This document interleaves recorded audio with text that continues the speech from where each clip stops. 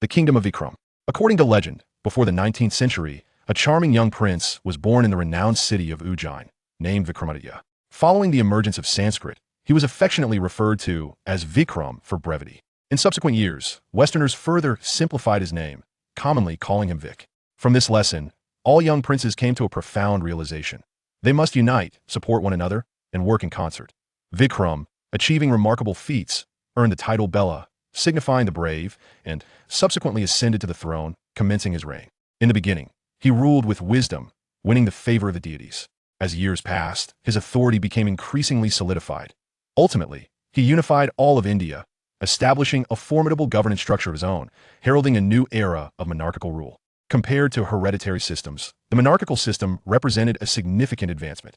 Historians believe that the reformative measures he implemented propelled societal development to a new zenith. Vikram devoted himself to the meticulous education of the children Bahadurai Hari and Vikram Vidya, imparting to them the importance of both knowledge and the mastery of essential skills. Under Vikram's guidance, they delved into the study of grammar, scriptures, and religious sciences from a tender age. They became proficient in military strategy and international law, displaying considerable talent in music. Their equestrian skills were remarkable, and they exhibited exceptional proficiency in riding elephants and maneuvering war chariots. Beyond these accomplishments, they adeptly wielded sabers, bows, and arrows, and excelled in the game of Indian baseball. In essence, the old king trained them in a myriad of combat skills, encompassing grappling, military encirclement, troop formation, and the dismantling of enemy core forces. He expected them to vanquish any elite royal battalion, possessing an intimate understanding of the enemy's combat capabilities, knowing the intricacies of warfare, how to execute them, missions with precision, how to maintain composure, how to forge alliances, and how to discern between virtue and malevolence. He taught them how to exploit the wicked, how to uphold the dignity of soldier, and how to extend tolerance towards others. After enduring the rigorous familial education and training, he subsequently enrolled the two children in a school, where he engaged the finest educators to guide their learning, ultimately shaping them into truly deserving royal offspring. In fact, even during their childhood, the old king had already set the elder prince on a path to learn the intricacies of statecraft, yet he refrained from allowing him to partake in governance. It was not until he had completed all training modules and garnered the esteemed approval of his instructors, who deemed his progress satisfactory, that he was permitted to engage in matters of state. Upon ascending the throne, Vikram began to ponder the profound essence of kingship. What does it truly signify? A king embodies both air and fire. He is not merely the sun, but also the moon. He serves as the impartial judge of the court. He is the brilliant architect of wealth. He reigns over water, and as the sovereign of the heavens, he is the magnificent deity of creation. He recalled certain delightful verses from sacred texts, which further solidified his conviction that all life and property must exist under his dominion. He regarded himself as the incarnation of divinity, capable of intimidating, threatening, and punishing those who tarnish his reputation. He diligently devoted time to peruse the regulations penned by Needy regarding governmental institutions, meticulously dividing his day into 16 segments of 1.5 hours, each for allocation. Before dawn, his personal attendant would rouse Vikram. Each morning, he would break his fast. Prior to the king's meal, the chef would personally taste each dish to ensure safety. Even before the king arose, guards would stand silently at attention. Once he donned his garments and exited his chamber, several Brahmins would come forth to recite hymns of praise to the divine on his behalf. After bathing, the king would express his gratitude to his guards, respectfully listen to the hymns, take a sip of water, and personally oversee the distribution of alms to his subjects by his attendants. Subsequently, he would proceed to the royal palace to join the esteemed assembly of ministers and officials. Should any unfamiliar individuals seek an audience with the king, regardless of their identity, a man or a woman, they would be thoroughly searched, primarily to prevent any concealment of weapons. This precaution is necessitated by the presence of numerous adversaries lurking in wait to assassinate the king. During the morning court session, nobles and aristocrats, along with Brahmin warriors and other illustrious figures, would occupy the right side of the king, while those of slightly lower rank would sit to his left. The prime minister, standing closely beside the king, would be ever ready to address any inquiries. The gathering of wandering poets would assemble around the king, serenading him with hymns of divine praise. Naturally, the king's guards, charioteers, grooms, and valiant warriors would also be present, standing by in readiness. Among the civil officials, some would be erudite scholars, while others would be philosophers well-versed in theological treatises, or professionals proficient in law, criminology, the arts, mining, or medical science. There would be individuals from various trades, such as equestrian instructors, dance teachers, ethics educators, examiners, sommeliers, theater, idle jesters, and wandering physicians, all of whom would gather for the morning court, awaiting the king's directives. Here, he would proclaim his judgments on a myriad of affairs, in the tranquil hours of the night, the king would spend time with the inhabitants of the palace, a moment where the four Mali ties of hierarchy were momentarily set aside. Primarily, Vikram would listen to the reports from his envoys. Disguised, these emissaries would venture forth to gather intelligence on the enemy, subsequently capturing any adversaries they encountered. Vikram frequently employed 5 distinct strategies to vanquish his foes, gradually encroaching upon enemy territory, enticing them with wealth, orchestrating discord, engaging in dialogue, and resorting to military might. His preferred methods were the first two and the latter. With a mind steeped in foresight and a disposition marked by caution, he remained ever vigilant towards neighboring realms and allied nations. Conversely, he cultivated amicable relations with those distant enemies who posed no immediate threat, for they too were adversaries of his adversaries. Nations situated far from his borders were regarded as neutral until such time as they became his neighbors or those of his immediate vicinity, at which point he would reassess their status as either friend or foe. Upon ascending to the throne, Vikram selected a picturesque, serene, and bountiful location within the finest bay to construct his palace. The terrain was formidable, easily defensible against any incursions, with invaders unable to seek assistance. Only 4 thoroughfares led to the nearby city. The capital was encircled by sturdy walls, fortified with resilient gates, while the surrounding landscape was adorned with lush greenery, and towering mountains stood sentinel over this majestic stronghold.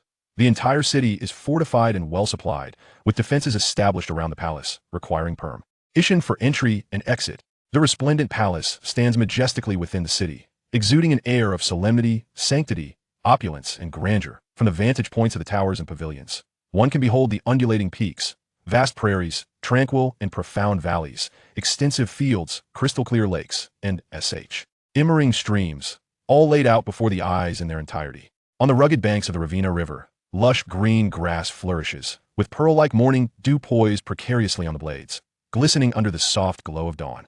The prairies are adorned with waves of trees, tamarind and sacred trees, their fragrances wafting throughout the landscape. Vikram has planted 100,000 fruit trees in one area, dedicating them to the revered spiritual guides. The streams in the valleys meander gently from the forest, with farmers' villages faintly visible. Behind the village lies another stretch of greenery, dense with trees and sprawling low shrubs. The entire surroundings of the palace resemble a fairyland, with breathtaking scenery. Sandhya, the 3 prayer times of morning, noon, and evening, is a practice in India, typically observed in these 3 distinct moments. Chapter 2. The Giant's Council after years of reign. The valiant Vikram realized that he had transitioned into a man of middle age, now in his 30s. In India, he was blessed with several sons, but no daughters. He cherished each of his sons, yet he felt compelled to restrain his affection for his eldest, as this young man was destined to inherit the throne, necessitating that his demeanor and conduct reflect the gravitas of royalty. However, the king had never explicitly declared who would succeed him. One day, a whimsical notion struck Vikram. He resolved to visit the lands he had only heard of in name during his lifetime. In truth, he intended to act as a spy, infiltrating enemy territories to glean military intelligence, seeking strategies to confront formidable adversaries. It is now evident how Bahadur ascended to the throne of Ujjain. The heroic Vikram decided to entrust his kingdom to Prince Bahadur, while he himself donned the guise of a mendicant from the religious sphere, accompanied by his second son, Dayavashi, who was merely in his early teens at the time. Thus began his life as a beggar, traversing from one city to another, crossing forests along the way. In stark contrast, Bahadur succumbed to a life of debauchery and indolence, preoccupied solely with indulgence and revelry, neglecting state affairs while surrounded by women of noble descent and exquisite beauty. Nevertheless, he was still obliged to adhere to the ceremonial protocols esteemed by all nobles, including daily offerings to the deities before bathing and expressing reverence to the Brahmin ministers. Upon ascending to the throne, he governed his subjects by the tenets of the Hindu scriptures. He diligently sought to temper his temper, refraining from foolish actions, leading a more disciplined life, and exhibiting considerable restraint in his conduct. No longer did he indulge in excesses, abandon himself to debauchery, or succumb to the temptations of lust and gambling. He stifled his desires for dancing, singing, and playing musical instruments. He ceased to drift aimlessly, reveling in leisure and slumber, and severed ties with those of dubious character. He dismissed trivial journeys from consideration and resolutely refused the commissions and wealth of the guilty. In summary, from that point onward, Bahadur's life underwent a profound transformation, rendering him a figure markedly distinct from his former self. He had truly earned the title of king. He graciously accepted all sincere complaints, requests, and commendations. Alongside him were 7 or 8 wise ministers, supported by a high council composed of calm, loyal advisors. Occasionally, they convened in secret, secluded locations such as mountain foothills, rooftops, pavilions, and groves. All significant matters were conducted discreetly, shielded from eavesdropping or prying, even from women and the parrots of the forest.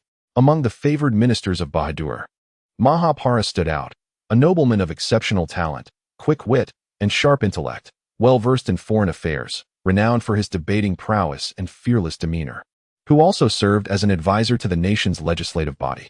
Now, let us paint a portrait of Princess Singla, the last consort of King Bahadur Rai, who also happens to be the youngest among the queens. She possesses a beauty that rivals that of celestial beings, her visage akin to a full moon illuminating the night.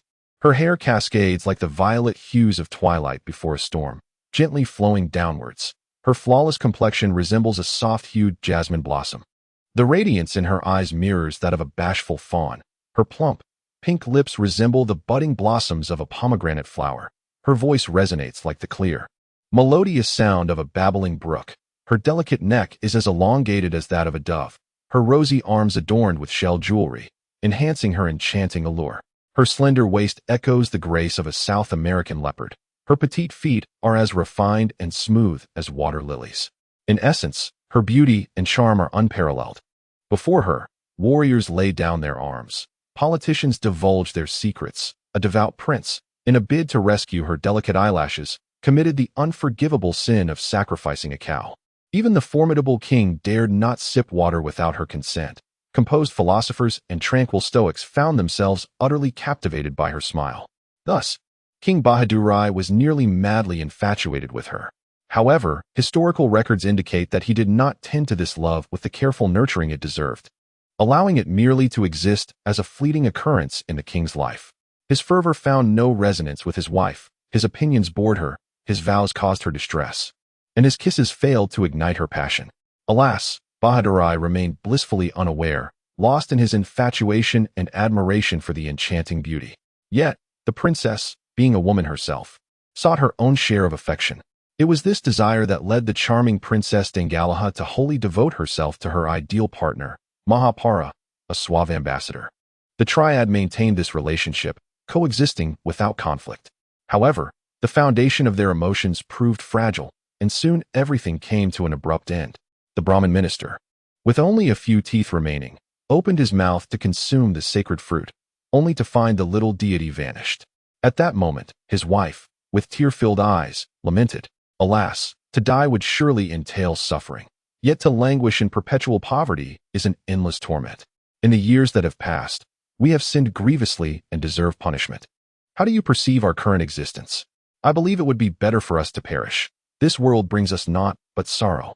Hearing his wife's words, the Brahmin minister trembled as he stood, his mouth agape, fixated on the apple. After a moment, he declared, "I have accepted this fruit and brought it here. Yet, upon your utterance, I find myself at a loss. Now, let us proceed as you deem fit." At that moment, the wife wept profusely and said, "Alas, my dear husband, we have both aged considerably. Tell me, have we ever truly experienced joy throughout these many years? I recall a poet once expressed a thought that offered us a glimmer of hope. In youth, to be deeply loved and to perish is preferable. But do not resent the brevity of life." The situation appeared rather dire. If this fruit could restore the nearly blind eyes of my husband, it might bring her some solace, allowing her to feel that exhilarating spark from deep within, witnessing the justice of goodness rewarded. In such a case, she would resign herself to the laws of life and death with tranquility.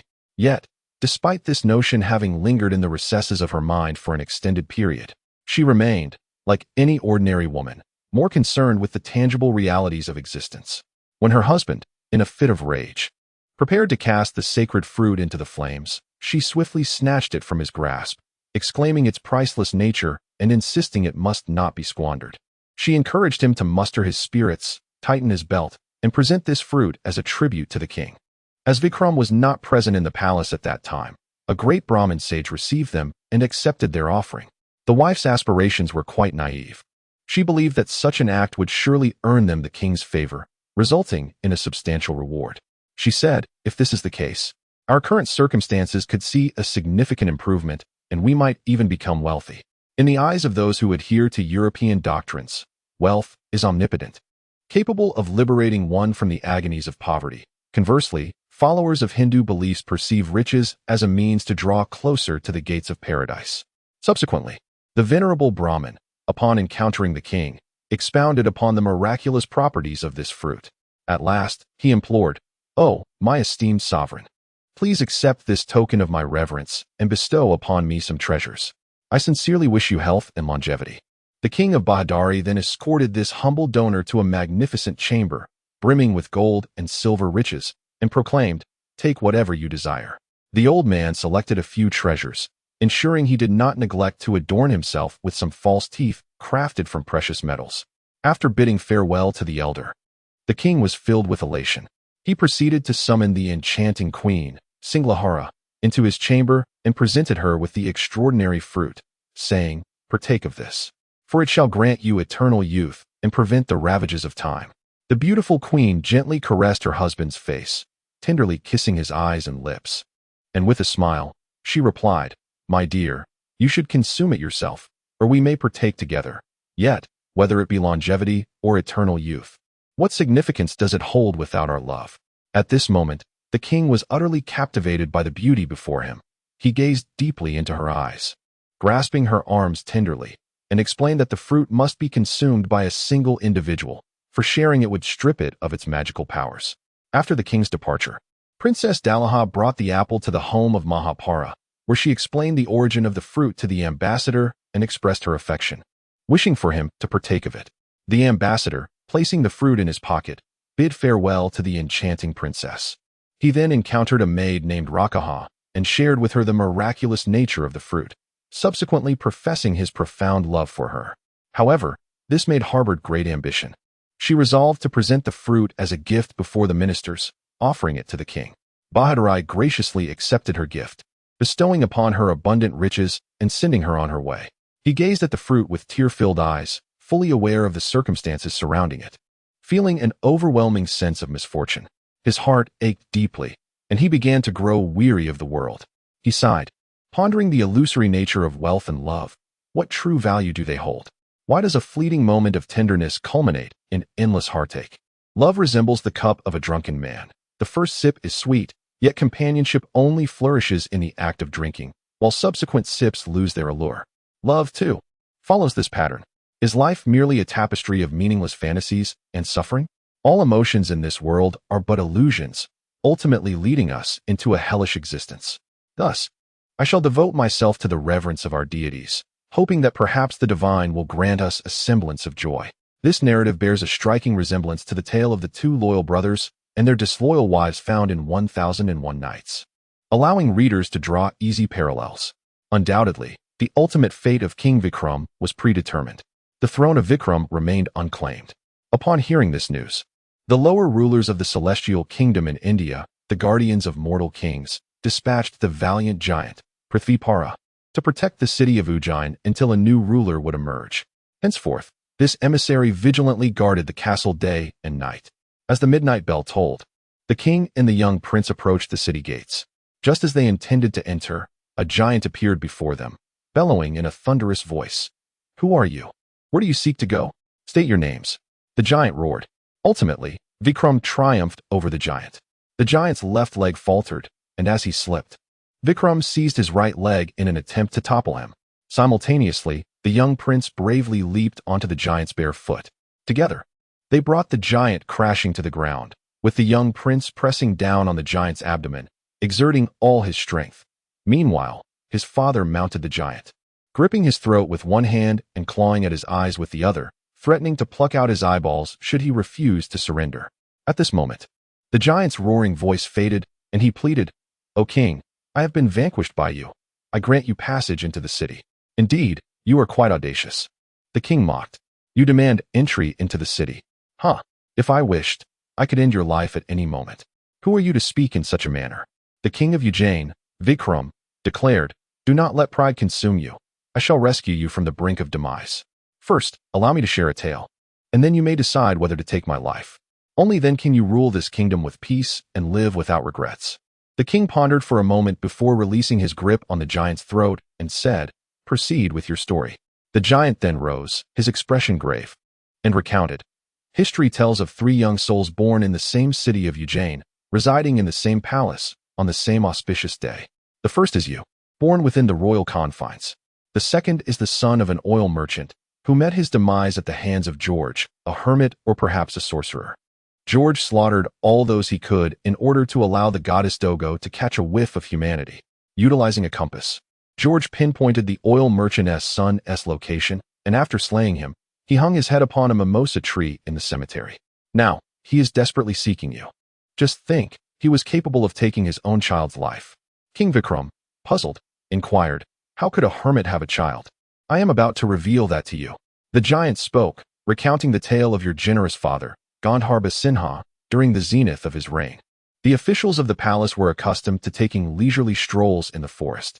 On one such occasion, they chanced upon a devotee, whose head emerged from a hole in the ground, surrounded by a swarm of termites.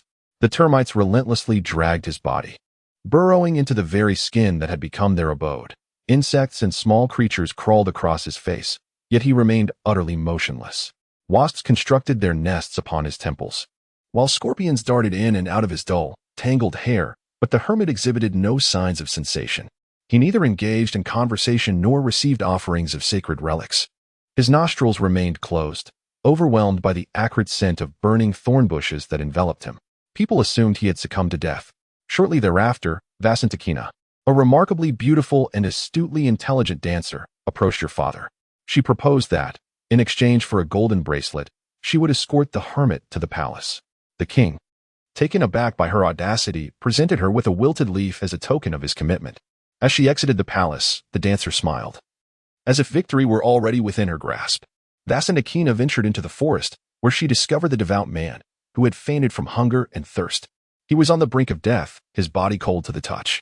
Swiftly, she kindled a fire and prepared a large pot of soup.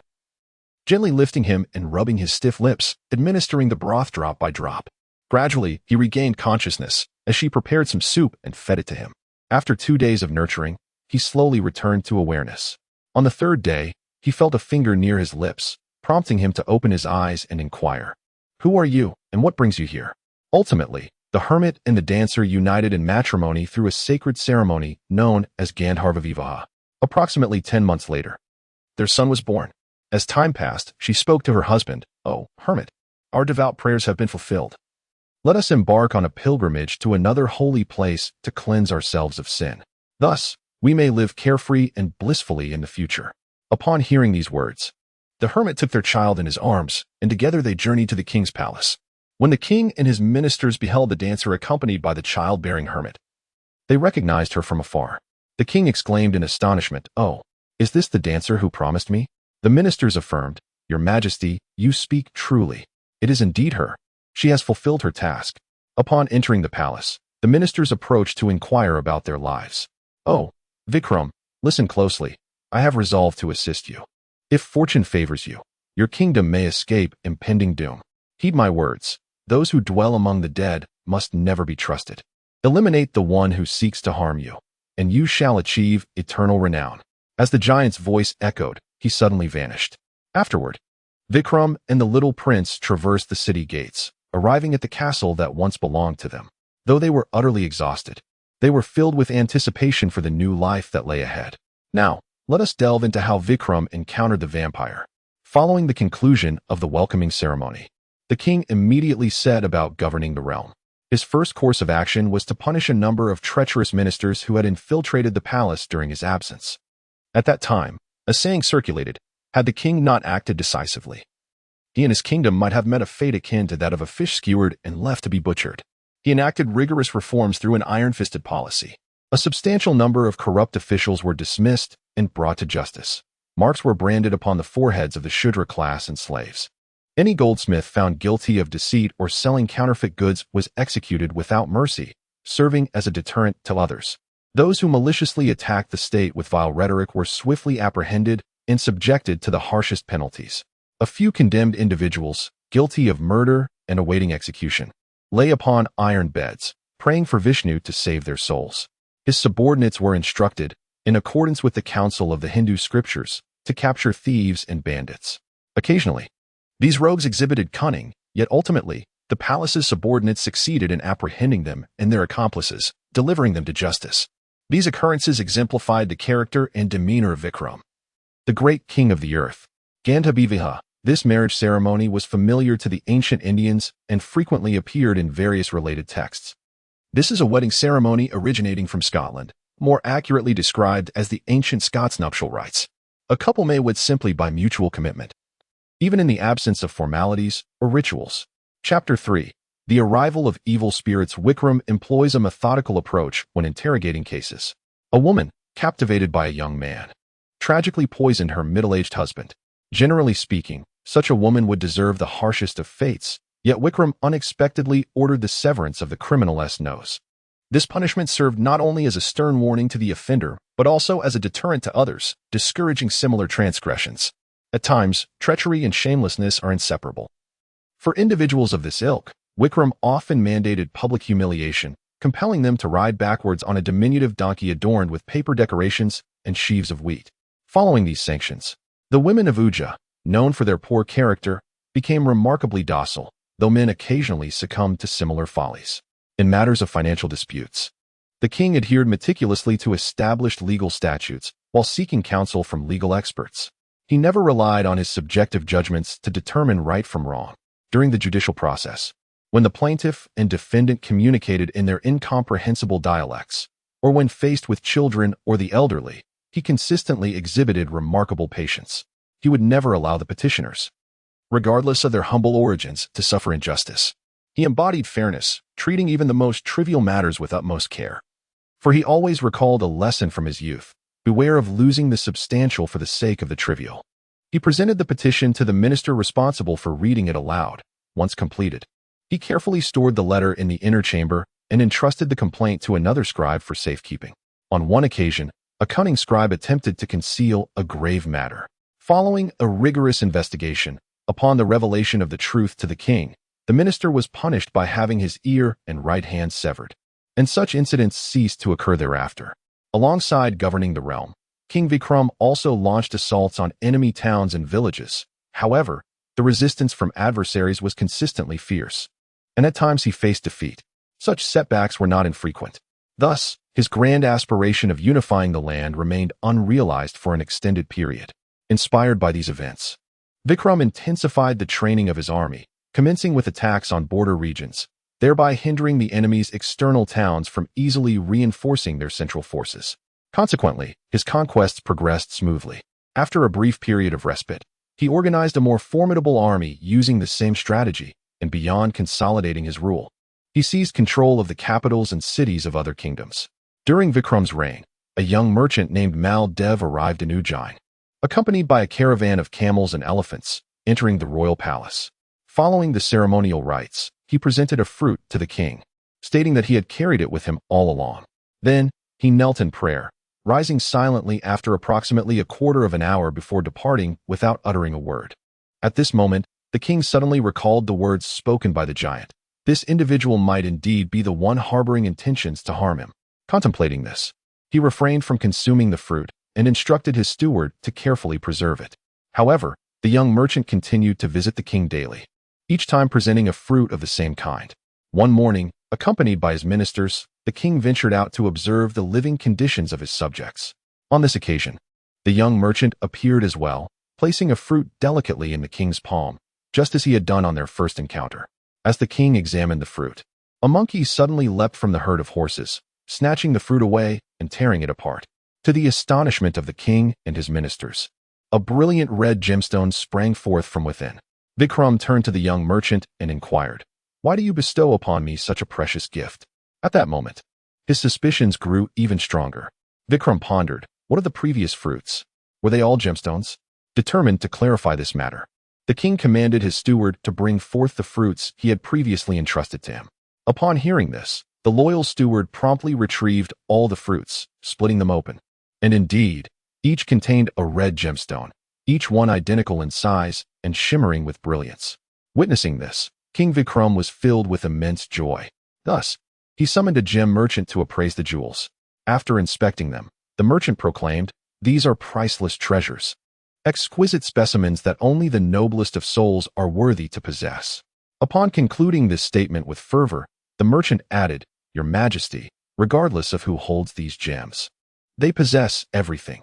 In truth, noble virtues are perpetually around us, serving as the finest weapon to conquer this world. Listen closely, esteemed king. Each gem is a rare masterpiece in both texture and luster. Allow me to articulate it this way. Each jewel is worth billions of suamars, a unit of currency. You may still not grasp the entirety of its worth. To illustrate, the value of one gem could procure 1/7 of the land." Upon hearing the merchant's words, the king felt a surge of joy. While the reality may not have matched the merchant's extravagant claims, he was nonetheless elated and praised the merchant before dismissing him. Subsequently, he immediately summoned the young merchant into the palace and said, "The value of my entire kingdom pales in comparison to that of this one ruby. Pray tell, who has bestowed upon me such a bounty of rubies?"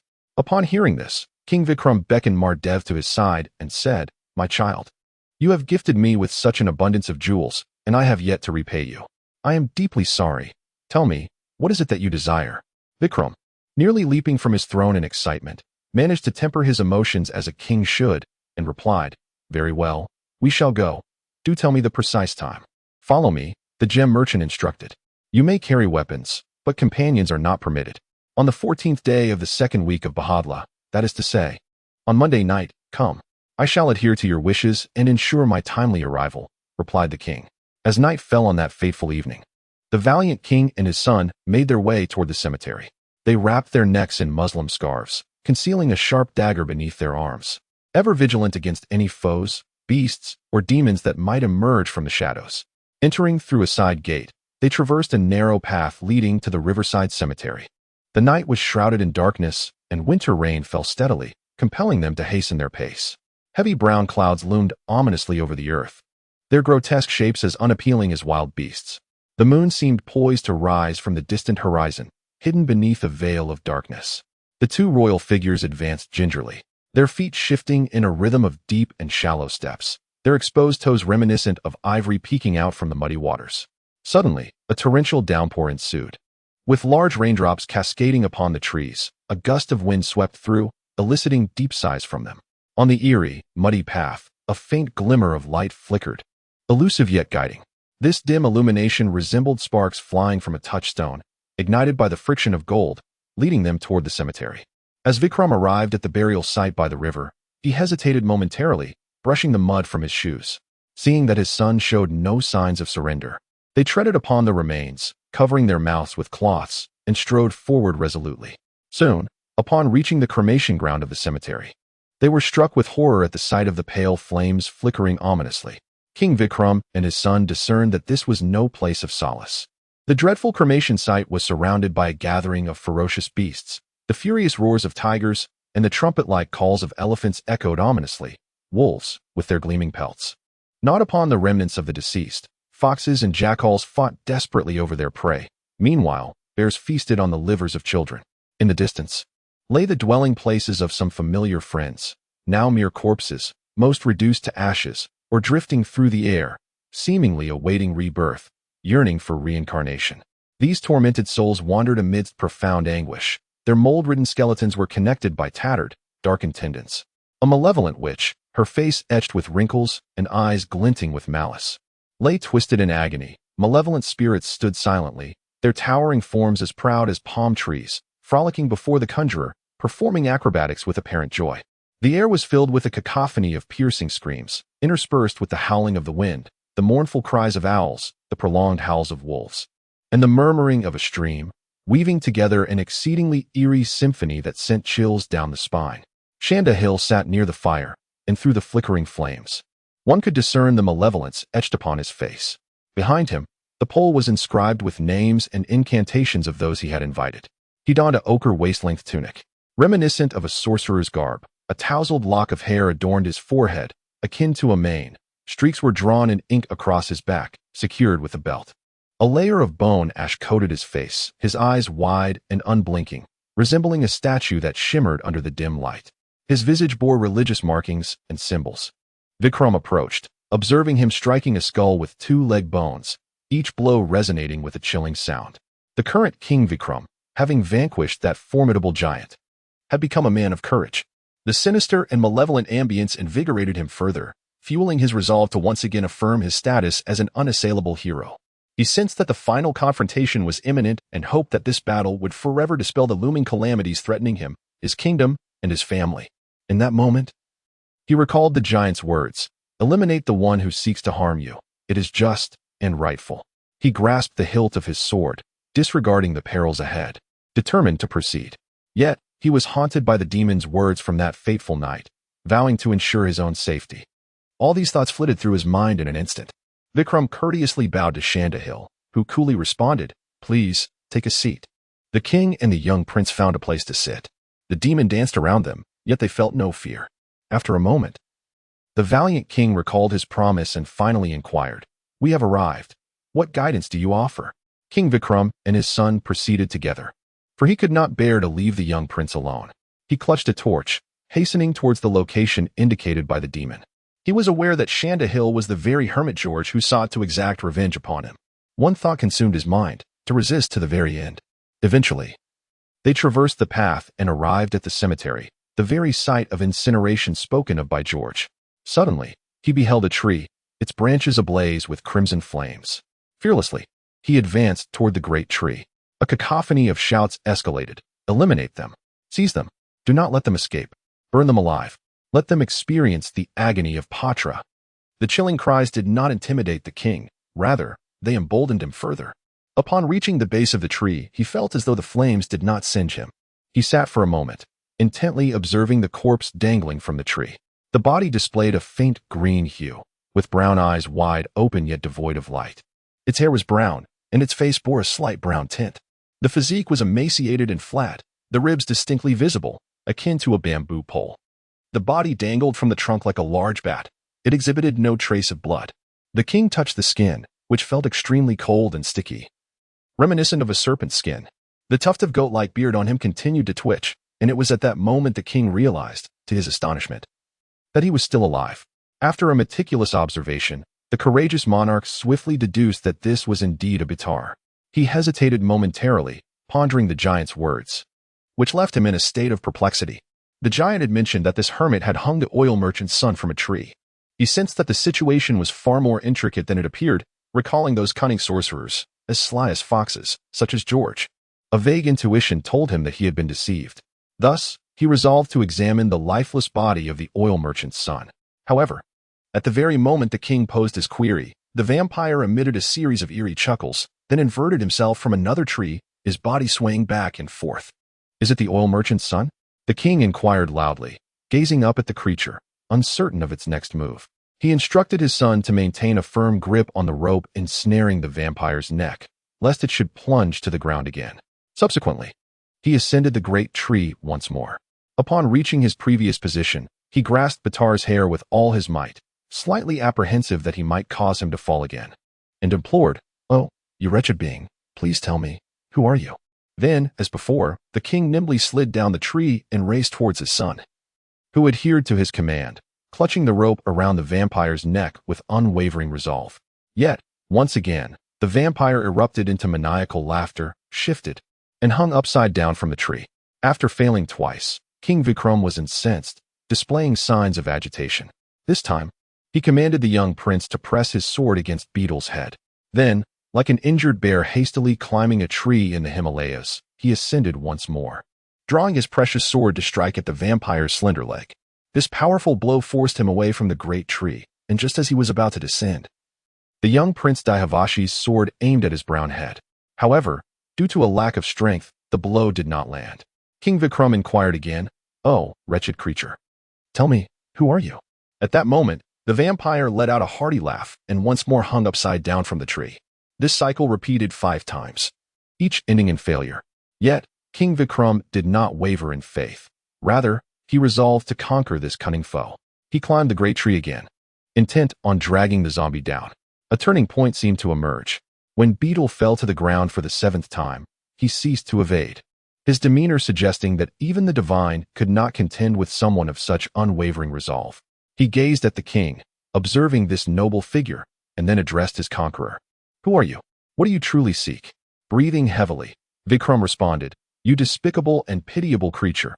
I am Vikram, the king of Ujjain, and I intend to send you to meet a devil who entertains himself by rattling skulls. Remember this, King Vikram. Betal retorted mockingly, Spittle can indeed drown a man. I admit my defeat at your hands. I can become like a beggar, a mere bag for you to carry to the destination you speak of. However, before we embark, you must lend me your ear for a moment. The journey from this grand tree to the place you mentioned will take an hour. I am quite loquacious, and my intent is to divert your attention. I shall recount some mythological tales and beneficial stories for your enjoyment. The astute often relish the nocturnal life, indulging in high literature, while some foolish souls squander precious hours in slumber and reverie. I wish to pose a few inquiries, and if you find them acceptable, we shall strike a bargain. Upon hearing these acerbic words, King Vikram could not help but feel a twinge of hesitation. He glanced once more at his son, Dhyavashi, who was straining to twist the creature's leg, attempting to stuff it into the bag. Vikram too grasped the end of the bag, contorting it into a form suitable for carrying, then bent down to hoist it upon his shoulder, instructing the young prince not to follow closely behind. And thus he proceeded step by step towards the western edge of the cemetery. At that moment, the rain ceased and the skies cleared. In the month of Bhadra, August. According to the Indian lunar calendar, this month consists of but 2 weeks. Chapter 4. The Temptation of the God of Love. Once, there was a powerful king in Benares named Prajpadamkud. His 8th son, Malankud, embarked on a peculiar adventure. One morning, the young Malankud rode out hunting with the son of a minister, and they ventured into a dense jungle. Deep within the jungle, they stumbled upon a magnificent large pool, unexpectedly enchanting.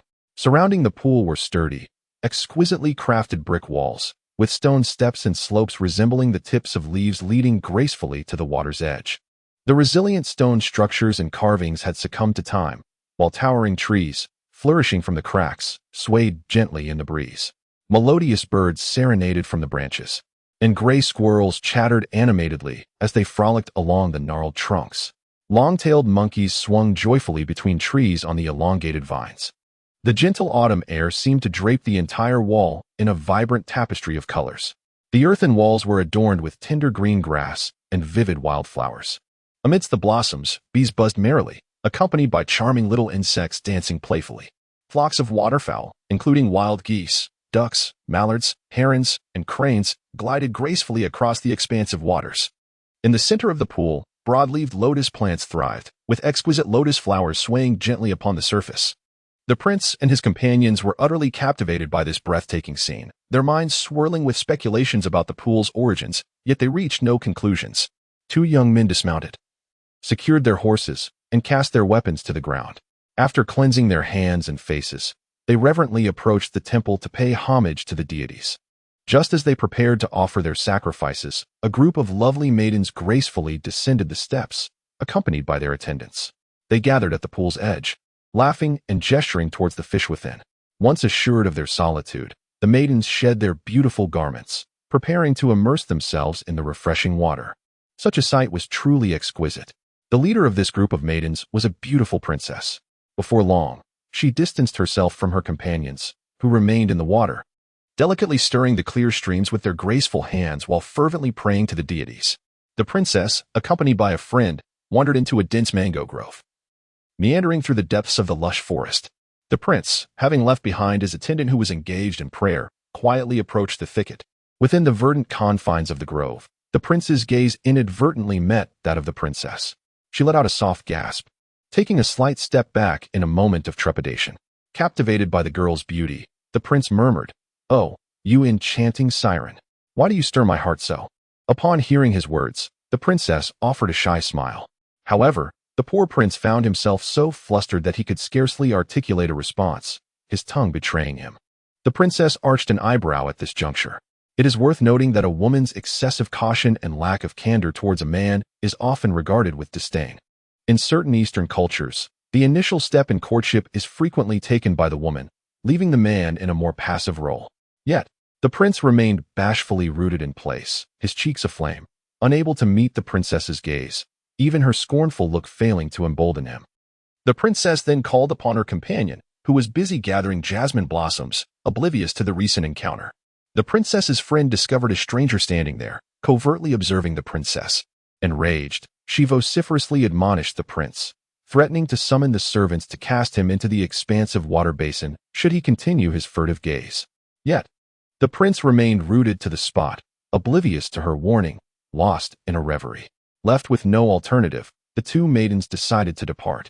As they approached the edge of the pool, the enchanting princess turned her head to cast a fleeting glance at the innocent, pitiable prince, wondering if he would exhibit any reaction.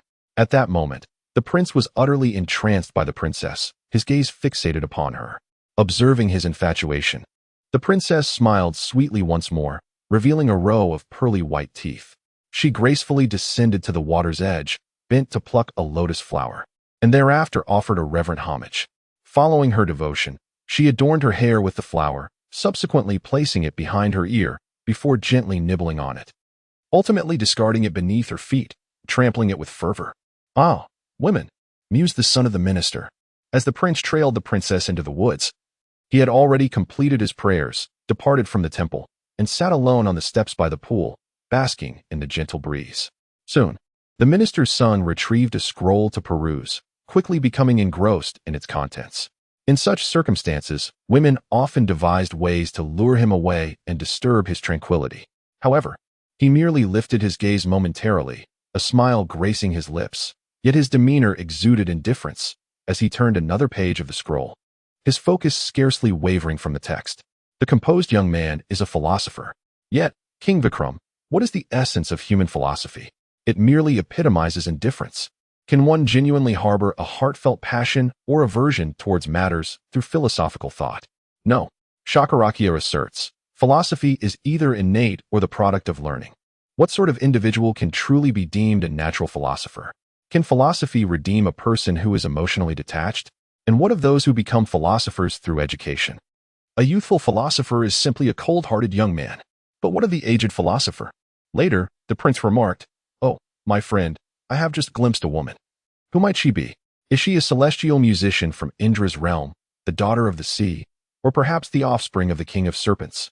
Or could she be the daughter of a mortal king? I am uncertain. Describe her appearance," the philosopher friend urged. The young noble had listened to the prince's tales more than once, yet he remained unmoved. Most of the time, he offered only a cursory comment. And on occasions when darkness fell and he was pressed for time, even that meager response was omitted, for indeed, the night in the forest instills a sense of unease. On the third day, Prince Mulayim Kud fell into deep despair due to his inability to see his beloved, resulting in a fever that raged within him. He ceased to engage in writing and reading as before, neglecting both food and sleep, disregarding even his father's commands. He declared that he would simply await death. He fervently painted the enchanting figures of the lotus gatherers, then stared blankly at the canvas, his eyes brimming with tears. Suddenly, he leapt up and tore the painting to shreds, striking his own head in desperation, only to begin anew. In desperation, the minister's son summoned a sage. The prince lay frail upon his bed, his complexion a sickly yellow, while the sage spoke to him about love, though his demeanor was laced with contempt. Leaving the prince feeling insulted, the sage urged the prince to consume a bitter herbal remedy and to be mindful of his diet. Quoting a fragment of a renowned physician Chandra's words, "The high fever has been cured, but the cold is yet to bear fruit." The prince's once indomitable spirit had been utterly shattered. Tears streamed down his face as he lamented, regardless of who it may be. To fall in love is to embark upon an irreversible path. If one wishes to continue living, existence is a chasm of suffering. "Indeed," replied the minister's son. "A wise sage once declared that the journey of love knows neither beginning nor end, and we must learn to treat ourselves with care. A man cannot control three desires: the yearning for a woman, the craving for the dice box, and the pursuit of wine." The sage had discovered the most effective means to restrain these longings. After all, even without a cow, one can find a way to milk a bull. "Is it the maiden we encountered by the pond?" inquired the minister's son, his voice laden with sympathy. The prince weakly nodded. "Oh, noble prince," the minister's son asked with a hint of melancholy, "what did she say when you parted ways? Did you say anything to her?" "I said nothing at all," the prince replied helplessly, though he noticed that his friend had taken an interest in his affairs. "Well," continued the minister's son, "this matter is indeed rather tricky." The prince, without realizing it, echoed, "I am certain I shall perish, and soon." "Oh, exclaimed the minister's son. Did she give any hints? Or any kind of indication? Pray tell me the entire story. Thus, the prince recounted the events of that day, lamenting his shyness and awkwardness which had prevented him from uttering a single word to her. The minister's son pondered for a long while before telling the prince that the root of all misfortune lay in his excessive shyness upon meeting the princess. He advised the prince that if he wished to pursue a joyful romance, he must cast aside his timidity and even embrace boldness on their next encounter. The prince nodded in agreement. Now, said the minister's son, oh, my lord, do not fret. I know her name and where she resides, when she gathers lotus flowers. It is a gesture of gratitude for the beauty bestowed upon her by the divine. The prince smiled, for the first time in a long while, revealing a glimmer of joy on his face. As she adorned her ear with the lotus flower, she was subtly conveying, I am a Karnataka, for the pronunciation of Karnataka in Sanskrit is akin to that of ear. When she tore the flower between her teeth, she was revealing, my father is the king of Dhanavada, the name resonating with the word for teeth in Sanskrit, and he is your father's arch-nemesis. The prince suddenly trembled with intensity. As she crushed the lotus beneath her feet, she was indicating, my name is Paramavati, the phonetics of which align with foot in Sanskrit. Placing the flower upon her chest, she was signaling, you are encroaching upon my heart.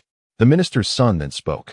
Upon hearing these words, the prince was overwhelmed with excitement, filled with admiration for his friend's astuteness, and felt as though he had glimpsed a new life ahead.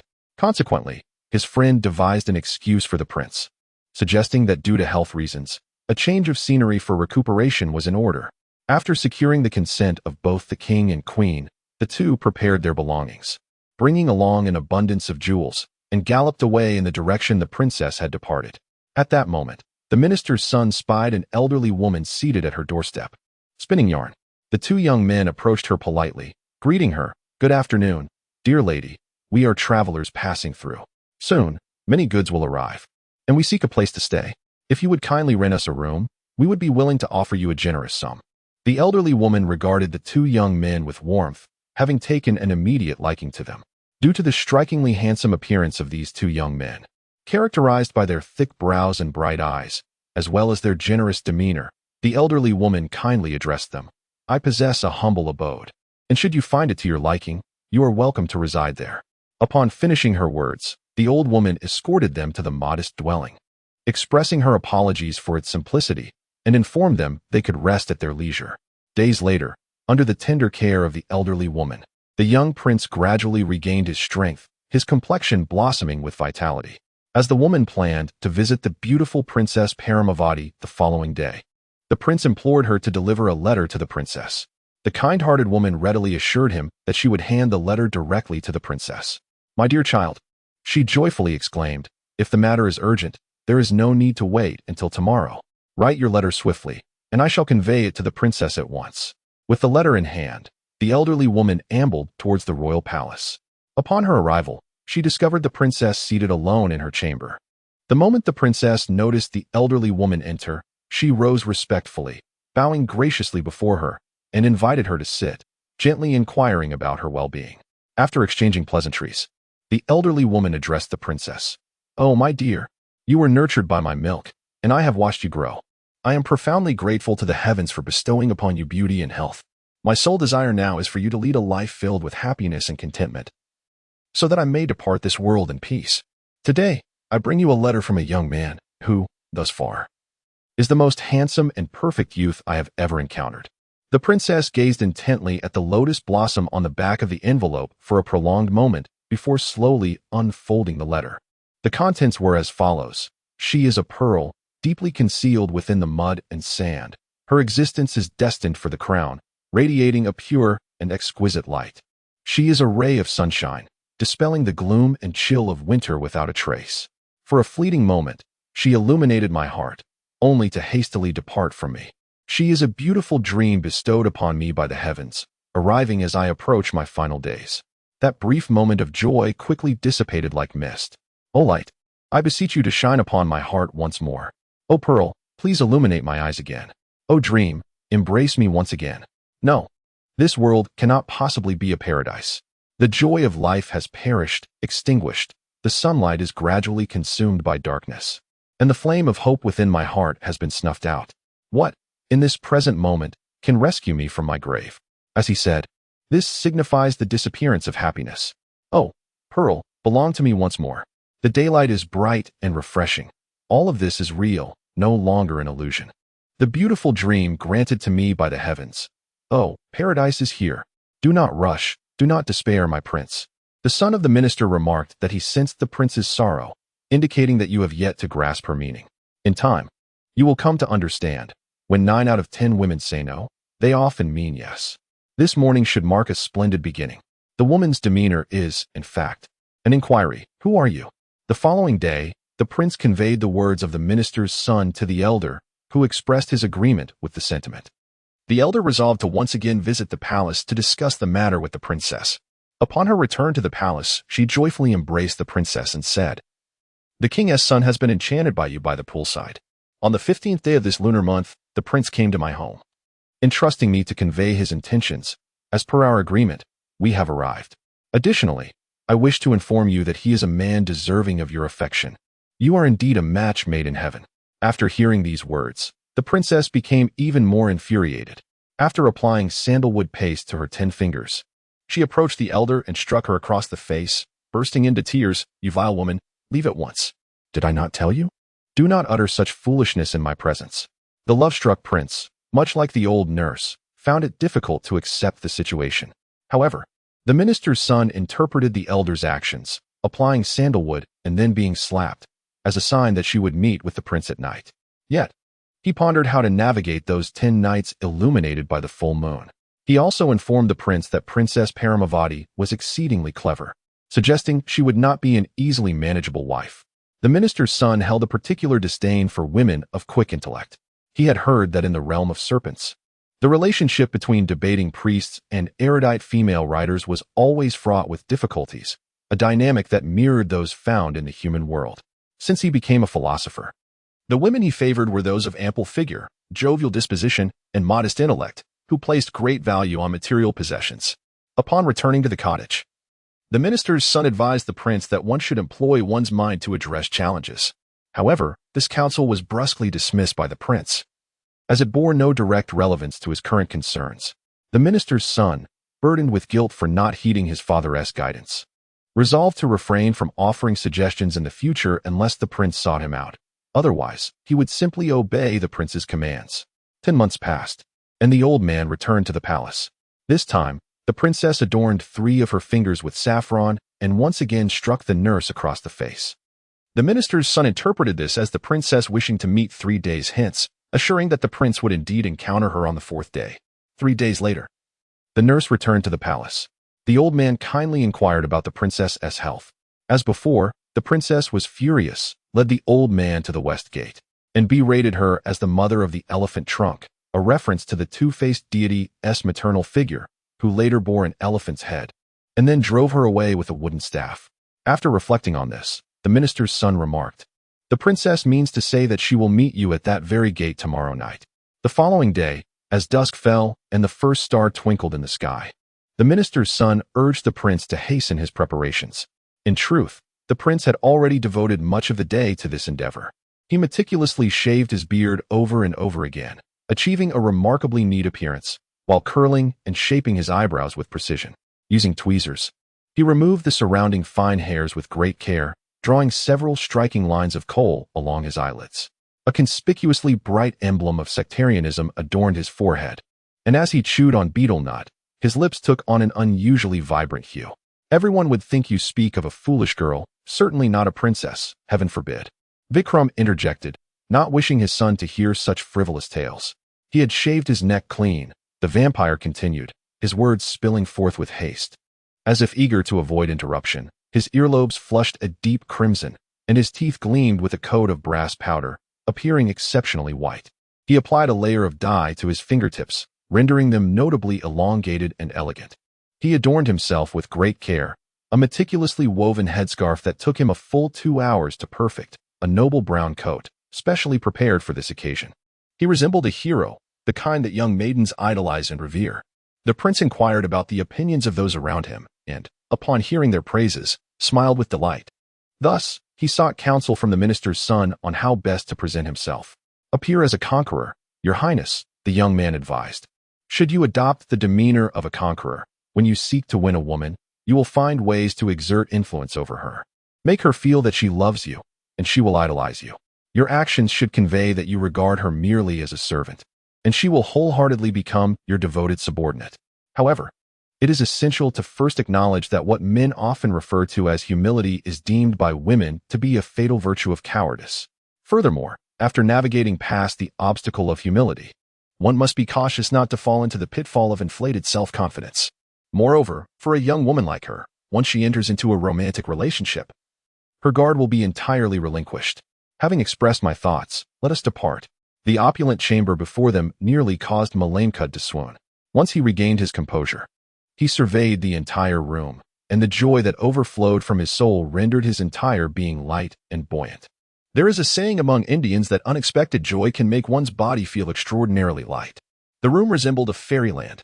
Exquisite spices were burning in golden incense burners, and beautiful flowers were arranged in vases adorned with precious stones. The intricately paneled doors gleamed under the illumination of silver lamps filled with fragrant oil, while the murals adorning the walls radiated enchantment, transporting the viewer into a dreamlike realm.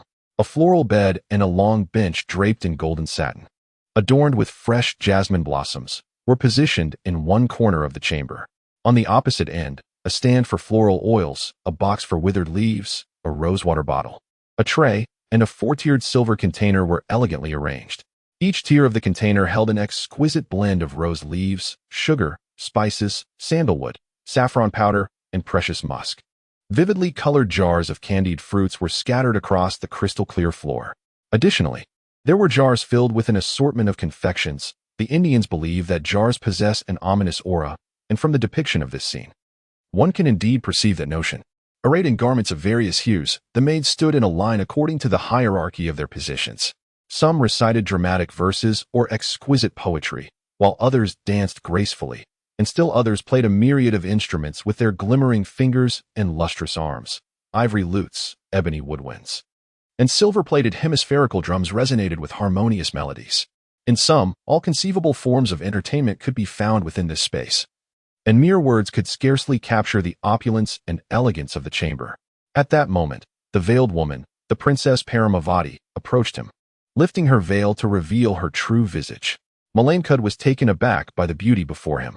She invited him to sit in the pavilion, adorned him with sandalwood powder, draped a garland of jasmine around his neck, and sprinkled rosewater upon his hair.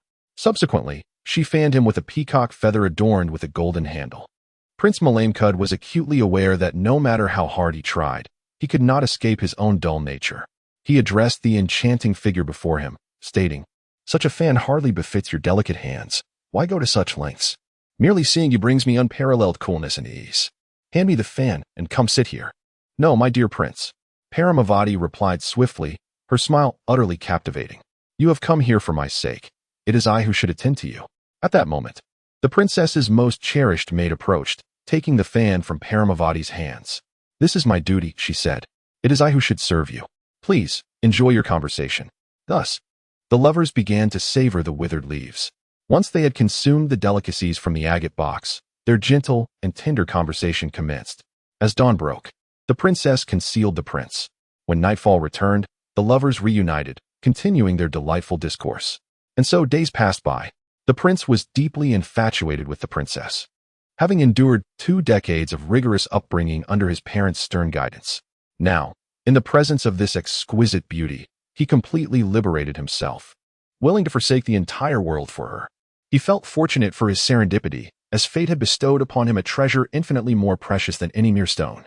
The beauty, elegance, and wisdom of Paramavati captivated him. He could scarcely enumerate her virtues. Each morning, accompanied by his beloved, he diligently pursued knowledge in prose and poetry, pondering the adage, "Who can reclaim yesterday? And who can foresee tomorrow?" Indulge in feasting, drinking, and loving. The rest is inconsequential. As we observe, Paramavati is an exceptionally astute young woman, who naturally found her lover's dullness astonishing. Yet, she cherished this trait, for it provided a striking contrast to her own character. Initially, she acted like many ordinary women, assuming he too possessed a rich imagination, which was, in fact, not the case. This reflects the well-known saying that great wisdom often appears as folly she mused, believing that beneath his facade lay a soul endowed with extraordinary imagination and keen judgment. Can nature not manifest its wisdom in the noble contours of his brow? His beard is so enchanting.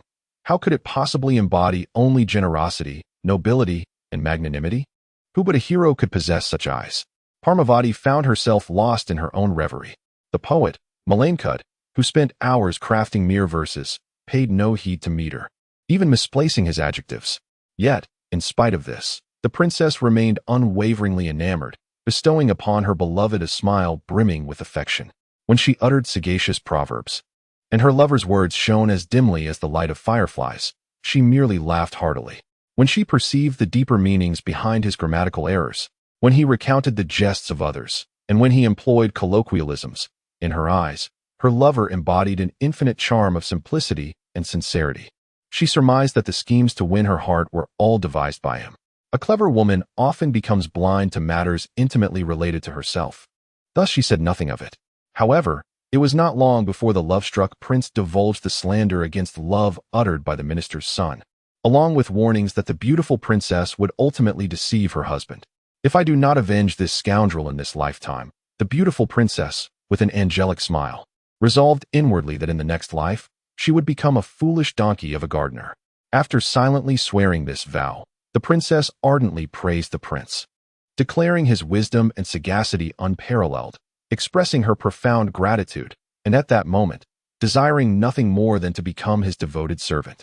Yet it was only in the presence of her steadfast companion that her soul could find tranquility. However, she continued, I firmly believe that my Malamkud possesses an intimate understanding of his little Paramavati's essence. Thus, apart from loving him, cherishing him, adoring him, and kissing him, she is permitted nothing else. Upon uttering these words, the princess kissed him, leading him to perceive how excessively pedantic and out of touch his youthful friend truly was. Time sped by, and in the blink of an eye, a month had elapsed. Due to gluttony, an addiction to lethargy, and an utter lack of hunting, Malamkud had grown exceedingly irritable and melancholic. His complexion had turned as yellow as wax paper, and his eyes were devoid of luster. He yawned incessantly, resembling one afflicted by liver disease, perpetually complaining of headaches, a lack of appetite, and restlessness. When the night fell into a deep silence, he would ponder, I have relinquished all, yet it has been 30 days since I last beheld my friend, who could aid me in attaining happiness. I know not how he fares now. In a fit of madness, Malamkud embraced the princess, profoundly grateful for her understanding, which incited an unusual fury within her. Yet she concealed her true feelings, wary of revealing her secret. Swiftly, she turned to leave, intent on fetching pastries from the box for him. After countless parting embraces, the prince departed the palace, comforted by the princess's generous gift. His spirits lifted, he walked with a light step, soon arriving at the old woman's doorstep. By now, the night was well advanced, yet his friend remained seated upon the mat. Upon their first sighting of each other, the two young men embraced warmly, subsequently engaging in lively discourse on the most intimate of topics.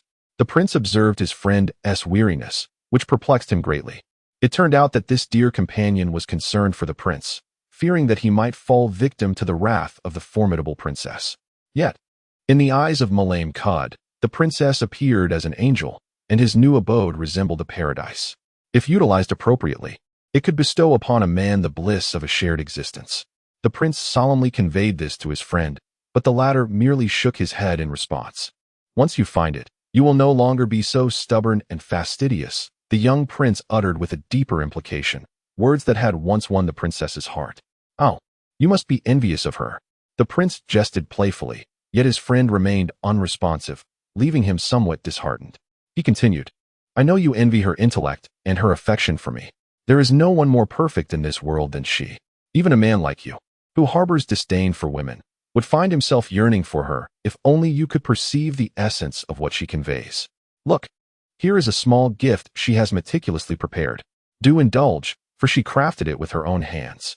The prince then retrieved sweet meat from his pocket, proclaiming, She also said to thank God that Malamkud is merely a man, not a philosopher. Is that truly her sentiment? Was this exclusively prepared for me? His friend inquired, his expression devoid of emotion. Would you be willing to share her reaction upon hearing my name? That night, I sat alone in a chair, my thoughts consumed by you, filled with deep concern. At that moment, the princess entered. She perceived my sorrow and inquired about my melancholy. I confided in her my longing for you, expressing how exceptionally intelligent you are.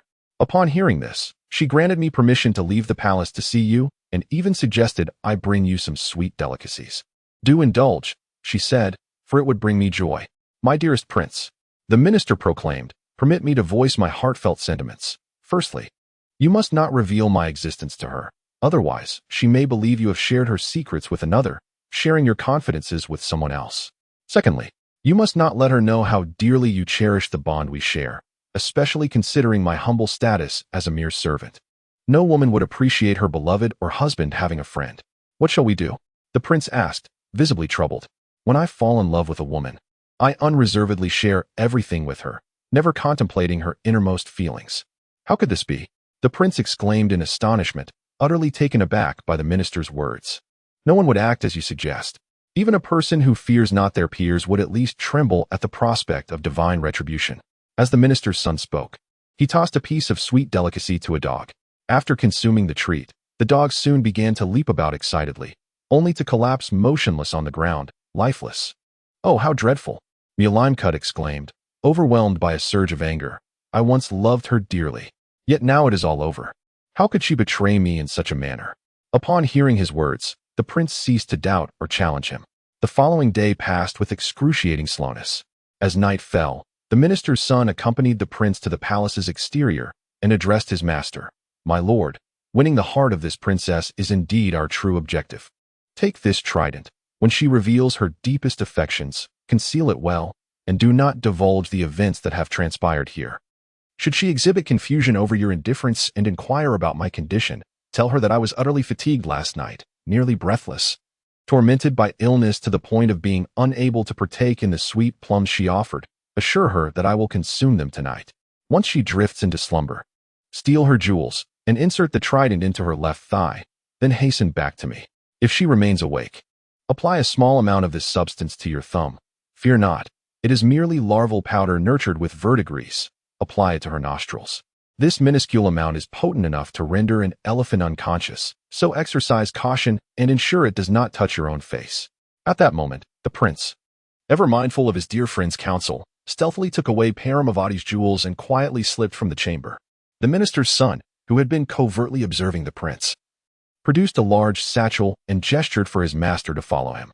They left their belongings and horse with the old nurse and proceeded to a secluded clearing where a roaring bonfire blazed. The minister stripped off his own garments and those of the prince, casting them into the flames.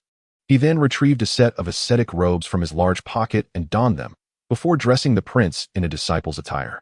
At last, the master addressed his disciple, Go forth, young man, to the marketplace and sell this collection of jewels. Be sure to inform half of the jewel merchants here of this matter. If anyone apprehends you, bring them to me.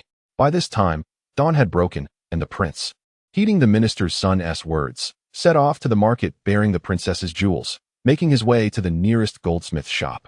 He presented the gems to the shopkeeper, expressing his desire to sell them and inquiring about their worth. As foretold by the adage, the gardeners, tailors, and goldsmiths were indeed not of honest character. Noticing his apparent lack of understanding regarding their value, they surmised that he was oblivious to the true worth of the jewels. The merchants thought they might strike a lucrative deal with him, thereby filling their coffers. Thus, one merchant offered a price merely 1/1000th of the jewel's actual value. But the disciple promptly declined, unwilling to let the matter conclude so easily. When the merchant realized the disciple was about to depart, he leapt from behind the counter to obstruct the disciple's path, threatening that if the deal was refused, he would summon the judge and claim the jewels were stolen from his shop. Upon hearing this, the disciple smiled. Just as the goldsmith contemplated how to further intimidate him, a colossal figure appeared, casting a shadow over the room as the largest jeweler in the city entered. Upon sighting the jewels, he immediately exclaimed, These gems belong to Princess Paramavati. Without a doubt, I beheld them just a few months prior. He turned to the disciple clutching the treasures and demanded, Speak the truth. From whence did you procure these items? By this time, a gathering of over a dozen individuals had encircled them. The news swiftly reached the ears of the military leader in the town. He commanded a soldier to bring forth the disciple, the goldsmith, the illustrious jeweler, and the jewels to his presence. When all were brought into the hall of judgment, the leader gazed upon the jewels and queried, Do not attempt to deceive me. Young man, tell me, from where did these jewels originate? From my master, stammered Malamkud, feigning fear. He is currently in the cemetery, paying homage to the deities. It was he who instructed me to sell these white stones. He bestowed them upon me. How could I know their origins? I beseech you, have mercy and release me. I am innocent. The leader commanded his subordinates to summon the ascetic, and soon he, along with his disciples and the jewels, was brought before King Danavada, where the entire account was recounted. O great king, the master began after the tale was told, these jewels are entirely mine. On the evening of the 15th of this month, I ventured into an underground palace where the deceased are interred to lift a curse placed upon a sorceress. After enduring considerable hardship and toil, she finally revealed herself. Yet this which remained unrepentant, compelling me to punish her once more. If my memory serves me correctly, she was struck in the left leg by my trident. To impose a harsher penalty upon her, I seized her jewelry and garments, instructing her to venture to a place where she might offer assistance to others. However, this too bore no effect upon her. She is the most malevolent which I have ever encountered, thus all the jewels rightfully belong to me. Upon hearing such words, the king was left utterly astonished. He implored the venerable monk not to depart the palace, then hurriedly made his way to the inner chambers, where he fortuitously encountered the widowed queen mother. The king addressed her urgently. Hurry, my mother, quickly ascertain whether there are scars upon the left leg of Paramavati. At this moment, King Danawat was consumed by sorrow. Yet his years of experience enabled him to master his emotions and regain his composure. He contemplated, familial disgrace must not be aired publicly. Paramavati is no longer my daughter. She has become a fearsome witch. Regardless, I must seek out that monk to discuss how to resolve this matter. The devout believer stated, the Dharma scriptures record thus, a Brahmin, a cow, a woman, a child, or any others dependent upon us for survival, regardless of their intentions, if guilty of disloyalty, should be banished from our land. Yet, irrespective of their transgressions, we must not deprive them of life, for Goddess Lakshmi, the deity of prosperity, disapproves of taking my life. After the ascetic conveyed these words to the king, the monarch expressed profound gratitude, bestowing upon him generous gifts before releasing him.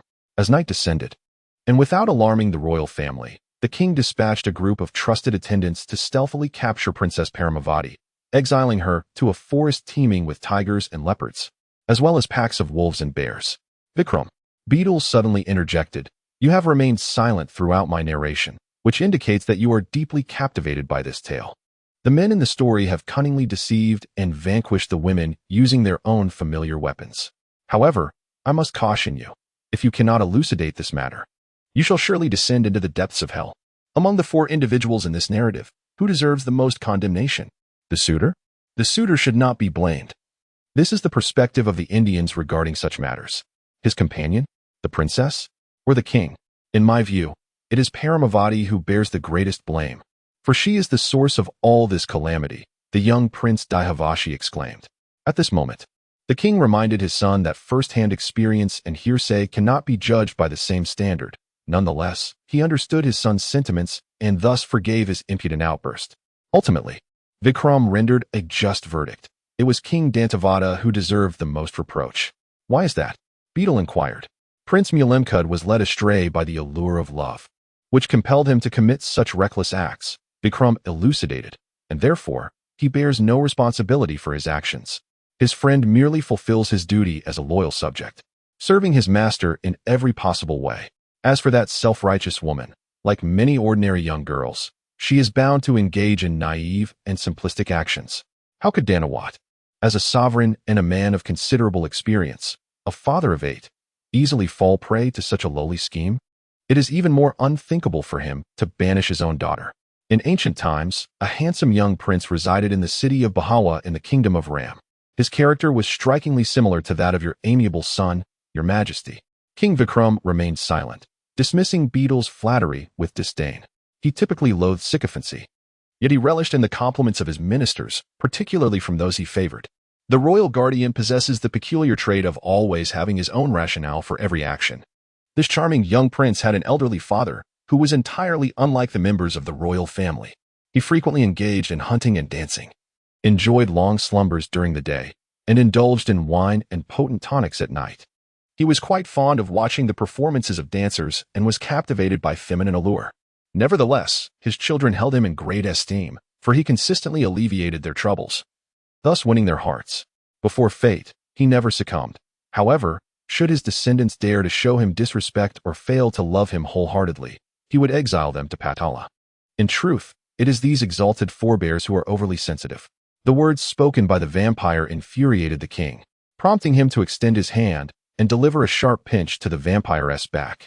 The vampire cried out in pain, yet he continued with his tale, appearing to be only mildly affected. In this kingdom, tracing back to the king's ancestors, there exist 3 archetypes of fathers. The first type is the idol of their children, brimming with myriad ideas, hobbies, and a vibrant social life. This holds true even among the impoverished. The second type of father is one who often engages in contemplation but struggles to maintain consistency. Should such a father find himself in your position when confronted with a dilemma, he might mutter to himself, "What that demon has said must indeed be true. Yet, I shall not heed his counsel, nor shall I disregard his warnings. I will consider some of his viewpoints to see what tricks he may conjure." They possess an affection for their offspring, though it may not endure for long. The third type embodies the true essence of fatherhood, exemplified by the valiant King Vikram. In youth, one must learn many lessons, such as the blessings of the tree of heaven, and by the time one reaches adulthood, one should practice the knowledge acquired in their formative years. These individuals share a peculiar trait. During their beardless youth, before reaching adulthood, they remain impervious to learning. Later in life, should their temperament harden into obstinacy, instruction becomes futile. Any attempt to sway their opinions or beliefs is met with vehement outcry and discourteous interruptions. As the adage goes, the novel is not invariably voracious, and the voracious is not invariably novel.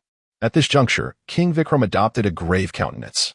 While the young prince pondered the matter, he felt a pang of regret that not a single speck of gold could be found within his father's treasury. Yet, he consoled himself with the notion that the absence of riches testified to his father's frugality and integrity, qualities for which he held him in unwavering affection.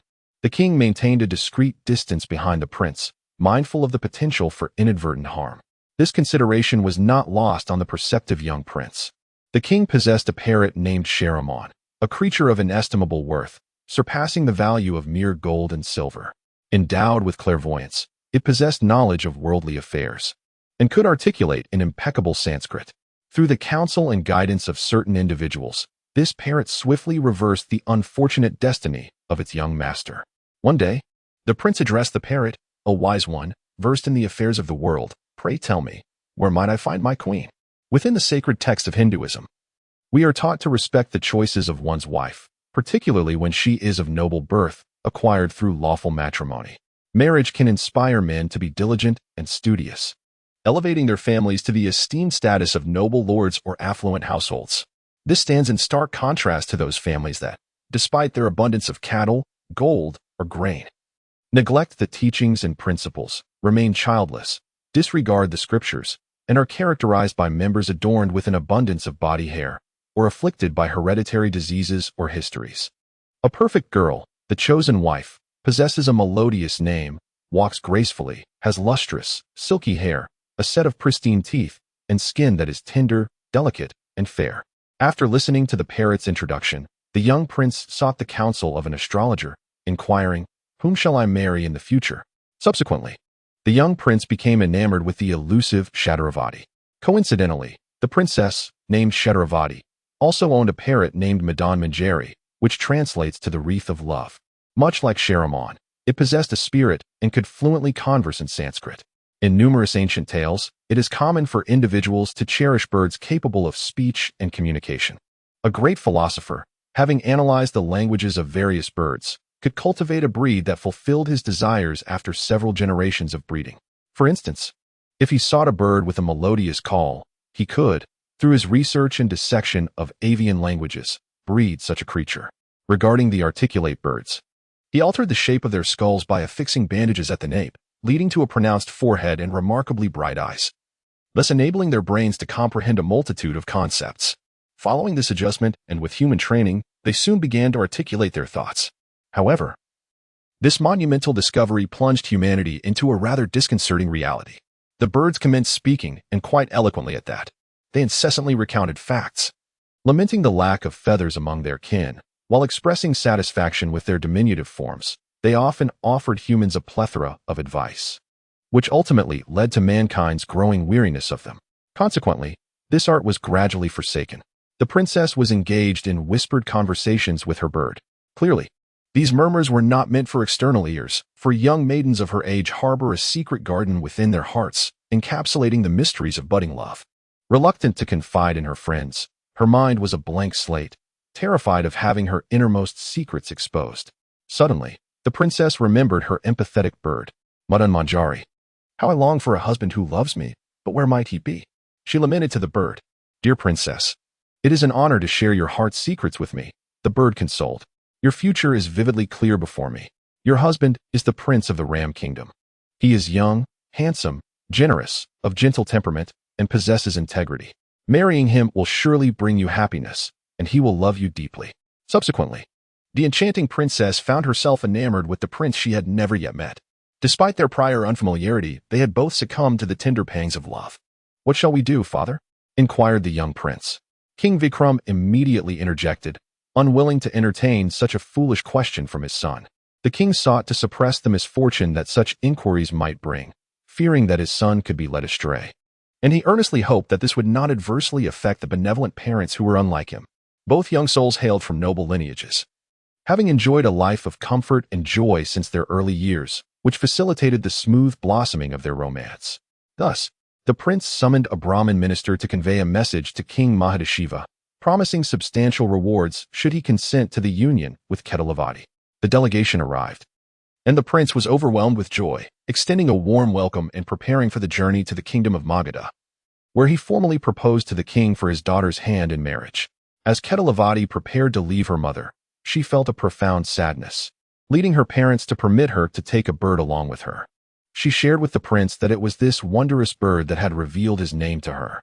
At that moment, the prince was astonished, for it was also his parrot that had informed him of her circumstances, embellishing his account with praise for her beauty.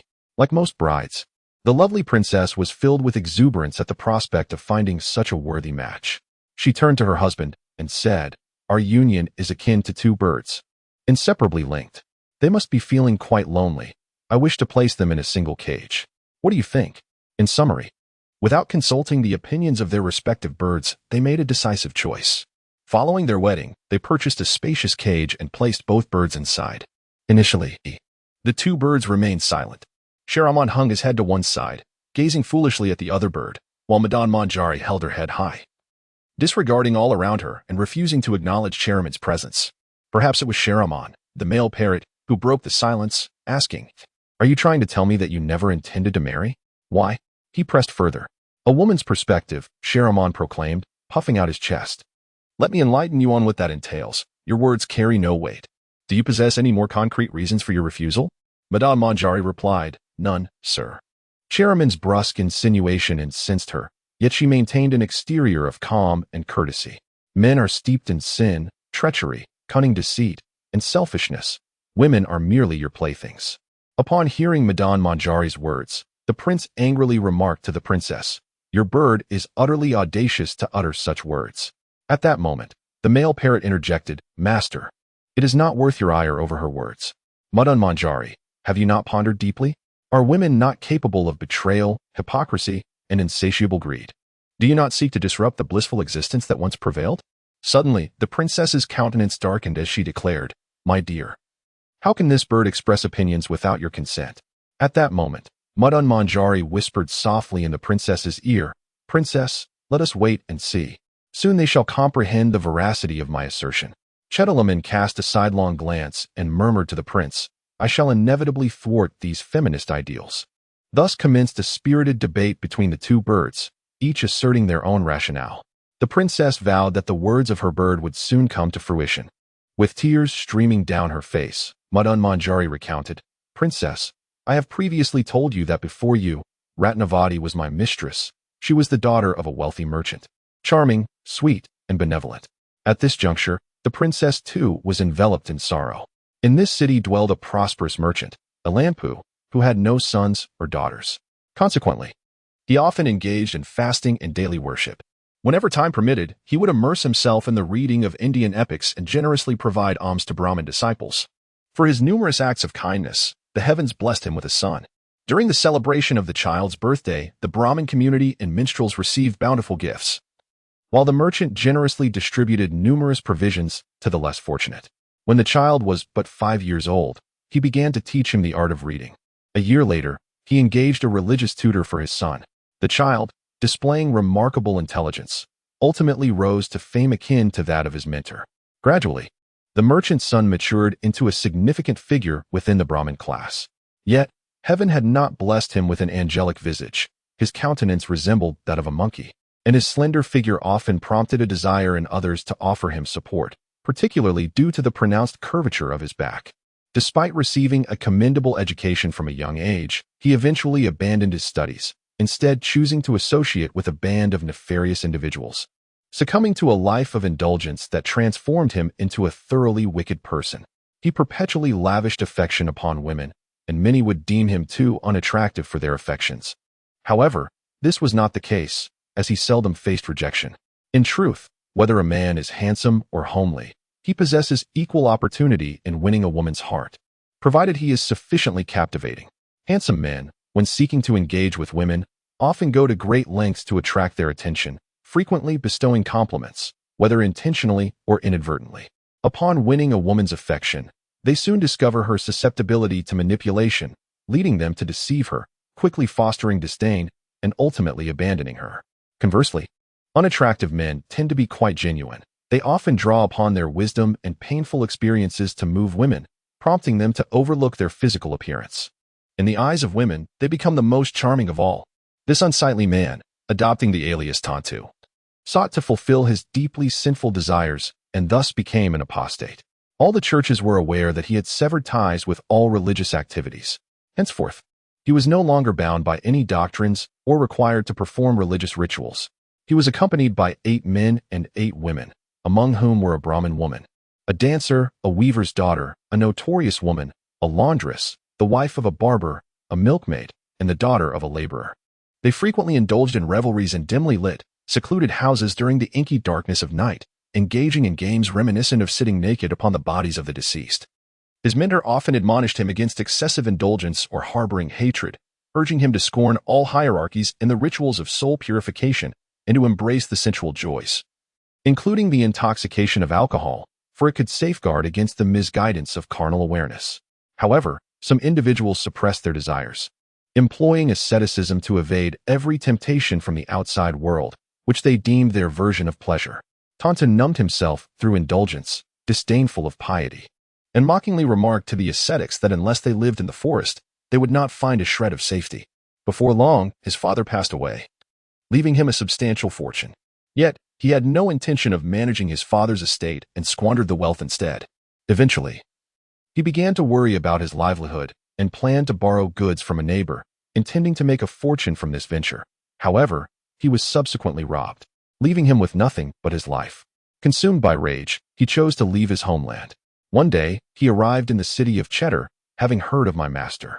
Suddenly, he recalled that his father had a wealthy friend from afar who bore the same name, prompting him to visit my master's home. Clad in tattered garments, he introduced himself while weeping sorrowfully. My master, possessing a heart of immense kindness, listened intently to his tale, and upon witnessing the unfortunate plight of his old friend's son, he could not help but feel a wave of melancholy wash over him.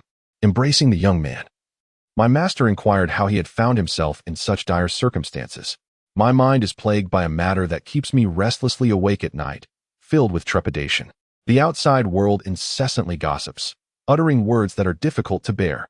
Here, it is customary for daughters to be betrothed by the age of 7 or 8. Now, my daughter has reached the age of 13 or 14. She is quite lovely, well-educated, and possesses grace, yet she has surpassed the age deemed suitable for marriage. With such a predicament at hand, how can I not feel distressed? When faced with such societal decay, how can I not feel a sense of shame? Now, the opportunity has arisen. This matter can no longer be postponed. I wish to wed my daughter to you. My master and his wife deliberated, saying, "We shall all someday meet our end. Yet who will care for our daughter? I had hoped to find her a suitor of wealth, social standing, and noble appearance. But alas, I have found none. If my daughter cannot find happiness, I fear our souls will remain troubled in the afterlife." What do you think of the merchant's son? Among those I know, He is the most suitable choice." Upon hearing her husband's words, the wife was filled with joy and cheerfully responded, "Since the divine wishes for this, what objections could we possibly have? From now on, we can live our remaining days in peace, as this burden on our hearts has been lifted. Let us not procrastinate any longer. We must hasten to find a pastor and choose an auspicious date for their wedding." Subsequently, they called for their daughter. She was remarkably beautiful, with a tall and graceful figure, a captivating gait, her long hair gently brushing her slender arms, and her bright eyebrows as pure as agate. In essence, she was utterly perfect, deserving of a man's utmost affection. Her father adored her, while her mother envied her beauty. At this point, the little bird choked up, wiped away its tears, and continued. When Ratnavati's parents shared this notion with her, she obediently nodded in agreement. Later, she confided in her mother that she was repulsed by her fiancé's unsightly appearance, finding it impossible to sleep when she thought of him. However, Ratnavati grew to appreciate him immensely for his kindness towards her parents. Morally and spiritually, he could be considered her mentor. She felt compassion for him. Her admiration and affection for him eclipsed his unattractive exterior. Before their marriage, Ratnavati vowed to faithfully fulfill all the duties of a wife. After the wedding, she was astonished to discover how deeply she loved her husband, completely overlooking his physical shortcomings, and instead found him to possess an irresistible charm, thus loving him with even greater fervor. How could an ugly man conquer a woman's heart? Firstly, initial aversion towards one another may arise due to physical appearance. Yet as time progresses, affection may gradually blossom. Secondly, individuals deemed unattractive can sometimes possess a malevolent nature. Under ordinary circumstances, they seldom contemplate their own looks, for such thoughts might hinder their pursuit of women. Unscrupulous individuals exploit the inherent compassion of women, embarking on audacious courtships. A widow, bereft of her husband and kin, no longer possesses the allure of her youth, her visage now marred by wrinkles and an unpleasing exterior. Consequently, she grapples with profound discontent, incessantly chastising, cursing, and even inflicting harm upon herself, leading to a life laden with suffering. Had her husband been courageous, charming, and generous, she would have willingly followed him into the beyond. "Do you wish to continue your tale?" the prince inquired with ire. "Ah, my dear Mudun Manjari, His Majesty beckons you to proceed." Shahraman echoed in agreement. She harbored love for this unattractive man. Their romance was, indeed, a marvel. Suddenly, a flash of lightning illuminated the sky, as ominous clouds gathered, heralding an impending downpour. In that moment, an infatuation began to envelop us, awakening our awareness of existence. When one attains the love they desire, it feels as though they have conquered the entire world. This is the enchantment of love that can render one spellbound. Ratnavati's parents, feeling he was not their biological son, conceded to allow him the freedom to pursue his desires. Subsequently, they inquired whether their daughter wished to reside in her husband's land or remain in her own. At that juncture, she hesitated, withholding an immediate response. Ratnavati's father bestowed upon him a wealth of possessions, graciously granting his requests. Likewise, he provided his daughter with a palanquin and a maidservant. The elderly couple, their eyes brimming with tears, bid a heartfelt farewell to their daughter. They journeyed quietly for several days, during which he became ensnared in deep contemplation. He resolutely concluded that he could not take her to his homeland, for that would unveil the debauchery of his past existence. In truth, his sole intention was to acquire her riches. He had never entertained the notion of a shared life with her. Gradually, his true nature began to surface. As they traversed a dense thicket, they arrived beside a dilapidated hut. He dismissed the bearers and, addressing his wife, said, "This place is particularly perilous. Hand over our jewels, and I shall conceal them." Trusting his words, she surrendered all her jewelry to him. At that moment, an elderly man happened to pass through the jungle and suddenly discerned the faint sound of weeping. He paused, muttering to himself, in such a desolate place, where could such mournful cries originate? Following the sound, he discovered that it emanated from a deep well, where a woman was weeping at the bottom. The elder procured some vines and other materials to rescue her. He inquired, "Who are you? And how did you come to fall into this well?" Later, her parents gifted their daughter an abundance of jewelry once more, and several relatives came to visit her, allowing her to momentarily forget her anguish. Upon hearing these words, even the man with a heart of stone could bear it no longer, and tears streamed down his face. Ratnavati washed his feet, and after bathing and changing, took him to meet her parents. The parents were immensely delighted and said to him, "My son, Being with us will bring you great happiness." Thus, they continued to live a tranquil life for 2 or 3 months, during which he was considerate and affectionate towards her. However, the good times were fleeting. He became acquainted with a group of thieves and harbored sinister intentions, plotting with them to commit robbery. One night, while Ratnavati was in deep slumber, he took her life and absconded with all her treasures. Subsequently, he cruelly conspired with his accomplices to murder Hamgut and his wife, seizing nearly all valuables within reach. As he passed by my cage, he contemplated strangling me, but fortunately, a dog rushed in and saved my life. Alas, my poor mistress, Ratnavati. At that moment, the bird was inconsolable. "Princess, I witnessed all this with my own eyes and heard it with my own ears. This has cast a dark shadow upon my heart, instilling a deep-seated aversion towards all men in this world. I hold you in great esteem and have resolved to be your loyal servant. Your Highness, ponder this. What wrong did my mistress commit? She treated that man with such kindness, yet how did he repay her?" Shahraman bellowed in fury. "Oh, Your Highness, this fellow has spoken at length without evoking our sympathy. His words are utterly detestable." The prince responded, "Oh, Shahraman, what fault lies with the opposite sex? At that time, I was merely a small bird, captured by a child on the island of Malaya, who sold me to a wealthy merchant named Sagadat. He was a bachelor, accompanied by a daughter named Jayashari. Sagadat is often preoccupied with business, leaving him little time to attend to his daughter. As a result, Jayashari spends her days idly, languishing in leisure. Within the family dynamic, 2 prevalent errors often manifest: excessive vigilance and a complete lack of oversight. Many parents impose stringent demands upon their children, never relaxing their watchfulness, and establish various means of surveillance to monitor their every move. At the slightest sign of trouble, suspicion arises swiftly. In such circumstances, children often wear a countenance of deep grievance, feeling as though they endure all suffering and punishment, devoid of any joy. Consequently, rebellious tendencies begin to surface, leading to a myriad of unfortunate actions. Moreover, numerous parents, consumed by their work, find themselves devoid of time to nurture their children, let alone intervene in their behaviors. The children, left to their own devices, resemble wildlings, often associating with ill-influenced peers or nefarious individuals, leading to a regular companionship steeped in mischief. Over time, they inevitably succumb to detrimental habits and fall into the snares of vice. What should parents do in the face of such challenges? Undoubtedly, familial education is of paramount importance for an adolescent. Most parents endeavor to observe and understand their child's character, tailoring their approach to suit individual traits. If a child is inherently well-behaved, parents are likely to feel a sense of ease, though a degree of vigilance remains essential.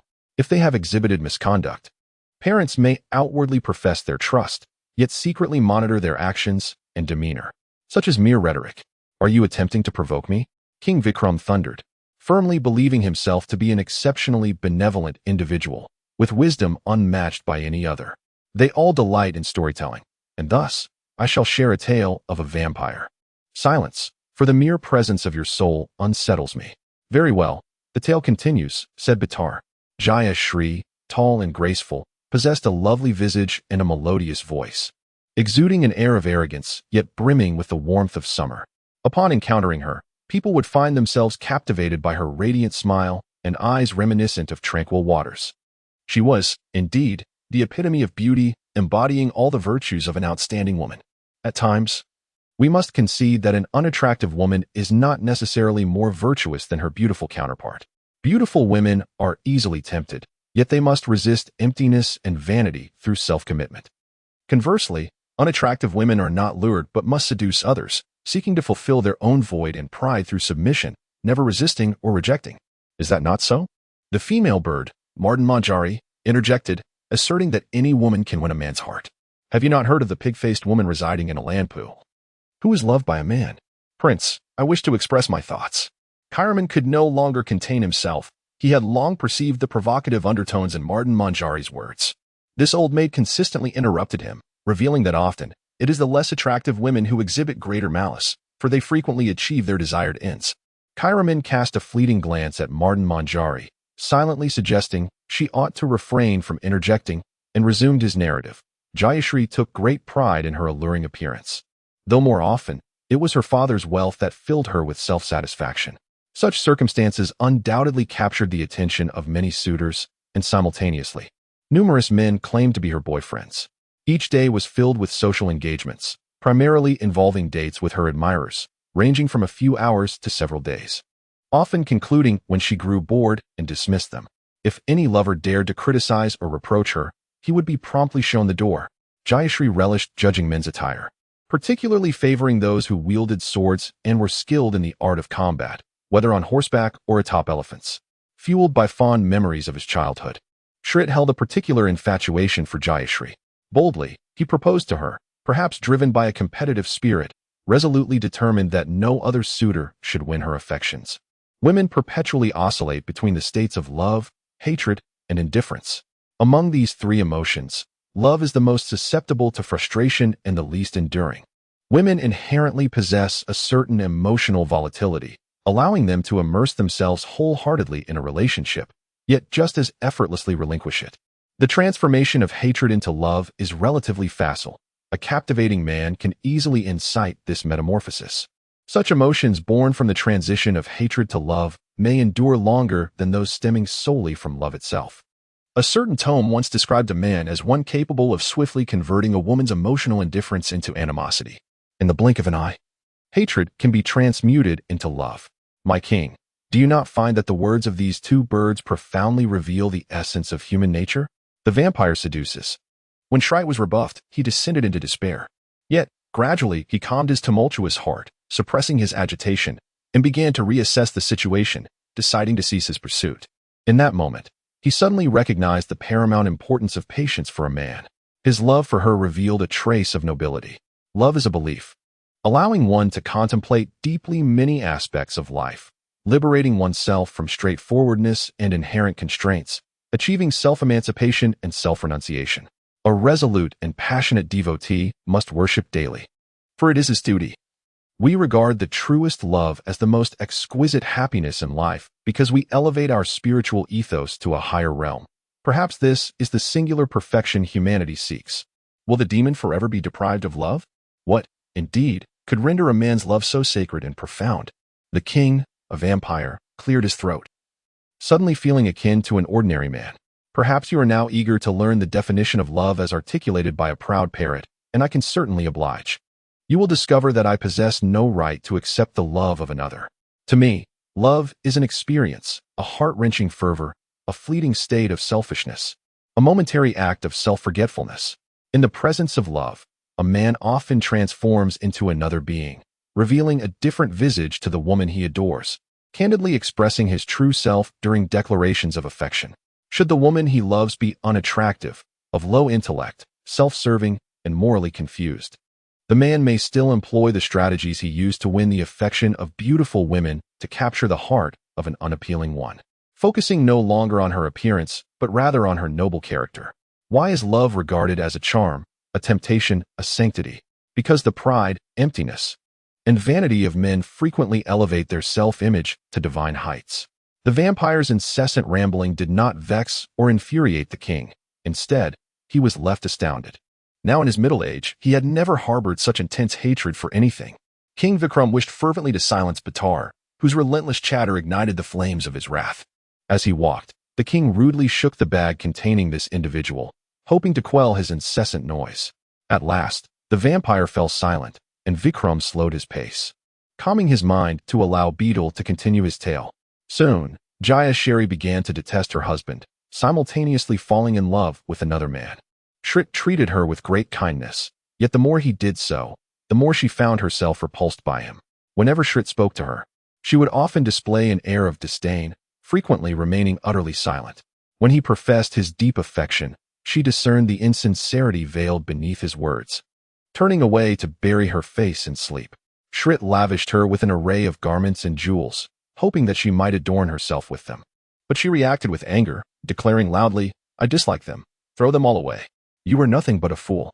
Much of her time was spent outside, for she felt that her youth had slipped away and that it was time to truly relish the joys of life. One evening, in the foyer of the theater, she spotted the man she adored and called out to her servant, "Bring him to me." That night, she tossed and turned in her sleeplessness, pondering, "What is wrong with me? How have I come to this state? Why can I never find rest, overwhelmed by loneliness.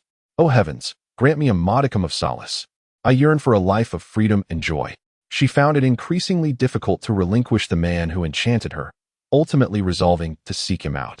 One day, while her husband slumbered, she stealthily slipped away, racing through the pitch-black night to her lover's abode. On the way, a thief noticed her. Seeing her elegantly attired and adorned with exquisite jewelry, he decided to follow her discreetly. Upon arriving at her lover's abode, Jayashri discovered her paramour lying lifeless at the doorstep, his death shrouded in mystery. She gently cradled his head, tenderly resting it upon her lap. The light illuminated her face as she kissed him passionately, caressing him softly. How could this man treat his wife in such a manner? What a shameless scoundrel he is. People murmured in disapproval. Poor Sherrit, he has been wronged. In the face of such accusations, he endeavored to endure the misunderstandings directed at him. Pondering, this is the woman I love deeply. How could her heart be as venomous as a serpent? Have I not been good enough to her? I love her wholeheartedly, fearing even the slightest distress might befall her. Yet, how could she betray me so? Oh, merciful God, please guide me on what I must do. He felt lost, his spirit flagging. To compound his despair, Jayashri's father suddenly appeared, reporting the matter to the local authorities, who hastily concluded that Sherrit was the perpetrator. The case was subsequently escalated to the king, who, in need of a spectacle, summoned the couple to the court. What transpired? The king inquired of Jayashri. Do you not see? She retorted, touching her nose. She confessed the truth. The king reprimanded him loudly. I know nothing, he exclaimed, filled with rage and agitation. Sherrit, if you do not confess, I shall have your right hand severed, the king threatened. Your Majesty, I am wrongfully accused. How can you inflict punishment upon an innocent soul? If you deem this course of action just, then issue your decree. Let him be taken away and executed. The king, in a fit of rage, bellowed. Just as Shrite was about to face execution, a thief, aware of the entire situation, could not bear to witness an innocent person meet their demise. He rushed from the crowd, shouting, Halt! The soldiers then brought him before the king. Most esteemed king, it is your duty to uphold justice, the thief declared. Step closer. Who are you? The king inquired. Mari, I am a thief. This man is innocent, and it is unjust for an innocent to suffer punishment. Your Majesty, you have mishandled this matter. He recounted the entire story, including the details of the murder. Go. The king commanded his attendants. Investigate the mouth of the woman's lover. If there is indeed blood from her in his mouth, then the thief speaks the truth, and her husband is blameless. Before long, the king's men returned with confirmation that the thief's claims were accurate, and Shrite was spared. The king imposed severe punishment on Jayashri, banishing her from the city. Simultaneously, the king bestowed gifts upon Shrite and the thief. Prince, the proud parrot Kellerman began to summarize. Women can be so treacherous, they often engage in immoral acts. It is said that drenched garments can extinguish perilous flames. A son of exceedingly vile character may tarnish a family's esteemed reputation, and an enraged individual has the capacity to incite a horrific massacre. Women serve as both the harbingers of love and the architects of bitter retribution. The nature of women is indeed perplexing. It continues, asserting that within melodies we uncover the beauty of the nightingale, and that an unattractive person, if endowed with knowledge, possesses an inherent beauty. The allure of a woman lies not in her physical appearance, but in her character and sensibility. Yet, by what means can we truly perceive her character and sensibility? In this world, I believe women possess the greatest capacity to beguile, employing the most cunning of ruses. My prince, Calamand exclaimed excitedly, this is all that I have witnessed and heard with my own eyes and ears, devoid of any fabrication. This experience has etched an indelible shadow upon my youthful heart. Thus, I have always perceived women as a narcotic. Approaching them evokes feelings of beauty and joy. Yet, unbeknownst to you, they are quietly dismantling the very fabric of your existence. Father, I pondered, the young Prince Dehawashi addressed his father. If women were to compose verses in classical Sanskrit, what words might they utter? You may retain your own reflections. The king felt a sense of unease at his son's contemplative thoughts. Your Majesty, allow me, Batar interjected, it is time to draw my narrative to a close. Following Calamand and Madan Manjari's articulation of their respective views and supporting examples, a spirited dispute ensued, with neither yielding to the other. Kairaman likens women to the opium of humanity. Madan Manjari believes that men lack a soul, possessing simple minds and well-developed limbs. Consequently, Kairaman is rebuked by his master's bride. who deems his views to be an affront to women. Simultaneously, Martin Manjari's parrot faces censure from the prince, who condemns its disloyal remarks about the mistress's husband, asserting that a man's valor is far more commendable than a woman's softness. In despair, Martin Manjari weeps profusely, lamenting her inability to continue living. The prince gazes at her, visibly pained. Women, the king proclaims, as if issuing a divine decree, are more wicked than we men. If a man should fall from grace, he would still possess a sense of right and wrong. However, women are indifferent to such matters. Is the enchanting and beautiful Princess Begala also of this ilk? Could you provide an example? A hint of sardonic amusement flickers across Bitar's face. The prince regrets his cowardice when his father pursued Bitar, lamenting his failure to assist him. Yet, when tranquility is restored, the vampire resumes his sweet talking. Your Majesty, your servant has yet another moving and true tale to share. Chapter 6. The Undying Warriors in the Ancient City of Badiwan. The most formidable power belongs to the Rupsan dynasty. Yajashiva is a renowned Rajput warrior. Through his courage and wisdom, he ascended from a mere soldier to the esteemed position of commander. He was not one to bask in the spoils of success. Upon claiming the throne of leadership, he tirelessly initiated reforms. While other commanders reveled in their leisure, celebrating and offering prayers of gratitude, he took a starkly different approach. In many ways, he was a military reformist, reshaping the very art of warfare. He eschewed conventional methods and existing regulations, instead empowering scholars and Brahmin ministers to devise their military research plans based on their expertise and judgment, thereby drafting new regulations for army management while discarding outdated operational strategies. Moreover, he innovated practical combat techniques, such as selecting battlefields and employing cavalry, all while safeguarding his supplies and efficiently severing the enemy's logistical support. These measures garnered admiration from his contemporaries. Upon recognizing that the army's weaponry was antiquated and ineffective, he would instruct his soldiers to replace these old weapons before the onset of battle, cautioning them against waiting until defeat rendered the change futile. He frequently visited training grounds and, during inspections of swords, observed that the warriors struggled to grasp the hilts. Despite being formidable weapons with a legacy spanning over 1,800 years, they were ill-suited for the contemporary battlefield. Consequently, he trained a specialized unit that utilized fire arrows, which soon proved invaluable in their assaults against the enemy's elephant troops, leading to several pivotal victories. My king, allow me to first present an instance that exemplifies his extraordinary judgment, followed by the narrative itself. For you, a valiant monarch, may find inspiration in the methods and strategies of General Yajashiva. Upon hearing this, the king scoffed, indicating his disdain. One day, Yajashiva discerned that the majority of the soldiers in the king's army were recruited from northern India, commanded by the valiant Kshatriya warriors. The significant military power held by the Kshatriya warriors stemmed from their lengthy qualifications.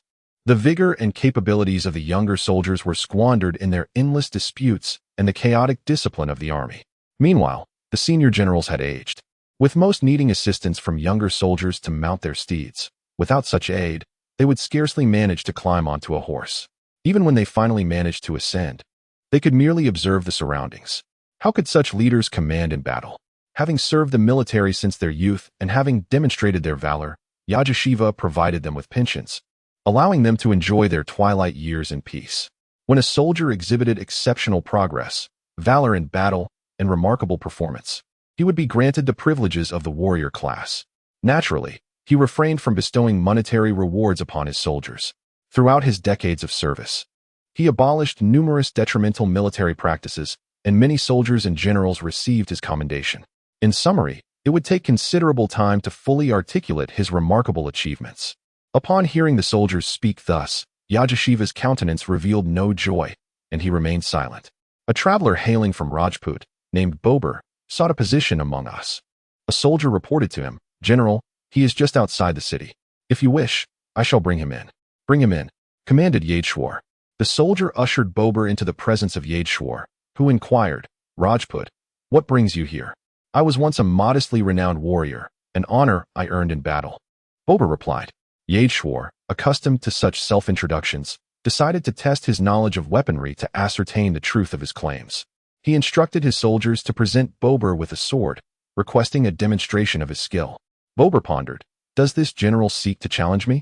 Without hesitation, he drew the sword, gripping the hilt firmly with his right hand, raising the blade high with the tip pointed skyward. He then thrust the scabbard vertically into the ground with his left hand, and with a mighty shout, he transitioned to a two-handed grip, beginning to dance with the sword. Excellent! Yeshwar applauded, showering him with praise. Following this, they engaged in a discourse on military matters, where Bober shared his insights. The surrounding soldiers were impressed by Bober's evident prowess. Consequently, Yeshwar resolved to recommend him to the king, hoping for an immediate appointment. At this moment, the reticent yet astute King Rupson inquired, "Rajput, what salary do you desire each day?" 1,000 ounces of gold a day, Baubel replied with a casual ease, and additionally, living expenses. "Do you currently possess an army?" The king inquired, astonished.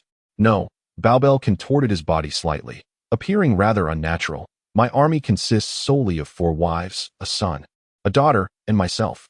The ministers present tilted their heads in unison, erupting into hearty laughter, while the maidens concealed behind the screen could not suppress their amusement, ultimately resorting to covering their mouths with handkerchiefs. Thus, Baubel was escorted out of the palace by soldiers. Clearly, humanity grapples with a certain dilemma. However, I must caution you that it warrants your attention from this moment forth. An individual invariably evaluates oneself. Should one possess an inflated self-assessment, many will inevitably perceive that person as problematic. When you assertively proclaim your wit, courage, sincerity, and competence, others will not instantly place their faith in your words. Rather, it will take a considerable duration for them to validate your claims. One day, you will not need to chase after others to convince them of your capabilities.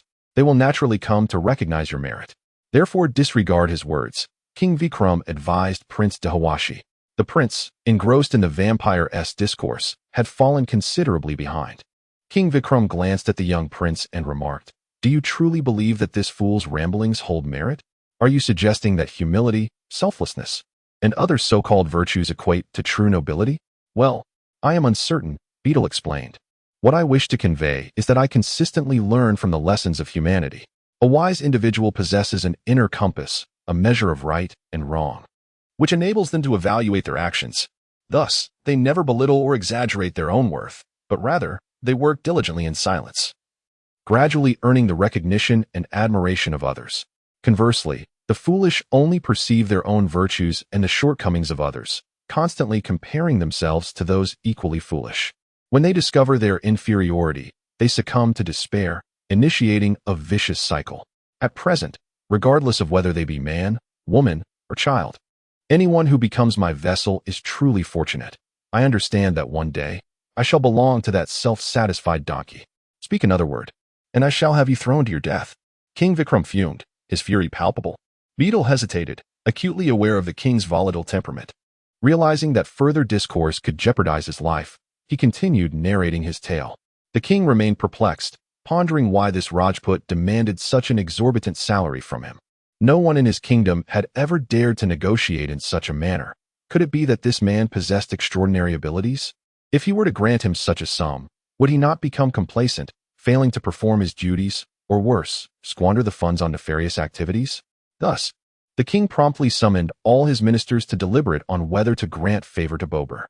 Ultimately, the king resolved to allocate 1,000 ounces of gold daily from the military budget to Bober, but with a stipulation.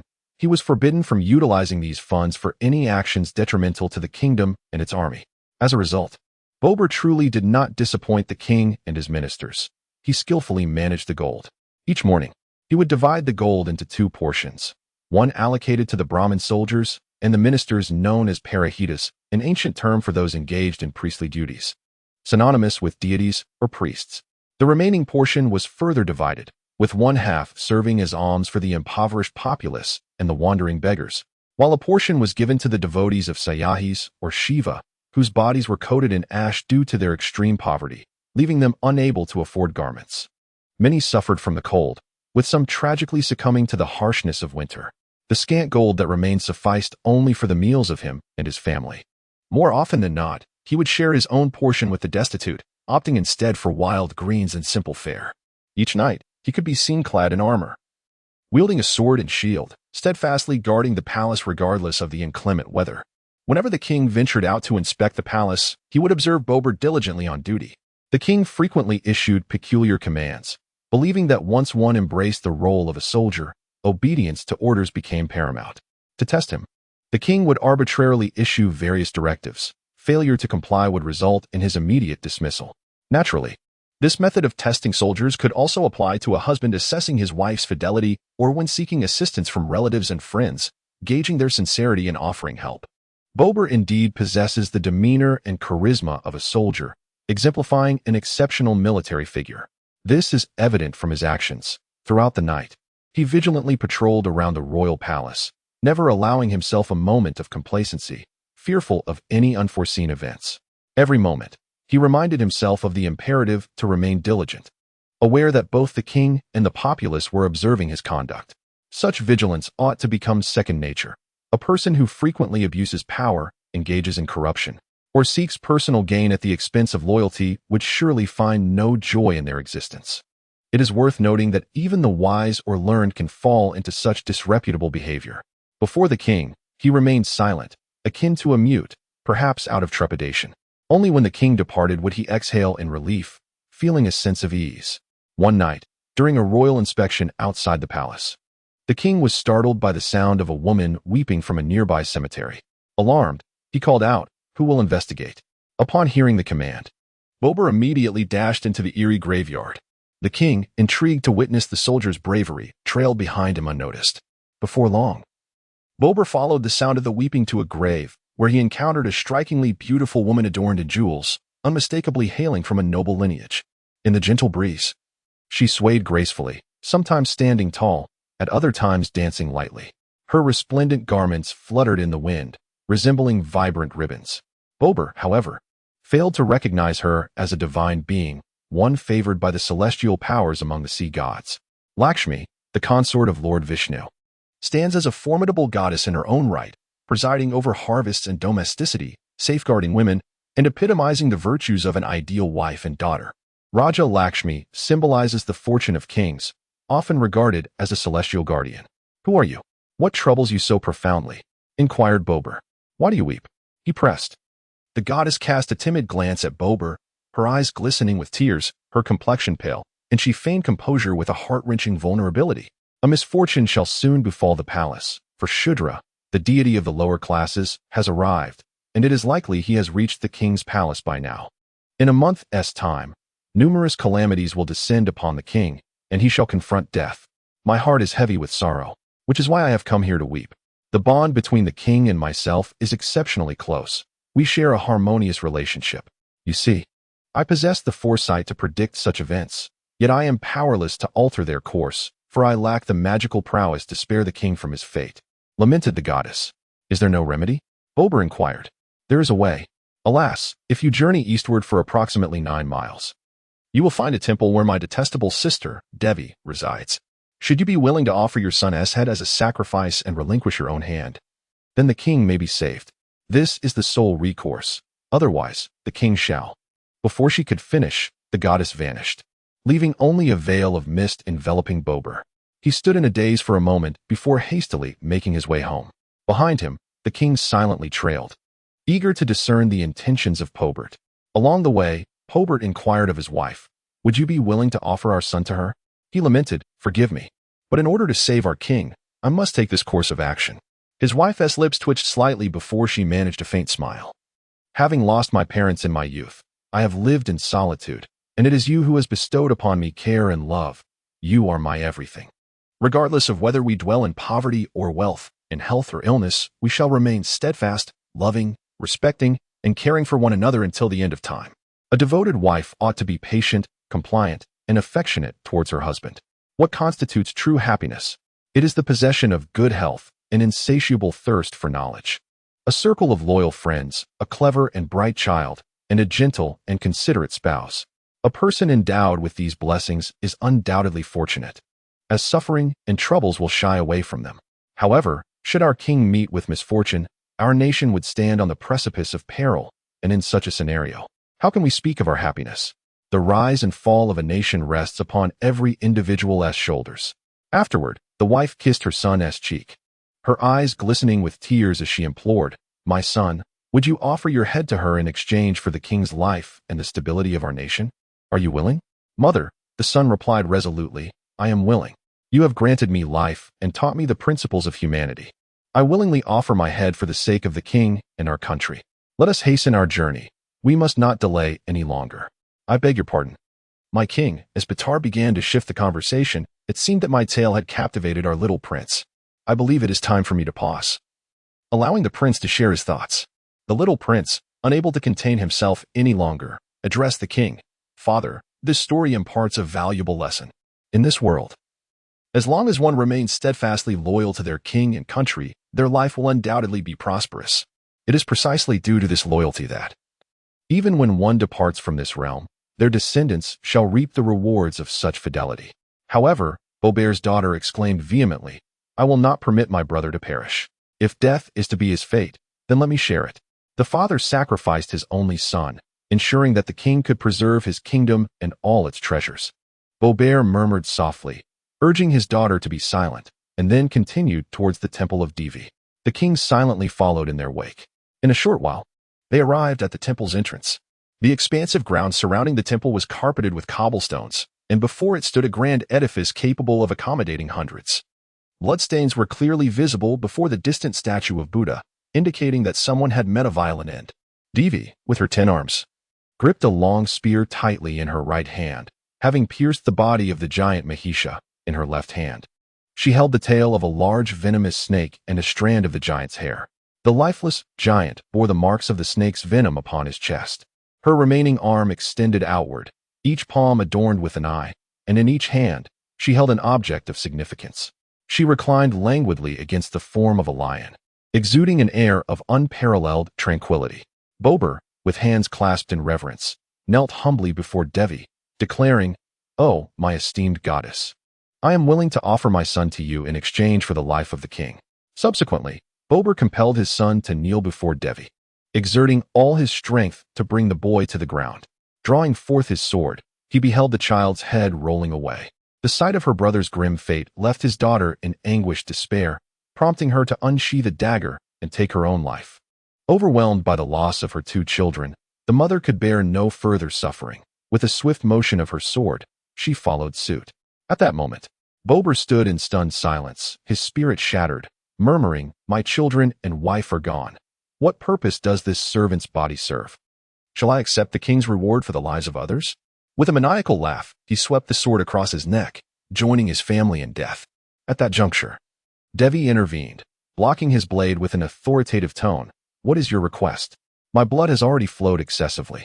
Merciful goddess, I beseech you, grant life anew to my faithful servant, along with his wife and children," King Jupson implored, kneeling in supplication.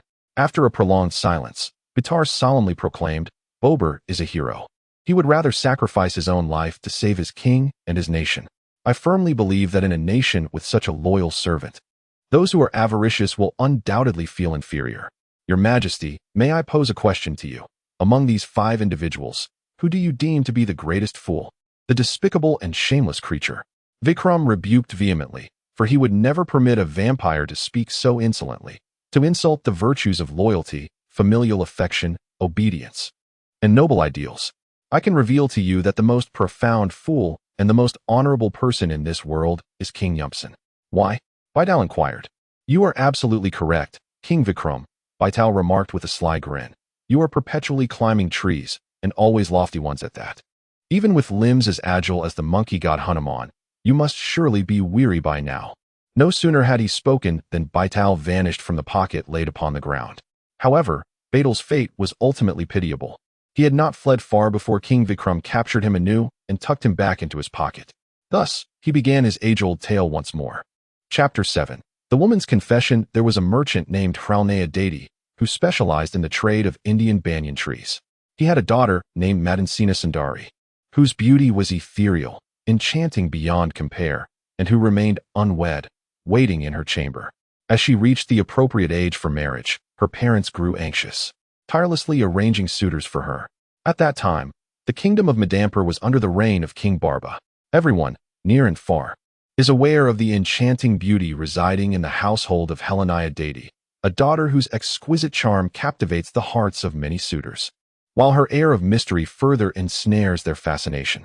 Countless promising young men have flocked to her door, almost wearing down the threshold in their fervor. Madansan Nasandari, having been spoiled by her father since childhood, has grown rather willful. Choose one of these suitors to be your husband, her father suggested. Yet none of them are to my liking. They are all rather unappealing. I implore you, father, to find me a husband who is handsome, virtuous, and possesses an amiable disposition. For distinguished gentlemen from different lands arrived at the residence of Heleniadati, prompting her to declare her intent to select the finest among them as a suitor for her daughter. Satisfied with their appearances, she remained uncertain of their true merits. Gentlemen, do you possess profound knowledge? Heleniadati inquired. I am exceedingly learned, the first suitor asserted confidently. I am well versed in sacred texts and possess extensive knowledge of the natural sciences. None can rival my intellect. I am pleasing to behold, and my refined demeanor will surely win your daughter's admiration. I excel in archery, declared the second, equally determined. My expertise in this art is unmatched. Once prey enters my sight, it cannot escape. My carefree and genuine nature will undoubtedly bring happiness to your daughter. I can comprehend the languages of various creatures and engage in joyful exchanges with them. The third suitor chimed in. As for my appearance, I am certain it will not disappoint your daughter, remarked the third one. I am also quite knowledgeable, the fourth said earnestly, after selling 5 gemstones. I could craft exquisite garments. Upon selling the first gemstone, I would create numerous outfits for the Brahmin minister. The second would yield beautiful garments to be offered to a deity. The third would be for my own wear. The fourth would be for my future wife. And with the 5th gemstone, I would procure some gifts. My knowledge is indeed extensive, and of course, I am not lacking in looks. After listening to the grandiose self-presentation of the 4 young men, Heleniadati pondered deeply. These 4 individuals extolled themselves in the most extravagant manner. Yet one wonders if their claims hold any truth. Once, Gita, the daughter of King Jeka, was a remarkable girl. Yet ultimately, she was taken away by the demon Ravana. And there was the once great King Bali of Mahabharata, who, deceived by Vishnu, was rendered unable to rule the heavens and the earth, but due to his piety, was eventually appointed to govern the realm of the underworld, Betal. I must tread carefully, for this decision bears significant implications for my daughter's future happiness. Heleniadati sought to comprehend her daughter's intentions, and, thus, entered her daughter's chamber to meticulously recount the circumstances of the 4 suitors. Heleniadati inquired of her daughter, "Which one captures your fancy?" Madansina, in a state of confusion, hung her head low and uttered not a word. Heleniadati faltered as she suggested. The Brahmin is the learned man well versed in scriptures, the Kshatriya, a skilled archer. The servant class is represented by the tailor, and from our own social stratum, there is the youth who understands the languages of various animals. In India, when a youth reaches marriageable age, parents seek a suitable match with similar social class, language, region, background, and astrological compatibility. Therefore, let us bestow your hand upon him. Subsequently, he commenced the arrangements for his daughter's nuptials. Upon first glance, he beheld the enchanting Madansina, instantly captivated by her beauty and ethereal charm. At that moment, he vowed to make her his wife. Otherwise, life would seem utterly meaningless. Samdat was utterly enamored by the lovely maiden before him, and the mere thought of her disappearing from his sight rendered his restless heart incapable of finding peace. Driven by an uncontrollable impulse, he approached her, pouring forth his heartfelt confession, "I adore you. Become my wife, or I shall perish." "Do not speak thus," Madansina replied, trembling with anxiety. "I am already betrothed, and your declarations can only lead me to commit an unforgivable sin, plunging me into an abyss from which there is no return, leading to a life of suffering. What you say is not true." He does not believe any of it. Shaking his head, he remarked, "Do you know? You have indelibly etched yourself into my heart. Your words have pierced me deeply. I love you with a heart that is shattered, love you to the point of being unable to extricate myself. I truly do not wish to part ways with you. The fervor in my heart blazes on, forcing me to endure relentless torment. I have lost my reason, and my love for you is sincere and unwavering. Can you offer me a promise? A reason for me to continue living? Since the era of Kali Yuga, people have begun to speak the truth, yet, for reasons unknown, the world has witnessed an increase in deceit, and truth has become scarce. Individuals constantly assert their honesty, while internally, they undergo transformations that breed deception. They ravage religious beliefs, and crime continues to escalate. The earth suffers from continuous drought, and food production is in decline, yet the king imposes taxes. The Brahmin ministers exploit their power for personal gain, engaging in corruption, and most of the time, the subjects disregard the king's commands. Brothers quarrel with one another. Friends harbor suspicion. Treacherous officials thrive, while loyal servants are punished, and servants no longer wish to serve their masters. Men have lost their inherent gallantry, and women have forsaken their gentleness and consideration. In 5 days, I shall wed my fiancée. If you remain alive, I will visit you one day. However, I cannot be with you, for I am forever bound to my husband, lamented Medansan.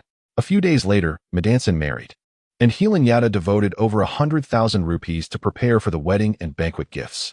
The summer sun cascades its golden rays upon the jubilant church, where amidst a throng of well-wishers, the newlyweds share a sweet kiss. On the eve of the wedding, the bride, adhering to traditional customs, begins her preparations. She anoints herself with oil, bathes, changes attire, styles her hair, applies eyeliner, adorns her lips with a tint, paints her feet in red, places a red tikka upon her forehead, and dots her chin with a black mark. She then embellishes her hands and feet with intricate henna designs using plant-based dye, sprinkles herself with perfume, adorns herself with jewelry and hair ornaments, and concludes by staining her teeth black, chewing betel nut, and applying lipstick. The streets resonate with vibrant song and dance, alive with a festive spirit.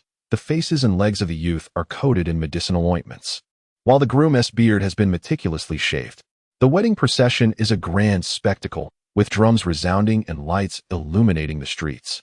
As revelers brandish torches in joyous abandon, elephants, camels, and horses are adorned in luxurious attire.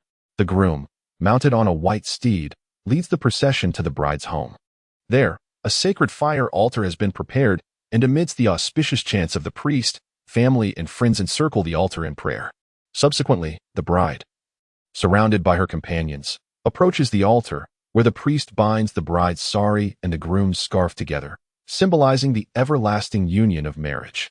As the procession nears the bride's residence, some men within the party face violence, with some injured or killed.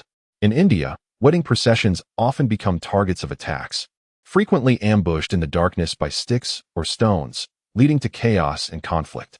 Following the ceremony, blessings flow abundantly, and the family of the bride has prepared a sumptuous feast to honor relatives and friends. With her husband's consent, she meticulously adorned herself before departing from home. Along the way, she encountered a thief who approached her with ill intent, inquiring, "Beautiful maiden," as night falls, adorned in such exquisite attire and precious jewels, "where might you be headed? Do you not have a protector accompanying you?" The thief began to contemplate. It would be futile to seize her jewels at this moment.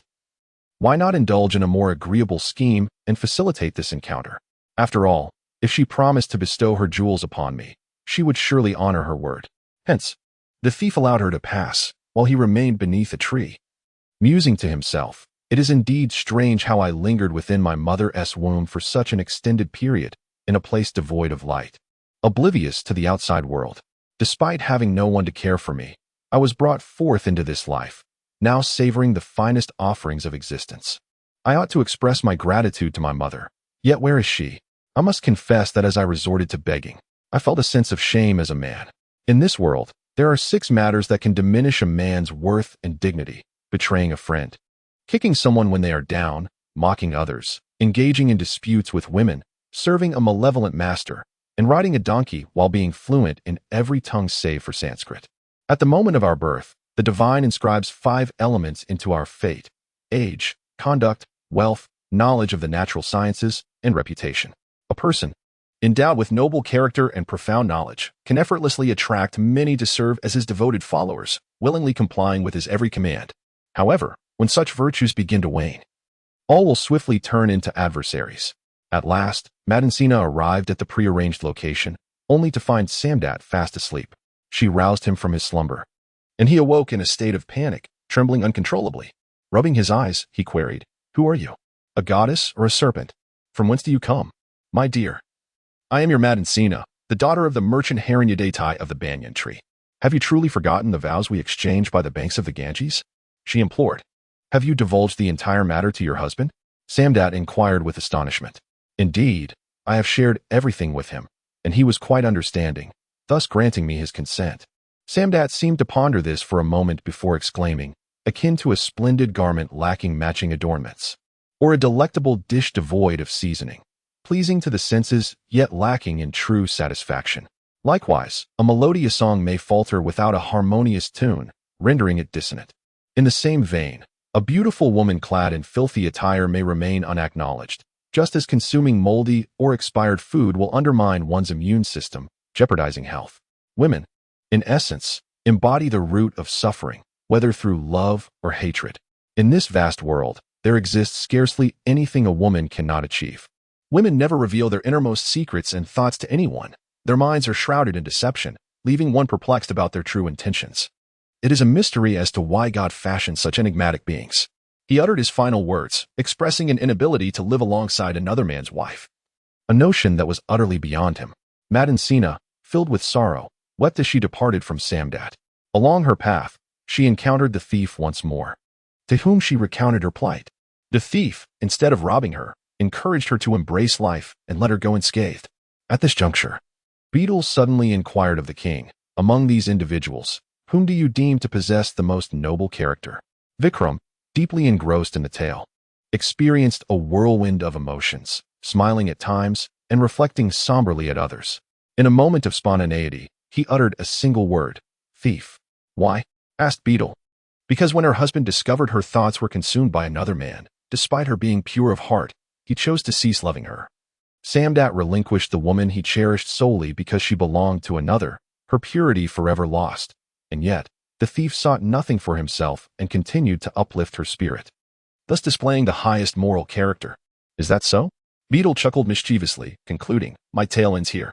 With that, the vampire stealthily slipped from his pocket and vanished into the night.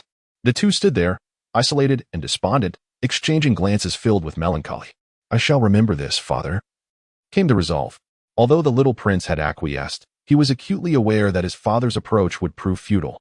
In the distance, the raucous laughter of Betal echoed, mocking the fact that he was not an adult. "I detest being ridiculed in such a manner, Father King," the little prince lamented. "Let him revel in his triumph for the time being," King Vikram bellowed, loathing the sinister laughter of Betal. Chapter 8.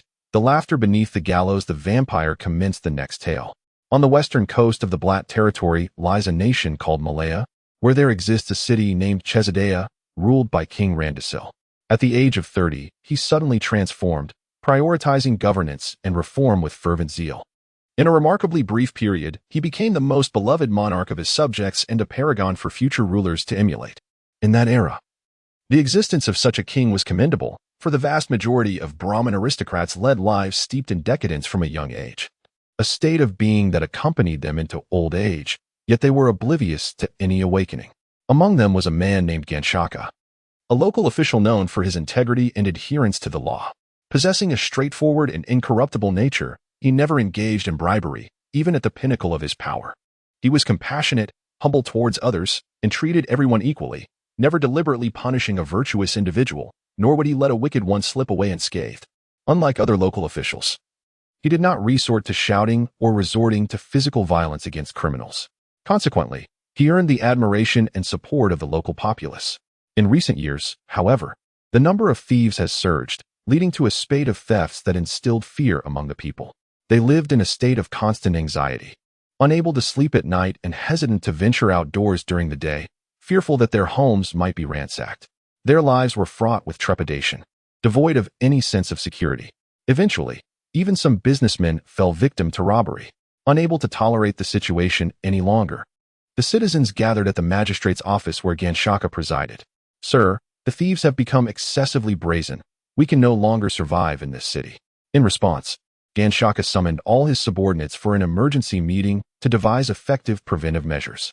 He instructed them to pay particular attention to nighttime duties, mandating that all individuals entering or exiting the city must be registered, and that every suspicious person within the city be thoroughly scrutinized. Furthermore, he established patrol teams at the entrances of each community and street, ready to apprehend any suspicious individuals. Simultaneously, he selected the finest soldiers from the army to form a task force, granting them the authority to act decisively against thieves without prior approval. Subsequently, soldiers patrolled the city around the clock. Despite their efforts, the criminal activities persisted unabated.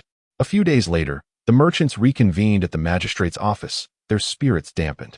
You are the embodiment of justice.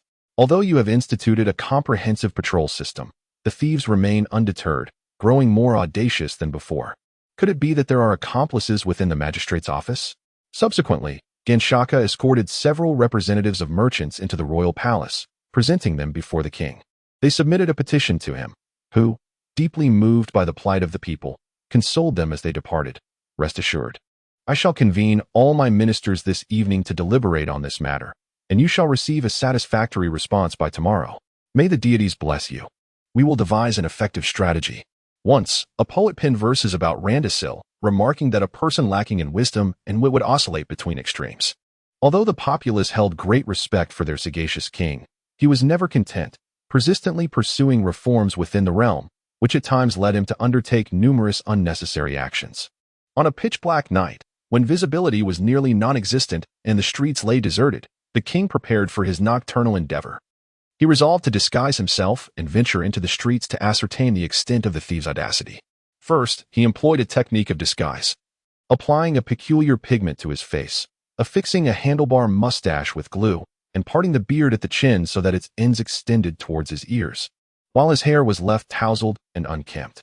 Thus, even his closest guards would find it difficult to recognize him, let alone the thieves. Afterward, he swiftly donned the attire of a destitute commoner, secured a grass belt around his waist, armed himself with a sword, and quietly slipped out of the palace. As the night deepened, King Randasil roamed the city for several hours, yet he encountered no suspicious individuals. However, just as he was feeling perplexed, a homeless stray dog suddenly came into his view. The dog was constantly looking around, then settled down in the corner of a family's wall. He approached the little dog, when suddenly a man leaped out and shouted at him, "Who are you?" "I am too," replied the king, filled with excitement. "Would you like to join me tonight?" However, noticing his timid demeanor, he remarked, "You must be a novice. Shall we split it 50-50? Indeed, I have not been in this line of work for long. As a newcomer, I hope for your guidance." The king bowed his head and whispered, "We should refrain from anything too grand. I fear the gaze of Alawo, the moon, and the local officials. They could thwart our grand designs. If we are caught by them, it would spell our doom." "Well, how can a coward like you aspire to be a thief?" The thief cast a disdainful glance at him. "Just go for it. Stop being so fearful of wolves and tigers." Subsequently, the thief and the king commenced their endeavors. Before long, a large group of the thief's comrades gathered together.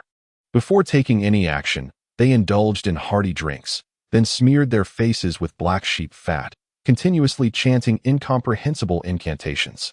This way, even in the darkness, they would remain undetected. Some carried golden darts, said to invoke the blessings of the god of thieves. They then retrieved their tools for prying open doors, preparing to embark on their mission. At that moment, the magical ointment smeared on their faces seemed to render them invisible, ensuring that no weapon could harm them. At last, they returned laden with spoils. At this moment, the bandit addressed the king, saying, "My dear brother, let us take you to a place where many await us to celebrate with libations." King Randasil resolved to delve into the den of thieves to uncover their secrets. Along the journey, his companions expressed their admiration for his performance that night, incessantly praising his innate cunning akin to that of a thief. The bandits eagerly taught him how to whistle, claiming it was their secret signal, incomprehensible to ordinary ears. They generously shared a portion of the night's loot with him as well. After traversing a thorny path, a towering structure of deep crimson loomed ahead, prominently situated in a clearing amidst the dense forest. The bandits approached it directly, kneeling upon the ground to pay their respects. Subsequently, one of them brushed aside a tuft of grass, revealing a concealed trapdoor, which two individuals promptly helped to lift. Miraculously, a crystalline spring bubbled forth from the opening, accompanied by the faint sounds of revelry from below. As they crossed the hall, the bandits led King Randasil into another chamber, bustling with activity. It was indeed their lair. This night, a grand celebration was to unfold. Many bandits had taken great care in their appearance for the festivities, discarding the tattered garments worn during their thievery, cleansing the remnants of blood from their bodies, and grooming their matted hair. Ultimately, they adorned themselves with oil infused with the scent of cocoa. All the thieves congregated here, resembling a malevolent assembly of the deities Kartikeya and Bhavani, the goddess of destruction and consort of Shiva. Among this band of marauders were assassins armed with daggers, always fastening their blades with ropes at their waists. There were also the wicked Dihatuas, unfortunate souls who had succumbed to the intoxication of mandrake seeds, each uniquely adorned with small pouches slung beneath their arms. And then there were the rogues, often draped in fatal silks around their necks. King Ranshil harbored genuine gratitude for the thief who had brought him to this gathering. Unfortunately, he realized that many of these brigands hailed from his own palace, including his ministers, guards, and patrollers. The thieves suddenly insisted on introducing him to a most significant figure, reputed to be their leader. Upon entering a secluded chamber, applause erupted, as if welcoming him, and he graciously acknowledged the bandits with nods. Following this, he delivered a succinct self-introduction and engaged in discourse regarding matters of robbery. Subsequently, the revelry commenced. The thieves flocked to select their preferred seats, initiating their celebration. In the blink of an eye, several hours had elapsed, the torches flickered low, and after satisfying their appetites and thirst, an unexpected wave of drowsiness washed over them. The brigands collapsed into slumber within the hall, while a few who remained awake leaned against the walls, yawning incessantly as they indulged in opium and hashish. Before long, they too succumbed to drowsiness. At that moment, a maid entered the hall, instantly recognizing the king. In hushed tones, she implored, "Your Majesty, what brings you among this band of rogues? You must leave at once, lest they awaken and you find escape impossible. They are ruthless and would not hesitate to take your life." Yet, Randasil replied, "I am uncertain of which path to take." The benevolent maid guided him out of the hall, indicating a route for his escape. He tread carefully past the slumbering brigands, who lay in a stupor, snoring loudly, fearful of disturbing their rest. After much effort, he discovered a ladder and, summoning all his strength, finally climbed out, releasing a heart that had been burdened with anxiety.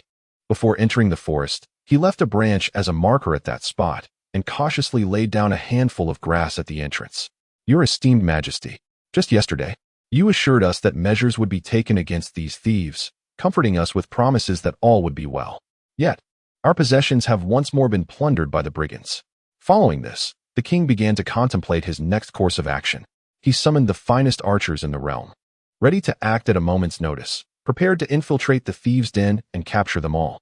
According to the original plans of the brigands, they would surely revel in a successful night of debauchery within the hall, followed by a deep slumber, completely unguarded. Thus, the king commanded his soldiers to don their armor and march into the forest. Indeed, these thieves were not foolish. Upon discovering the sudden disappearance of their new companion, a sense of alarm took root within them. After meticulous inquiries, they became aware that peril was looming over them. During the daylight hours, they refrained from fleeing, fearing they might be pursued and captured in mass.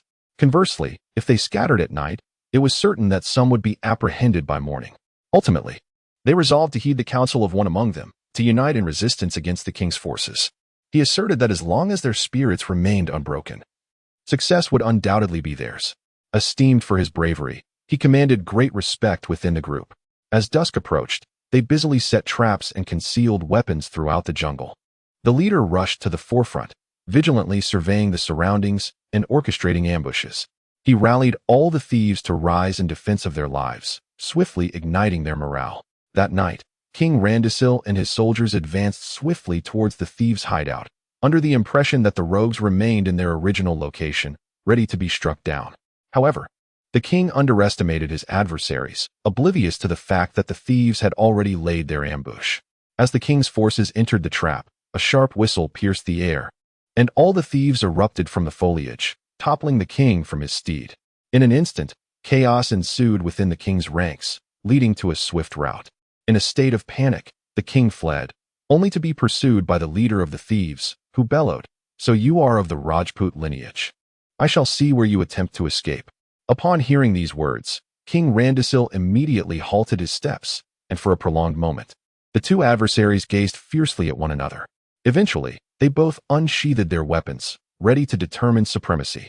Both the king and the thief leader were exceedingly cunning, and thus commenced a deadly duel, their eyes locked in a fierce glare, brows furrowed, and teeth clenched tightly upon their lips. In an instant, their swords were drawn simultaneously. Any momentary lapse in vigilance could lead to fatal consequences.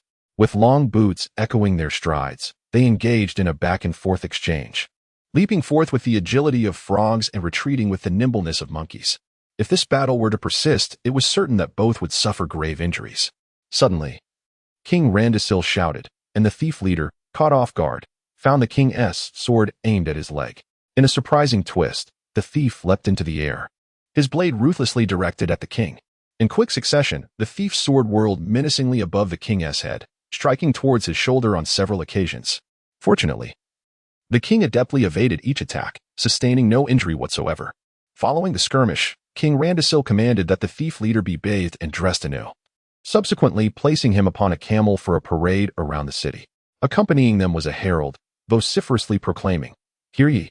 This is the very thief who once plundered the city of Chetradaya. Tonight, I urge all citizens to gather outside the city gates to denounce and expose his crimes. Let this serve as a cautionary tale for all." The common folk gathered outside the city gates, vehemently denouncing the thief, demanding that he be crucified and slowly tortured to death. This method of punishment, once prevalent among the Buddhists of modern-day Myanmar, was not unfamiliar to the people of India, where impalement was more commonplace. The king resolved to execute this criminal that very night.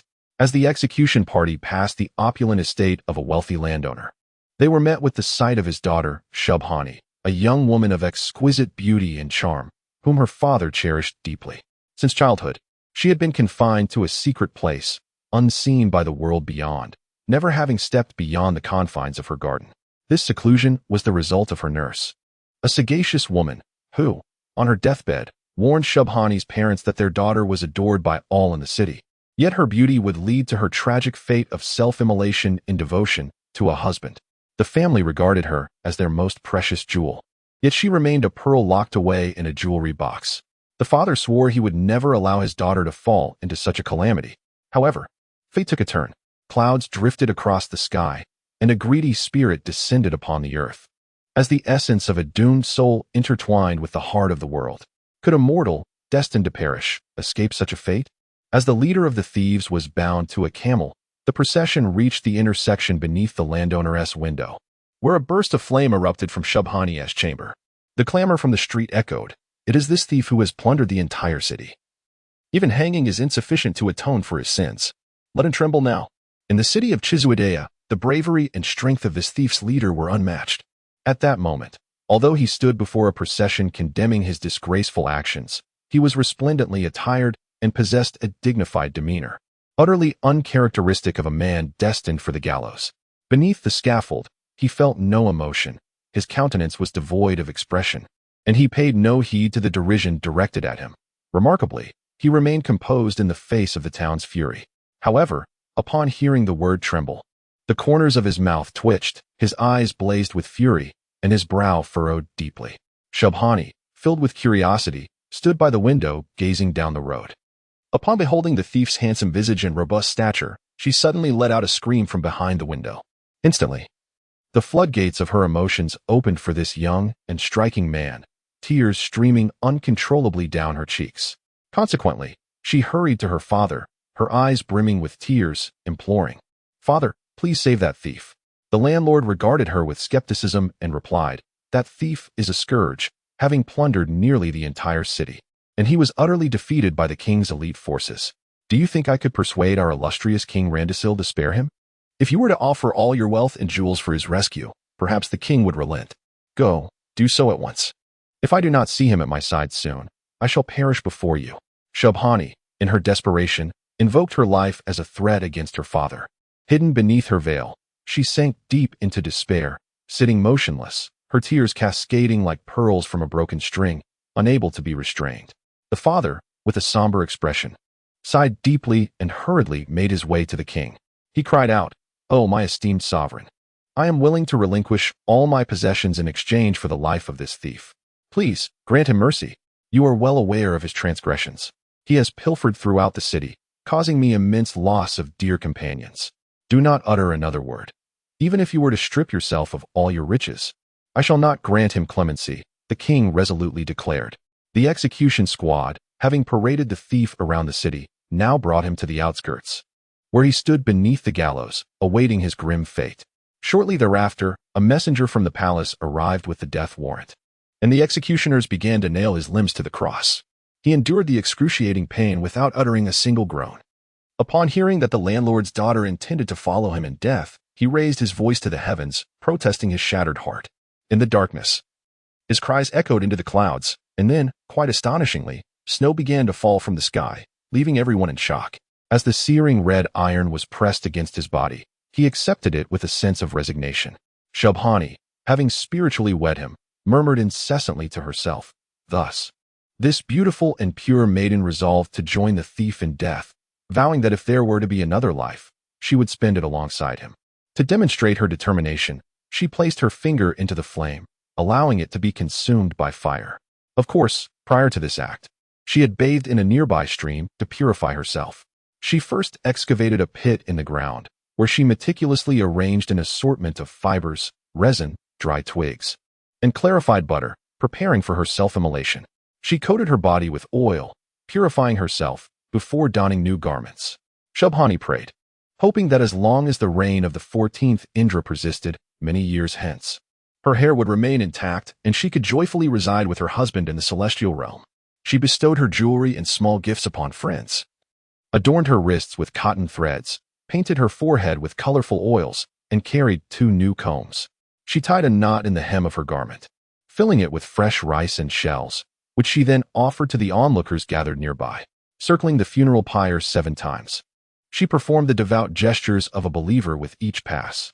Subsequently, she ascended the pile of wood, lying back upon it, resting the thief's head upon her lap. She was uncovered, lacking even a single leaf for modesty. She instructed the crowd to ignite the flames, and they kindled fires in several places, using barrels as drums, chanting loudly, Hari Bol, Hari Bol, a jubilant refrain akin to our own exclamations of wonderment or cheers. The onlookers continued to throw twigs, resin, and butter onto the pyre, which began to ooze under the rising heat. As a Brahmin, Shubhani ascended with relative ease. Once the flames ignited, there was no sign of her wavering. In truth, before the flames even grazed her, she had already departed from this world. Following her ascension, the elderly landowner also took his own life. He fashioned a crescent-shaped weapon, its blade as keen as a razor. He laid it flat against the nape of his neck, ensuring it remained steady, securing the rope tightly. With his eyes closed, he sat down, having purified himself with the pristine soil sourced from 108 miles away along the Manitalani River. He chanted incantations continuously, and then bound his feet to the ends of the rope. With a sudden tug, his head fell to the ground with a thud. How blissfully he met his end. When Betal recounted this, he fell silent, seemingly lost in thought, as if envisioning the old landlord resurrected. "Father, why does that scoundrel laugh incessantly?" inquired the young Prince Dhyavashi. "Your Majesty, I once again express my gratitude for your favor," Betar suddenly interjected, acknowledging that it was you who liberated him from his arduous predicament. "However, dear king, you have erred this time. Do not lead your noble prince astray with misconceptions. Before I depart, I shall elucidate the reason behind that audacious rogue's alternating tears and laughter." Subsequently, this unfamiliar maiden resolutely fell in love with him during his final moments. Such feelings, such actions, how astonishing it was for such occurrences to transpire in his life. It felt as though the heavens had bestowed a bountiful treasure upon a miser incapable of savoring it, granted wisdom to a villain who would misuse it, gifted a beautiful wife to a fool unable to protect her, and scattered fertilizer upon barren, desolate land. Upon contemplating these thoughts, the audacious and dashing rogue erupted into laughter. This time, the valiant king was well prepared, clutching the bag containing Betal tightly under his arm, convinced that this time, the trickster would surely not escape. Before long, the demon was once again bound as before. Behind Vikram, that familiar voice emerged. The loquacious nuisance had commenced recounting its tale once more. Chapter 9. The art of resurrection. Nestled by the enchanting banks of the Yamuna River lies the city of Dhyamazel, where the inhabitants engage in worship. Among them resides a Brahmin named Kashav, a devout soul who consistently faces the Yamuna in repentance and reverence. Rather than purchasing idols from others, he prefers to fashion clay models of deities himself. Adorning smooth stones with vibrant crimson paint, he offers exquisite flowers, fresh fruits, crystal clear stream water, delectable sweets, and fried lentils to the divine. A true scholar in every sense, he squandered his youth in pursuit of the alluring love deity Kamadeva and his enchanting consort Rithi, leading a life akin to that of the celestial beings, accompanied daily by the melodious cooing of cuckoos, the gentle buzzing of bees, and the caress of a tender breeze. Yet, Kashav remained obstinate, heedless of admonition. One fateful day, after receiving a stern reprimand from his parents, he clandestinely slipped away to a neighboring village. concealing himself behind a towering idol of Panchonant. In a moment of mischief, he devised a wicked plan to cast the idol into the pond. The following day, the townsfolk discovered that the idol had vanished. Soon, the entire village was engulfed in the dreadful news. As chaos descended upon the settlement, Kaishavi's parents fortuitously arrived at the scene, seeking their son. Some claimed to have seen a mysterious young man seated beside the idol. Yet the truth behind the idol's disappearance remained elusive to them. When Kaishavi appeared before the villagers, suspicions arose that he had stolen the Panchanan idol. Unfettered by shame, Kaishavi confessed to his actions, revealing the idol's whereabouts and declaring that he had defiled the divine. The villagers were taken aback by his words. Gazing in astonishment at this audacious outsider, they murmured that this reckless youth would undoubtedly incur the wrath of Panchanan, urging him to meet his demise at once. Upon hearing their words, Kaishavi was struck with genuine fear. Following this incident, he no longer dared to disregard his parents' guidance, immersing himself in his studies with unwavering dedication. Ultimately, he rose to prominence as a renowned scholar across the nation. Now, Kaishavi has ascended to the Brahmin class. He is blessed with a daughter named Manhumaladi, whose beauty is unparalleled, even eclipsing that of celestial nymphs. Her exquisite visage, with eyes as luminous as blooming blue lotuses, radiates warmth and gentleness, while her arms resemble the tender stems of fresh lotuses. This charming maiden has now reached the age of marriage. Her parents and brothers are anxious about her nuptials, for a sage once proclaimed that if a daughter of marriageable age remains without a husband, it would bring shame upon the family. It is quite a coincidence that on this particular day, Kaishavi ventured out to attend a wedding, while his son went to his seminary to mend the classroom. In the absence of the men, a young visitor unexpectedly arrived at their home. Upon seeing this handsome young man, Manhumalada's mother deemed him a well-mannered lad and proclaimed, "I shall give my daughter to you." However, at the same time, the father, Kaishavi, had already pledged his daughter to a young man he had encountered at a friend's house. Moreover, her brother had made a similar promise to one of his classmates.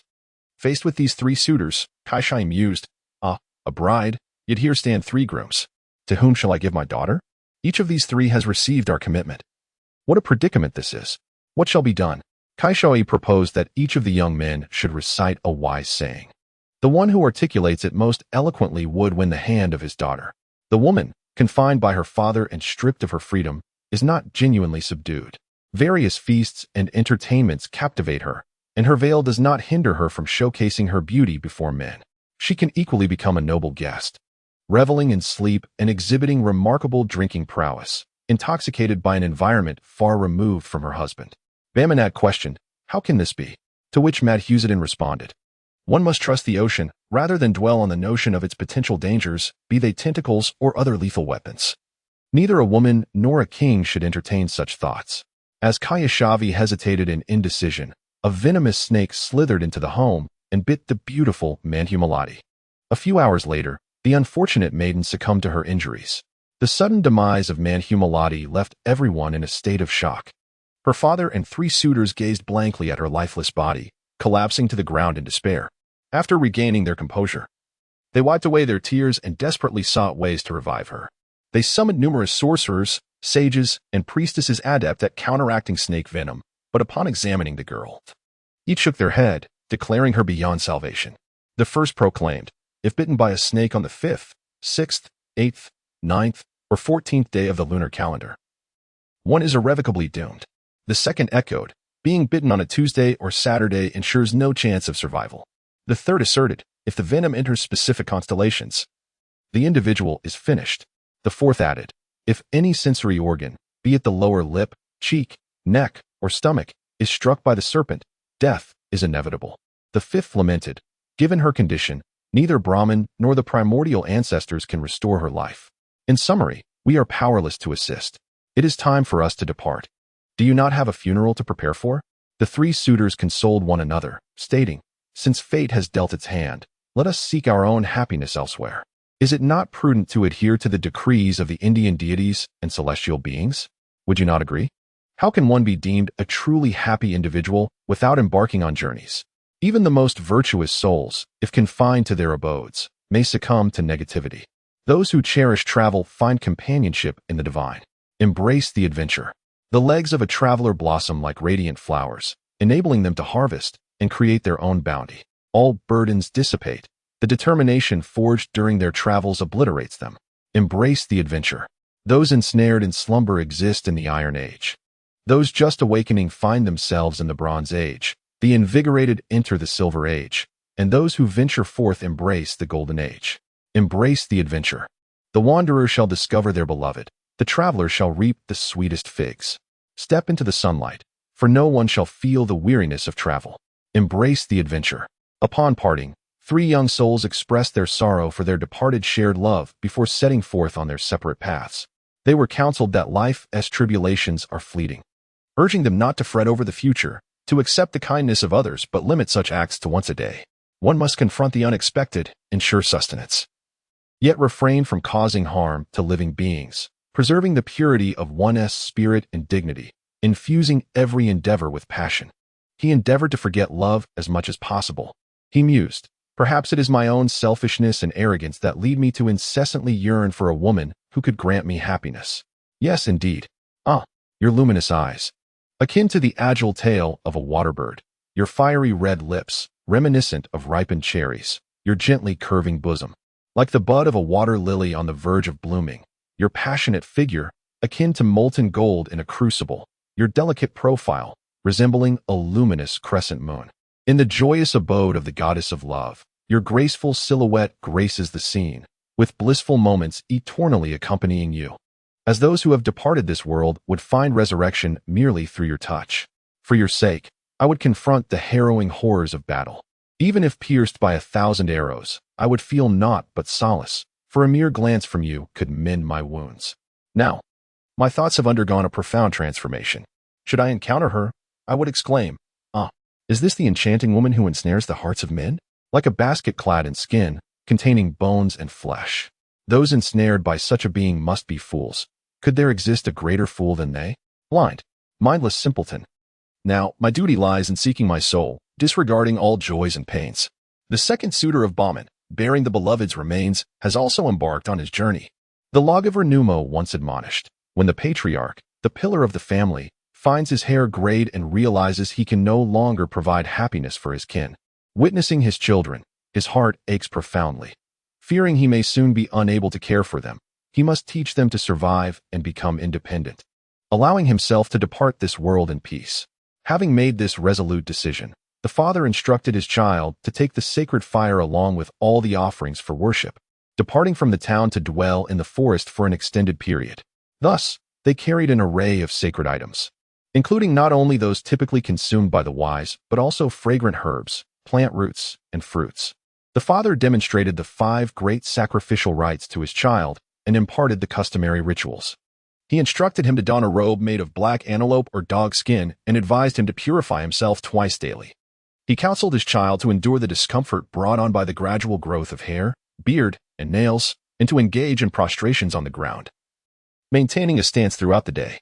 At dawn, noon, and sunset, he was to bathe or shower. During the sweltering summer, he was to sit before 5 blazing fires, enduring the sun's relentless rays. On rainy days, he was to stand in the open, exposed to the deluge, and in the frigid winter, he was to practice austerities in wet garments within the forest. Subsequently, in accordance with the law, he was to restore the sacred fire and quietly consume roots and fruits to sustain his strength. How could one's life be devoid of love? A corporeal being. Those who are blind, afflicted by strokes, or burdened with flaws.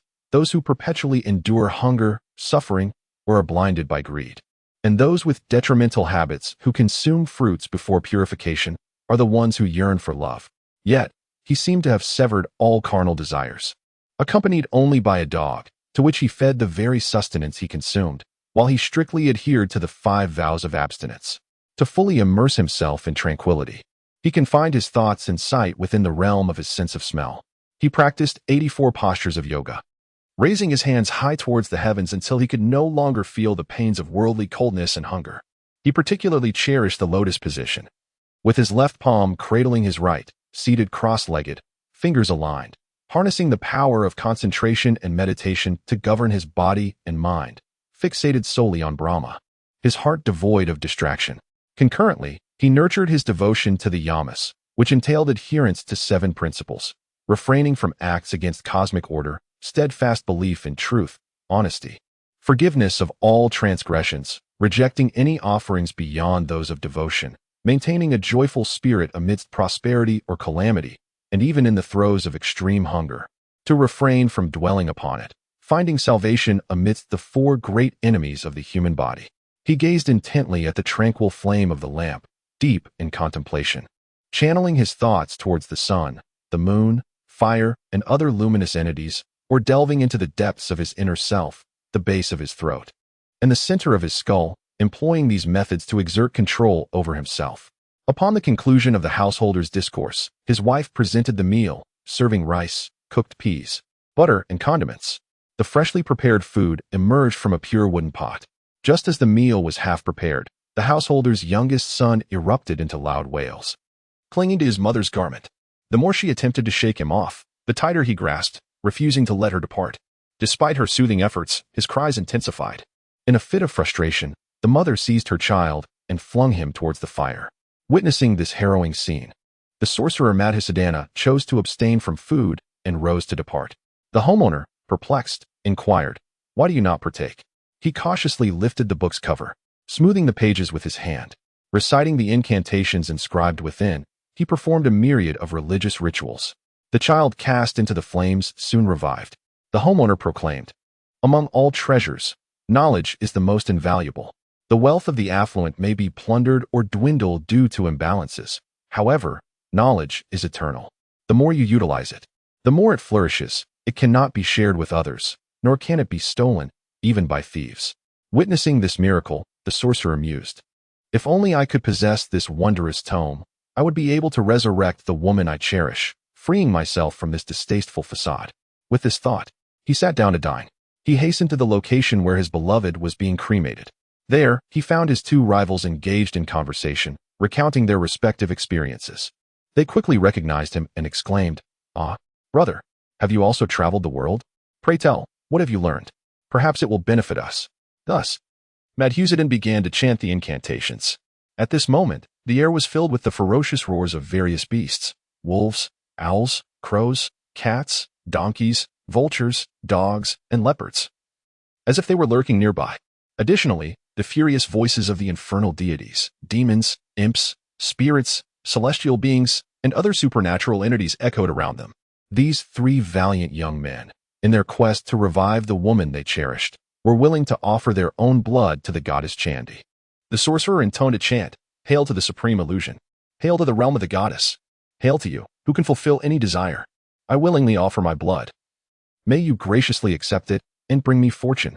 Subsequently, they performed a ritual symbolic of the immolation of their bodies, earnestly praying, "Oh, omnipotent goddess, please grant my beloved girl the gift of rebirth. I humbly present my body to you, hoping for your blessings. I shall forever sing your praises. Hail." Thus, the question of who should possess the exquisite Manhumaladi once again ignited a fierce dispute among the three young men. Each aspired for her to be his beloved. Vikram asserted that the bones were of utmost importance. Bamanth swore by the ashes, while Madhusudan dismissed their claims with disdain. This debate was beyond comprehension, even for the most astute theologians. And the king, well, there was no need to seek wisdom any further. "Pray tell, illustrious King Vikram, can you enlighten us as to whom this resurrected woman rightfully belongs?" The vampire provocatively inquired. "She belongs to the young man who preserves her ashes, Bamanth." "Curse that fellow!" the brave king thundered. "Oh, my king, it is a privilege to witness such an outcome," the vampire chuckled. "Yet my intuition tells me that we are merely temporary allies in this endeavor. The tales I narrate resemble the quarrels between lovers, ultimately culminating in a harmonious conclusion. Should you be inclined to agree, I might consider hanging from a tree for a moment." As Betal spoke, he effortlessly ascended the tree, suspending himself upside down.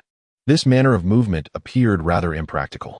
Upon capturing this cunning fugitive, the king pondered whether he ought to sit and listen to this individual's stories, or if such a contemplative gait was merely foolish. With this thought, the king placed the bag upon the ground and secured its opening with a turban and belt. After completing this task, he sat before the bag, inviting his son to join him. The vampire vehemently protested to the king, asserting that such an action contravened their pact.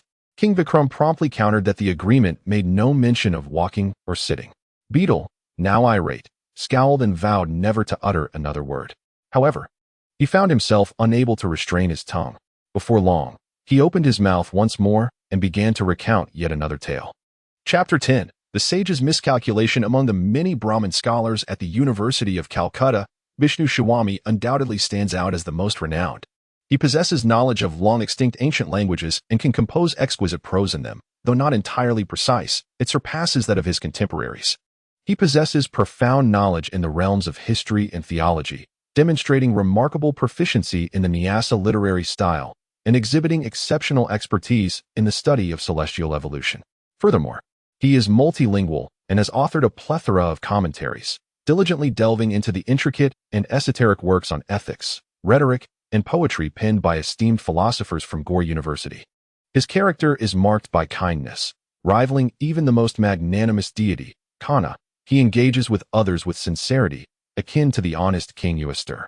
His reputation is widespread, commanding respect and admiration from all, be they Brahmins, idlers who indulge in gossip, sycophantic women, or mistresses. All that has been said is indeed true. Occasionally, he may struggle to articulate his thoughts in his native language. However, he possesses a keen understanding of the distances from Earth to the distant sun, moon, and the twinkling stars. Yet, should one inquire about the location of Greece, he would be left in perplexity. He can recount every event from 5 or 6 million years prior in a strict chronological order, yet remains oblivious to occurrences within his own era. On one occasion, he earnestly questioned a friend whether a cat, when placed in the jungle over time, might transform into a tiger. Despite this, many professors and students at the school continue to regard the disheveled figure of Vishnu Swami, with his purplish visage and murky eyes, with great reverence. It is pertinent to mention that this astute and devout Brahmin nobleman has 4 sons, all of whom have been nurtured in an exceedingly stringent educational environment. When they had just begun to recognize characters, their father instructed them to recite prayers. By the age of 4, they were capable of reading various hymns and scriptural songs. As they grew a little older, their father encouraged them to diligently study religious rituals and the abstract essays concerning theology. He served as their enlightening mentor, tirelessly imparting wisdom through the finest literature to shape his sons' thoughts and conduct. In private, he would commend them, yet in public, he often criticized them openly to cultivate their humble character. He would mock their appearance and dress them in coarse garments to rid them of vanity and superficiality. He taught them the art of refusal, advising them not to accept invitations to feasts indiscriminately. He would promise gifts to his children but delay their fulfillment, merely to instill in them an understanding of such experiences, ensuring they would not pass this habit on to future generations. He would often use a rod, cruel words, and frightening tales to intimidate and caution them, urging them to act with care to avoid the abyss, for a single misstep could lead to eternal regret. At the age of 6, they transferred to the Chhattisgarh school to study the 4 volumes of sacred texts. Each day, from dawn, the students would gather in a hut to listen to their teacher until noon. The midday break lasted only 2 hours, of which bathing, dining, resting, and worship consumed half. During this brief respite, they sought not to be overwhelmed by endless academic tasks. Instead, they engaged in refined and beneficial activities for the youth, allowing themselves moments of leisure and relaxation. At 3 o'clock in the afternoon, they are to recite, word by word, the knowledge they have diligently acquired, while simultaneously absorbing the teacher's explanations. This continues until dusk. Following this, they engage in another act of worship, accompanied by refreshments, which takes approximately another hour. Subsequently, they resume their studies until 10 o'clock at night, to solidify the knowledge gained throughout the day. From their youth, they have devoted their primary energies to the study of the Vedas. At this stage, they no longer concern themselves with mastering precise pronunciations or grammatical structures. Upon encountering such subjects, they become quite disinterested. In history, they primarily study the Indian chronicle of Brahmanical teachings, rather than Buddhist doctrines. In geography, they focus on the sacred land of the Vedas, requiring only a cursory attention to other geographical knowledge, without the need for diligent memorization. In law, they study the Manusmriti. Although this purely legal education is soon abolished, it is evident that these children, even before their birth, were altered by the mischievous goddess Aditi, who delights in toying with humanity. Typically, by the age of 12, they are to enter Kasa University, where the curriculum varies significantly among students. Consequently, among the 4 children of Brahmin nobility, the first became a gambler, the second, a hedonistic libertine, the third, a thief, and the fourth, a devout Buddhist. or in other words, a staunch atheist. As Betal spoke, King Vikram cast a furrowed brow towards his son, as if to imply his relief at not imposing upon his child the same demands as those pious parents. The young prince appeared to grasp his father's sentiment, recognizing that such expectations are quite prevalent in illustrious Brahmin families. Subsequently, the prince inquired of Betal the meaning of the term atheist. The vampire articulated that the term is intricate, encompassing 3 or 4 interpretations. Firstly, one who denies the existence of God. Secondly, one who acknowledges God's existence but maintains a skeptical stance due to their preoccupation with human affairs. Thirdly, those who believe in God and divine providence, yet lack resolute conviction, rendering them susceptible to doubt. Similarly, certain atheists may come to embrace divinity influenced by the deceased or by superstitious notions. Others, despite harboring fervent interest in theology, may lack profound inspiration or unwavering determination, while some possess a remarkable malleability. In the eyes of atheists, aside from the 5 fundamental elements of earth, water, fire, air, and vacuum, nothing else holds existence. The sage of Patanjali posited that the universe is in a state of perpetual evolution. He asserted that matter possesses an eternal quality in the dimension of time and an infinite nature in the realm of space, existing without beginning or end. He contended that constructs, intellect, and conceptualization are inherent attributes. According to his theory, the notion of I does not serve as proof of the spiritual or material, but rather emerges merely as a mutation of matter. He expressed skepticism towards the existence of spirit and soul, as their presence cannot be discerned within the human body, which contravenes the laws of physiology. He embraced the material world, yet denied the existence of atomic particles and their spherical states. Through the analysis of thoughts and wisdom concealed within the brain, he proposed that words do not convey an object, but rather elucidate the state of that object. For him, reason is merely an instinctual behavior, a function of the organism induced by the elements in the air conducive to life. He claimed that concepts of good and bad are merely expressions of geographical location and chronological order, pointing out that labeling something as bad is a reflection of the principle that extremes tend to reverse or transition into their opposites. He acknowledged that laws are the great progenitors of all things, yet he did not believe in the existence of a law's originator, for if such a figure existed, another would inevitably arise, leading to a series of convoluted inferences until it devolves into absurdity. Ultimately, the 4 young men were astonished to discover that the knowledge they had acquired in school consisted of notorious theories. The religious teacher stated that there exist 4 distinct personalities among individuals in this world: those who are exceedingly obedient and submissive, those who are adept at executing commands, even if it involves malevolent deeds, those who are neither good nor bad, and finally, those who engage solely in nefarious actions. According to his observations, individuals of the 3rd type may eventually turn to crime, as they neglect the principles they ought to uphold. He asserted that all of you belong to the 4th category. Subsequently, he addressed the eldest among them, remarking on the subject of regulating gamblers as extensively detailed in literature. First, the gambler's nose should be severed and displayed publicly, followed by their exile from the country, serving as a cautionary example to others. Gamblers typically experience more losses than wins. When they lose, they are faced with 2 choices: to accept their losses gracefully or to refuse to pay their debts. The former not only results in financial loss but also a significant loss of face, while the latter leads to a forfeiture of social standing. Thus, the paths available to them, while dire, are somewhat straightforward. Either they endure public admonishment and strive to reform their lives, or they are condemned to infamy for eternity. Upon concluding this discourse, the religious teacher turned to the second offender and remarked, "Those women who, with a mere flutter of an eye, can ensnare men in a web of desire are to be avoided by those of discernment. Only the foolish would invest their emotions in such individuals, ultimately being deceived and losing the chance to pursue joy, reputation, lifestyle, thought patterns, and spiritual beliefs. The occurrence of such situations may be attributed to misguided advice from their spiritual mentors or a tendency to project their own nature onto others. There is a saying, a person devoid of shame will not hesitate to tarnish another. Therefore, young ones, it would be wise to cease your misguided actions." In an effort to assert his correctness, this young man continued to quote Laila Shastri from his textbook, suggesting that the older professors enhanced their romantic skills. However, they expelled him for stating that fate tends to favor the reckless and the powerful.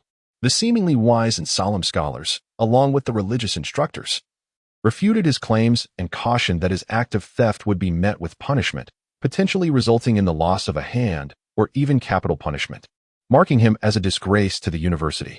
They declared him akin to the most notorious of robbers, while others may have pilfered trivial possessions. He had stolen the finest treasures. They committed their crimes under the cover of night, while he brazenly did so in daylight. They accused him of being a man who had perused the thoughts of Charya Vidya, claiming that his scholarly pursuits were merely a guise to propagate his religious rituals. Thus, they cast him out.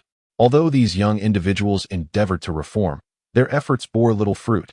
They sighed and wept, even resorting to desperate theatrics of self-harm to soften their father's heart. Yet, Swami remained unyielding in his rejection. He perceived the emergence of such issues in his children as a personal failure, never fathoming such an outcome. For him, a diligent and learned professor, it was an utter disgrace. Moreover, his treatises on the upbringing of adolescents and the lectures tailored for the youth of the Brahmin class had become esteemed literary works. Moreover, there exists a sense of responsibility that compels him.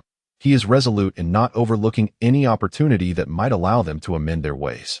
The children openly mock various professions, dismissing them as mere pursuits coveted by the impoverished middle class. Consequently, he entrusted them to their uncle, an exceedingly destitute individual. Presently, the monthly allowance has ceased, and their father, a clergyman, barely scrapes by on a meager annual income. He has always harbored the hope that his sons would fulfill his aspirations, becoming exemplary students who achieve success and ascend into the upper echelons of society. These four young men, accustomed to a life of indulgence, are acutely aware of their father's heartfelt intentions and foresee what awaits them at Jayasur University. Their father regards this institution as a final destination, while they perceive it merely as a launching pad, a springboard to propel them into the wider world. The four youths endeavor to adapt to life without their monthly stipend, yet they find themselves failing. As they lament, it is akin to squeezing oil from sand. Tragically, a gambler possesses neither capital nor a means to procure loans. On one occasion, during a card game, he lost 2 or 3 gold coins and, unable to repay his debts, was severely beaten with a stick, nearly begging his creditor to sell him into slavery. He grew increasingly restless, bidding farewell to his brothers and instructing them to seek him out in Jayasur. Thus, he embarked on his journey to Jayasur University in pursuit of wisdom. A month later, another wayward soul could no longer contain himself. Devoid of paternal support, he found himself unable to procure fine garments, not even a single respectable coat. He pondered whether his handsome visage might serve some purpose.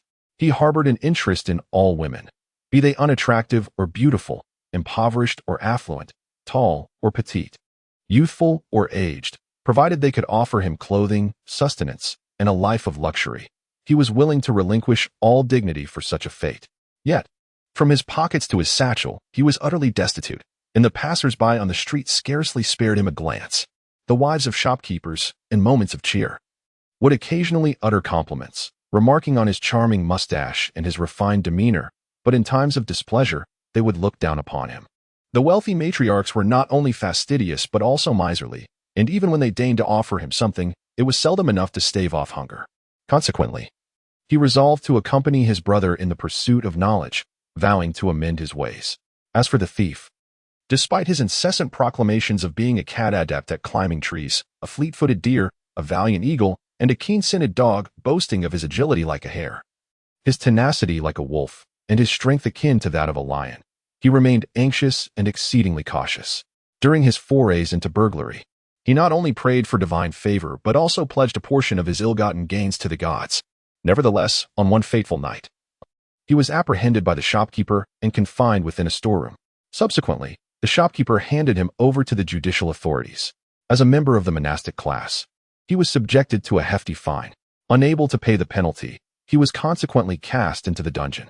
After enduring a period of confinement, he ultimately managed to orchestrate a daring escape. As he bowed in farewell to Kartikeya, the Indian deity often associated with mischief, he discreetly pilfered a blanket from a guard and made his way towards the University of Jaisalmer. The remaining atheist gradually came to the disheartening realization that his life was devoid of any semblance of joy. He relished engaging in postprandial debates, for such exchanges allowed him to showcase his intellect and eloquence, thereby exerting pressure on those Brahmins who opposed him and attempting to gain the upper hand in theological discussions. Consequently, he relocated to an unfamiliar city, where no one recognized him as the son of Vishesh, nor did anyone extend an invitation for him to visit their homes. On one occasion, he sought to amuse himself by employing his usual tricks to mock the learned sages gathered around a pool. They were engrossed in a discourse about a Brahmin named Shlakash, who suffered from chronic asthma. In light of his intrusion, they exhibited no reservations, indifferent to his identity or origins. Ultimately, their words were laced with cruelty and unrestrained candor, deeply wounding the debate-loving atheist. As a result, he developed a profound weariness for such discussions and, with all hope abandoned, set forth towards Jaslamar to join his brethren. Let me reflect on some of the remarks they made. You have always maintained that the soul is universally present and eternally unchanging. Your views on the divine diverge, as they do not align with the axioms you hold dear. According to your assertion, the human mind resembles an ordinary organ, and the gift bestowed by the divine merely signifies a primal instinct that is somewhat superior to that of a dog in certain respects. The wise Gorian sage, Gorian, in his opposition to the sage Jayaslar, articulated that you still allow us to harbor hopes for the future. You permit us to envision boldly, as life remains a conduit between us and the life-giver. However, now, you have desecrated the divine with your irreverent hands, shattering even the slightest connection between us and the divine. Splendid. This represents the latest doctrine of human wisdom and is regarded as the most esteemed developmental theory. In rebuttal, Jayaslar stated that it articulates the most authentic state and identity of individuals in this vibrant world. We have yet to establish a doctrine concerning the facts we have studied, yet we have already demonstrated that materialism aligns with the laws of nature. Of course, our material philosophy cannot overturn any truth, for if it is true, it will provide guidance and inspiration to humanity. If it is false, it will be discarded and ultimately obliterated. These two individuals delight in expressing their shared viewpoints, striving to make their beliefs known to the entire world. Several sons of Shavomi convened to deliberate, planning to conduct an experiment at a predetermined time, utilizing their talents and knowledge regarding the processes of life to validate their doctrine concerning the enigmatic term associated with Lakash. The notable scholar P.Z. Shavomi once penned a famous commentary: the scriptures and traditional practices are at odds. Whoever cites the words from the Vedas to express their own opinion cannot be deemed a philosopher. True philosophy conceals ignorance, nestled within the crevices of a rock, much like a hidden treasure. Yet, there is solace in the knowledge that it will one day capture the attention of the inquisitive. At this moment, the erudite father has learned from his brother-in-law that his sons have undergone significant transformation, now fully capable of assuming their roles as his successors, a revelation that brings him immense joy. Upon hearing of their intention to conduct a public experiment concerning science, he is eager to understand their perspectives and is prepared to offer his unwavering support. Long ago, scholars and religious instructors had participated in theoretical gatherings of the infamous Yam. This time, due to the esteemed invitation of Vishesh Shavomi, on the appointed day, all devout Brahmins, scholars, religious teachers, professors, speakers, clergy, poets, philosophers, mathematicians, and the students and faculty of Gore College assembled in a grand garden, typically a venue for football, birdwatching, and kite flying, to witness the experiment of 4 young men. At the designated hour, these 4 youths appeared, carrying a bag of bones and other essentials, advancing slowly and timidly, akin to bashful old cows, heads bowed in trepidation. It is said that a Brahmin may walk but cannot run, even in the rain, guided by their father's earnest teachings, along with the knowledge they have acquired and the principles that even philosophers might struggle to fathom. They delivered an impromptu discourse. Although the scientific truth had once been doused by the skepticism of Jayasar's rivals, they firmly believed that it would ultimately garner admiration and recognition from the populace. In the midst of the unfolding preparations, the metaphysical philosopher, Laskarol, cast a derisive glance at the poet, Visvata, before shifting his gaze to the theologian, Vardhaman.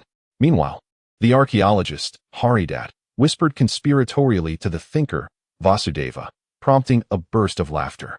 Concurrently, Narayan, Jadeshama, and Devaswami, renowned figures in the realm of the Vedas, widened their eyes in feigned astonishment as they regarded the scene. The 4 young men, noting the disdain directed at them, remained silent. They unzipped the bag containing the tiger's body and commenced their demonstration.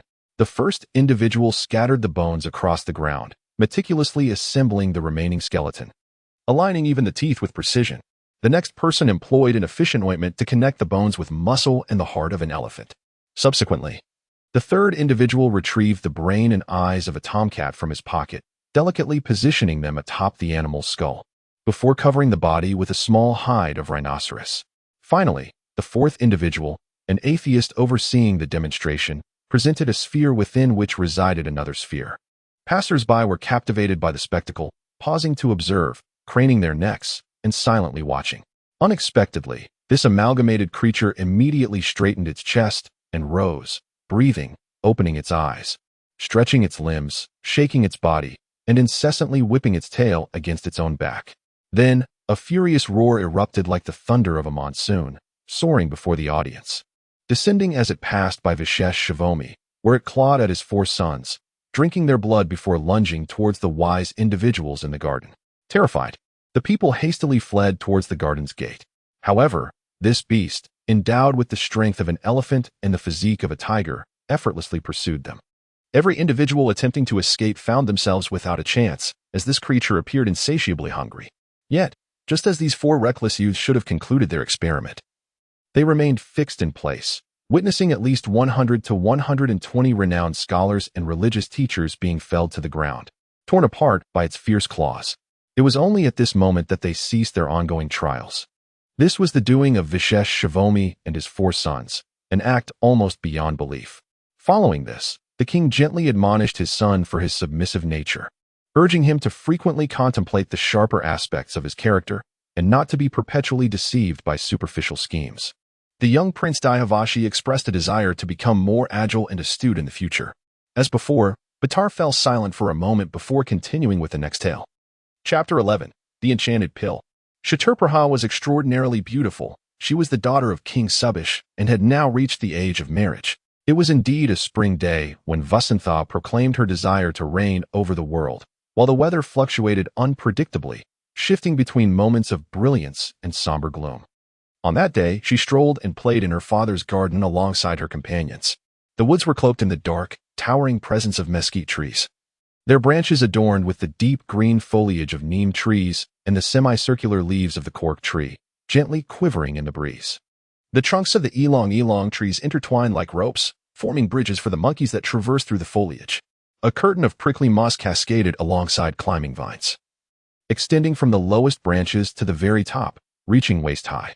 However, coincidentally, just as the princess and her friends, along with the servants discreetly watching over them, were reveling in the splendid springtime, Manasvi, a young and handsome scion of a Brahmin family, arrived at the scene.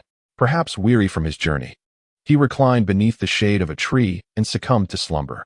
Not a single royal guard noticed his presence, as he continued to sleep soundly while the princess and her companions frolicked nearby. At that moment, Shaturpala, feeling somewhat fatigued, departed from her friends, singing a cheerful tune as she made her way toward the summer house. The soft patter of the princess's footsteps roused Manasvi from his slumber, and he blinked awake, his drowsy eyes surveying the surroundings. The princess, startled by the sudden appearance of this unfamiliar young man, turned to flee. Yet, in that fleeting moment when their gazes met, an undeniable spark of affection ignited between them, what people often refer to as love at first sight. Impossible, the irate king bellowed. I refuse to believe in the absurdities of Kamadeva. His emotions were somewhat heightened, for such occurrences had transpired several times before, yet none bore a favorable outcome. Oh, king, quell your wrath, Betal cautiously elucidated. The likelihood of such an event is exceedingly rare, yet it indeed exists. You cannot explain this matter, can you, you wretched creature? The king retorted with a scornful tone. That is a pursuit befitting a man, Vikram. I have no cause to engage in such folly. The vampire countered. In ancient times, there existed a great philosopher who devised a fluid endowed with a remarkable self-repelling attribute, akin to the steam contained within a brass vessel. This fluid, much like the rampant whispers of gossip, became widely known among the populace. Subsequently, a second owner enhanced this repulsive quality, enabling it to exert a positive attraction towards all entities, forging a profound connection with every atomic component. He termed it amber ion, though it bore no relation to amber itself. The vampire paused before continuing. That philosopher asserted that whenever the two forms contained within this immeasurable substance encountered one another, an incalculable allure would arise, binding the two entities together. When this force was particularly potent, the effect would manifest instantaneously. Thus, the phenomenon of attraction arising from external causes was dubbed the amber ion phenomenon. The concept of love at first sight is derived from this. As for my personal perspective on the matter, I conveyed it to you long ago, Vikram. Have you forgotten? The king appeared to be exceedingly impatient with the plethora of unfamiliar words, bellowing, "Either continue your tale or silence your tongue." The vampire ceased its philosophical discourse and resumed its narrative. Meanwhile, Manasseh lay there like a corpse, utterly oblivious to the unfolding events. At that moment, two erudite scholars, Moldwy and Shushi, were strolling through the garden when they stumbled upon him. "Pray, what is a young man doing here, lying in such a stupor?" inquired Moldwy. "Let us assist him," he added with a touch of sympathy. "Is it truly necessary?" Shushi replied, appearing somewhat unconvinced. However, under the persistent urging of the learned and affable elder, the young man finally spoke. "I beheld a princess but for a fleeting moment, and thus I find myself in this state. I swear I shall possess her, or else I shall perish." "Very well, follow me, young man," Moldwy responded, maintaining his gentle demeanor. "I shall endeavor to assist you. Even if success eludes us, I will ensure you become an independent and prosperous individual." "What is it that you desire most?" Moldwy inquired. "Simply invoke the blessings of the divine, and it shall grant you your heart's desire." "Oh, dear scholar, please bestow upon me that maiden," Manasseh implored earnestly. "This is a secret passed down through generations in our family, intended to perpetuate the benevolence of humanity. Regardless of the circumstances, should you consume it, you shall transform into a 12-year-old maiden. If you wish to revert to your original form, you may do so instantly.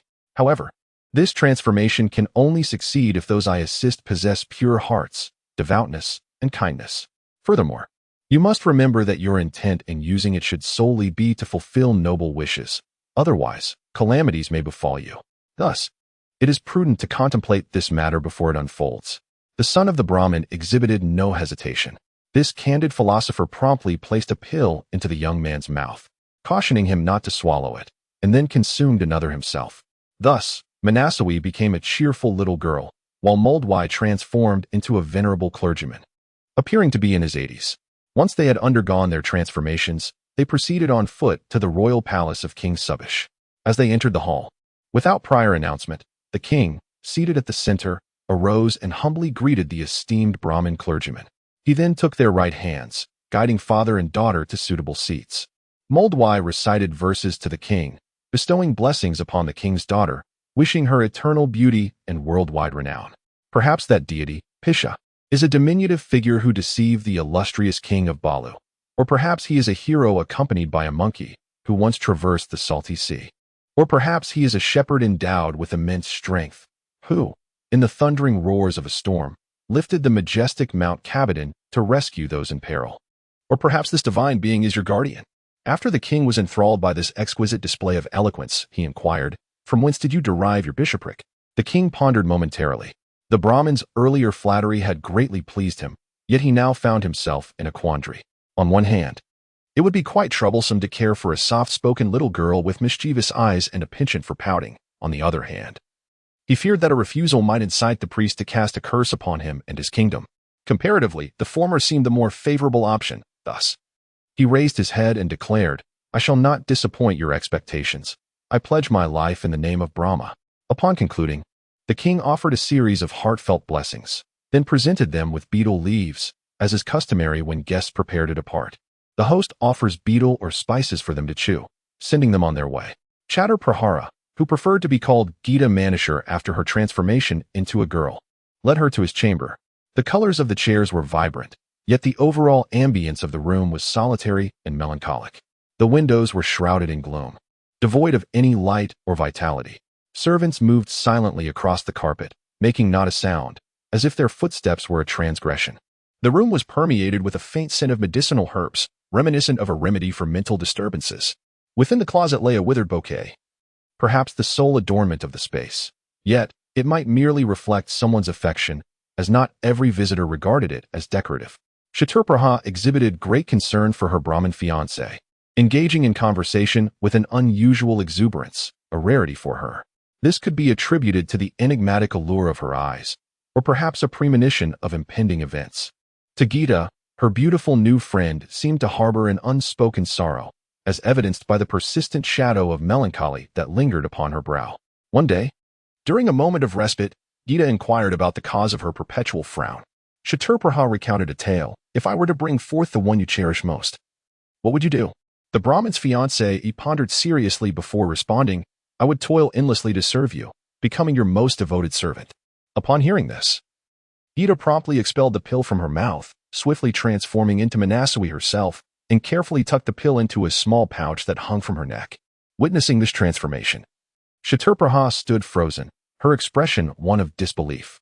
Vampire, let us refrain from excessive elaboration. It would benefit us both, Vikram bellowed, vigorously tugging at the bag, his brow slick with perspiration as though it were filled with gold coins.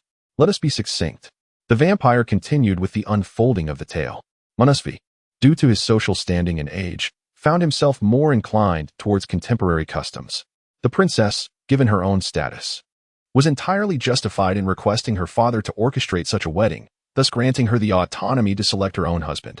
Furthermore, figures such as Rama, Arjuna, Krishna, and Nala suggested that should the princess choose to marry, it ought to be in this manner. Thus, they were wed. 5 months post-nuptials. Manasvi had yet to step beyond the palace gates. The two were inseparable, spending every day and night in each other's company. By day, she accompanied him, and by night, he was her steadfast companion. It was not long before he joyfully realized that he was soon to become a father. Cast away those capricious influences. They not only induce profound exhaustion within the soul, but also extinguish the spirits of many. Futile, all your efforts are in vain. Your despicable actions are laid bare before me, and I cannot accept that my beloved is someone I hold in disdain. Ultimately, Manasvi and Shaturpraha agreed that Gita would become his future identity, and they would refer to each other as sisters. The old king was swiftly persuaded by their reasoning, not only acquiescing to their wishes, but also asserting that as time progressed, through both discipline and recreation, their well-being would flourish. Witnessing such a significant transformation in his cherished daughter, King Subish feared losing her. Thus he resolved to agree to whatever they desired. Thus, the daughter's life unfolded a new chapter. They embarked on short excursions together, shared baths, attended musical gatherings and danced, rode in ox carts, and reveled in water rafting. In essence, their lives were rich and fulfilling. Curiously enough, at a banquet hosted by the treasurer, attended by the royal family, the treasurer's son fell deeply in love with the enchanting Gita, experiencing love at first sight once more. At that moment, the valiant young man declared to his friends, "This girl is my very existence. If I cannot have her, my life shall come to an end." After a brief preparation, the treasurer sought an audience with the king. Before the imposing monarch, he implored, "Your Majesty, my son has fallen for the betrothed of a Brahmin, and he is languishing in despair, unable to eat or drink, merely because he cannot see her. If your Majesty could show mercy and grant him this girl, he would be rejuvenated. If not, foolishness." Before the treasurer could finish his plea, the king, filled with wrath, admonished him, "Listen well. It is exceedingly foolish to urge a sovereign to commit such an immoral act. A man has pledged himself to be a protector. How can he forsake the trust others have placed in him? How could anyone ever trust him again? And now you wish for me to act in such a manner." The treasurer understood that the king would never sacrifice his integrity for him. He was well aware of the monarch's temperament, and thus he murmured to himself, "May the child not remain obstinately deluded." He hung his head, standing there in utter disappointment, uttering not a single word. Upon hearing this, the servants swiftly disseminated the minister's words, and each shared with their comrades that the treasurer wished for death. Upon hearing this, people flocked to the minister's residence to ascertain whether he truly meant what he said. Everyone was eager to know if he would indeed perish, how he would meet his end, where it would occur, and when his demise would transpire. Ultimately, their curiosity was not in vain. Allow me to clarify. The populace did not genuinely desire the minister's death, but rather because he was a commendable master, his passing would undoubtedly be extraordinary. Vikram was indeed infuriated with Betal for such a contemptible nature, yet the demon feigned ignorance, continuing his tale. The treasurer had fasted for 3 days, and all the council ministers convened, resolute in their intention to resign if the king did not acquiesce to their pleas. The treasurer played an exceedingly pivotal role among them, and thus they could not afford to lose him. One cabinet minister remarked, What shall become of us if the king refuses our request? What purpose do we serve as ministers? The following morning, the ministers approached the king, humbly reporting, if the treasurer's son were to perish, the impact on the nation would be minimal. However, the poor father has been on a hunger strike for 3 days. The king was acutely aware of their implied meaning. Regardless, we cannot revive him. Should the father die, the affairs of the state would be gravely affected. Is he not an exceedingly capable treasurer? Half of the treasury's ledgers have already succumbed to the ravages of termites, while the paper has been eroded by the toxic substances within the ink, resulting in numerous holes, rendering the other half of the accounts nearly illegible. These pressing matters await the treasurer's attention. Most esteemed Majesty, your acquiescence to our request would indeed be the most prudent course of action to resolve these dilemmas. The urgency of these issues has indeed unsettled the king. However, he remains steadfast, articulating with unwavering conviction his appreciation for the treasurer and his son, and his desire to salvage their fates. Yet, he could not forsake his oath, preferring to sacrifice a multitude rather than neglect his solemn duties. If a person possesses an unwavering belief in their inevitable demise, no force can deter them. The timing of their arrival or departure, or the occurrences surrounding them, remains shrouded in mystery. Yet, as long as their contributions are acknowledged, their legacy shall endure through the ages. Human nature holds little novelty, perhaps lacking in purpose, yet acts of treachery are absolutely impermissible. One must glean beneficial lessons from the experiences of others. No minister comprehends the king's temperament quite like the treasurer, whose resolute actions and thought-provoking teachings have left an indelible mark on their hearts, profoundly influencing them. Through this petition, the ministers have also perceived the king's unwavering adherence to principles in the face of sentiment, moving them deeply. When an individual manifests their principles, they invoke the glory of their forebears and the noble virtues of their mothers to educate the youth, all the while harboring no doubts regarding the veracity of these matters. In the end, the king gently conceded that he would agree to relinquish his steadfastness, provided that someone could persuade him without making him feel that he was betraying his promise or losing the trust of others. Despite being a sovereign, Subish harbored his own human frailties. The progeny of malevolent individuals may be cunning, yet the timid shall never bequeath such lineage. After their discourse, King Subish dismissed them. He found some merit in the minister's words, but resolved to ponder the matter in the stillness of the night and provide them with a response by dawn. The ministers, understanding that the king needed to confer with his wives, assured him that this union would receive the blessings of all present, and the young girl should feel honored, as she could not forsake the present for the sake of the future. After expressing their sentiments, the ministers retreated with a sense of relief. That evening, the treasurer shared a meal with his beloved son. The king entered his daughter's chamber and commanded Gita to join the treasurer's son without delay. Chacharapraha and Manasvi were engaged in their usual mutual reproaches when they heard the king's order to separate them, which left them rather pleased. Dayavashi, seemingly captivated by the tale, interjected. Vikram chastised his son for his ignorance, cautioning him not to interrupt, urging Betal to continue the narrative. Their faces soon paled, and the two wept in sorrow, pleading with the king to reconsider, fervently arguing against his decree and striving earnestly to persuade him to rescind it. Gita remarked, if a woman were to lose her virtue one day, it must be due to her overwhelming beauty. If a Brahmin's faith were to falter, it would surely be because he was compelled to serve the king, forced by circumstance. Out on the distant pastures, cattle may become spoiled from excessive freedom. Should a man suddenly find himself bereft of all wealth, it is certain he has engaged in immoral deeds, and if a king were to break his promises, the prosperity of his realm would inevitably wane. Chakrapra saw his typically benevolent and noble father transformed into such obstinacy and surmised that he must be driven by self-interest or swayed by the baseness of human nature, leading him to forsake the right path. King Sabikara agreed with his daughter's sentiments. His steadfast belief had been shaken, yet he remained resolute in his decision. At that moment, employing the tactics often resorted to by coerced women, the Brahmin's fiancée, wishing to buy time, addressed the king, Your Majesty, if you have indeed resolved to wed me to the son of the treasurer, I shall comply with your command, but it is imperative that he adheres to my stipulations. Otherwise, he shall never see me cross the threshold of his home. What is it that you require of him, my child? The king inquired kindly. I am of the Brahmin caste, or the priestly order, while he belongs to the Kshatriya caste, the warrior class.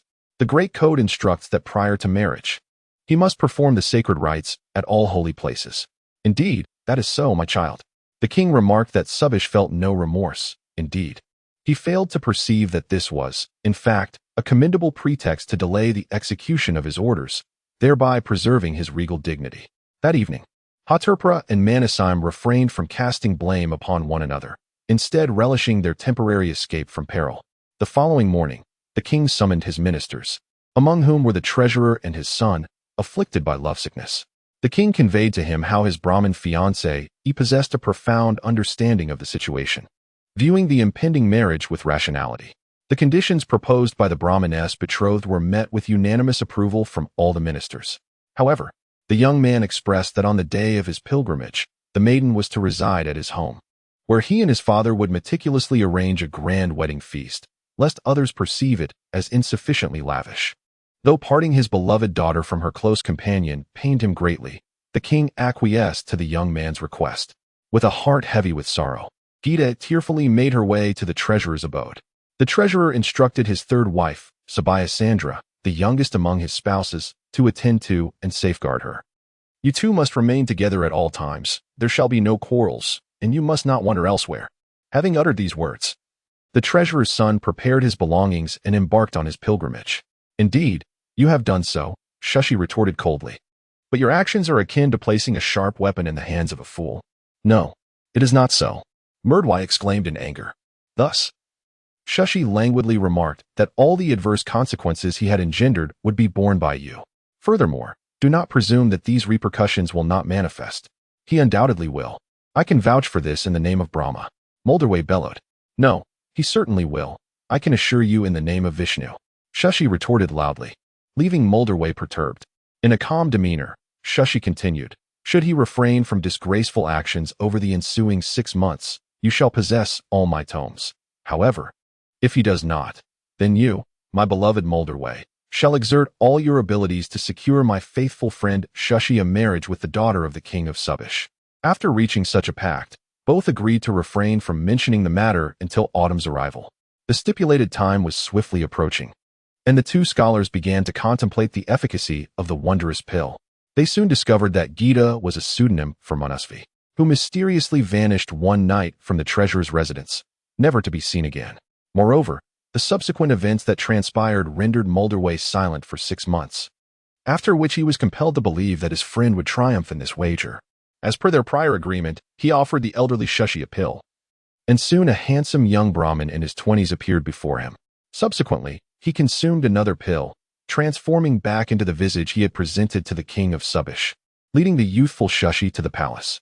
The king of Subish, having offered a few perfunctory remarks, ultimately refrained from addressing the matter of Gita. At last, he mustered his courage and divulged the entirety of the events. How could you do this? Moldavay exclaimed, his visage contorted with indignation. Why have you betrothed my son's wife to another? Since you have acted upon your own desires, now I implore you to accept my curse. The unfortunate king, trembling with despair, beseeched, oh, my sins, as long as you remain unangered, I shall acquiesce to any demand you impose. If you fear expulsion from the church, Moldavay pronounced with gravitas, then agree to one condition. Pledge your daughter, Haturpra, in marriage to my son. Only then shall I find it within myself to forgive you. For me, whether you bestow upon me a radiant necklace of pearls or a venomous cobra, the mightiest adversary or the kindest friend, the rarest treasure or mere soil, the softest mattress or the hardest stone, the sharpest shard of glass or the most enchanting woman, none can absolve your transgressions. However, nearly simultaneous to Haturpra's marriage to the learned Shash, Manasvi confronted him, leading to a fierce altercation. Return my wife to me. At that moment, his foot had completely healed. She is my wife, Shash replied with utmost composure. Manasvi, swearing by all that is sacred, asserted that he had long since lawfully wed the princess and was soon to be the father of her child. He claimed that Moldavay could testify on his behalf. Yet this esteemed figure had vanished without a trace. He requested Kashuplaha to testify on his behalf, yet the unfortunate princess wore an expression of innocence, vehemently denying ever having encountered him. However, the words of Manasvi convinced many present that this was indeed the truth, as the tale was simply too captivating. Even now, numerous individuals believe he had once lawfully wed the king's daughter. What a disgraceful scoundrel! Vikram thundered in fury, his disdain particularly directed towards those who acted in secrecy and abandoned their duties midway. Who could possibly attest that this rogue Manasvi was the father of the princess's child? Yet, since Shashib had lawfully married the princess and completed all matrimonial rites, she was obliged to fulfill her duties as a wife. Should Shashib perish, her child must conduct his funeral and offer holy water for the spirits of his ancestors, for such is the decree of just law. The vampire bellowed. Do not forget to hasten, dear majesty. Ponder well on what you shall do if you cannot reach the Shiras tree. Oh, King Vikram. The next tale is sure to pique your interest. Chapter 12. The legend of head swapping. In a vast and fertile land that was once occupied by the Aya from the western plateau, there resided King Haridas, who had a beautiful daughter named Umatini, renowned for her exquisite beauty. Countless learned scholars and poets have composed transcendent sonnets and lyrical verses in her honor. Her arrival resembled a brilliant beam of light piercing through an obscure chamber, dazzling all who beheld her.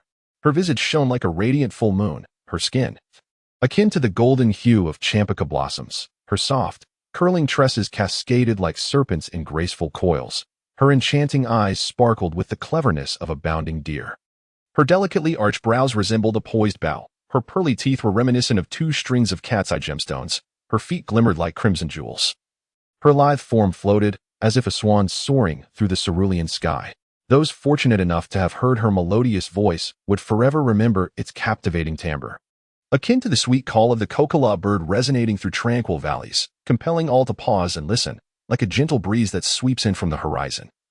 Even the celestial nymphs of the Indian paradise would find themselves enchanted by her charm. Yet, no poet has managed to capture the affections of the enchanting Umatini. She perceives them as mere admirers of a woman's beauty, rather than true praise for her essence. Only when one ardently extols her wisdom and talents might one hope to win her heart. To achieve this, one must immerse oneself in literature, summon all sincerity and wit to ignite the boundless passion within, and cultivate a unique persona that reflects individuality and allure, thus deserving of her nobility and grace. Who among us is unaware that flattery serves as the match that ignites the flames of love? Alas, there will always be those with coarse manners and dull tongues, who, when compared to the beasts of burden, will undoubtedly attract the favor of the divine. Yet even they must. The little Prince Dihawa, she could not help but envision the expression on his father's face upon hearing such words, and he burst into laughter. The king, upon hearing this untimely jest, immediately commanded Betal to cease such immoral comparisons and to narrate his tale properly. The delightful Umatini conceived a brilliant idea to satirize these ridiculous poets and literati. That day, she informed her most cherished father that, without exception, her future husband must be a kind-hearted man capable of composing poetry. Moreover, he must possess noble character and profound knowledge, someone whom she could truly admire. One can easily imagine that her close friends, witnessing her resolute rejection of numerous esteemed suitors, concluded that her future would either be one of solitary misery or spent in the company of a rogue, or perhaps with a monkey adorned with a bell tied to its tail. The young and handsome Mahasani remarked, "Foolish individuals pursue the eternal in this world, an endeavor as fragile as the grass beneath a tree and as fleeting as the waves upon the sea. All that rises will soon fall. All that dwells at the depths will inevitably decay. Those who refuse to wipe away the tears from the faces of their deceased kin, neither weeping nor mourning, yet attend the final funeral. What fate awaits such individuals?" The beautiful Umatini, concealed behind the curtain, inquired. This man dared to quote poetry. It was evident he had been dismissed.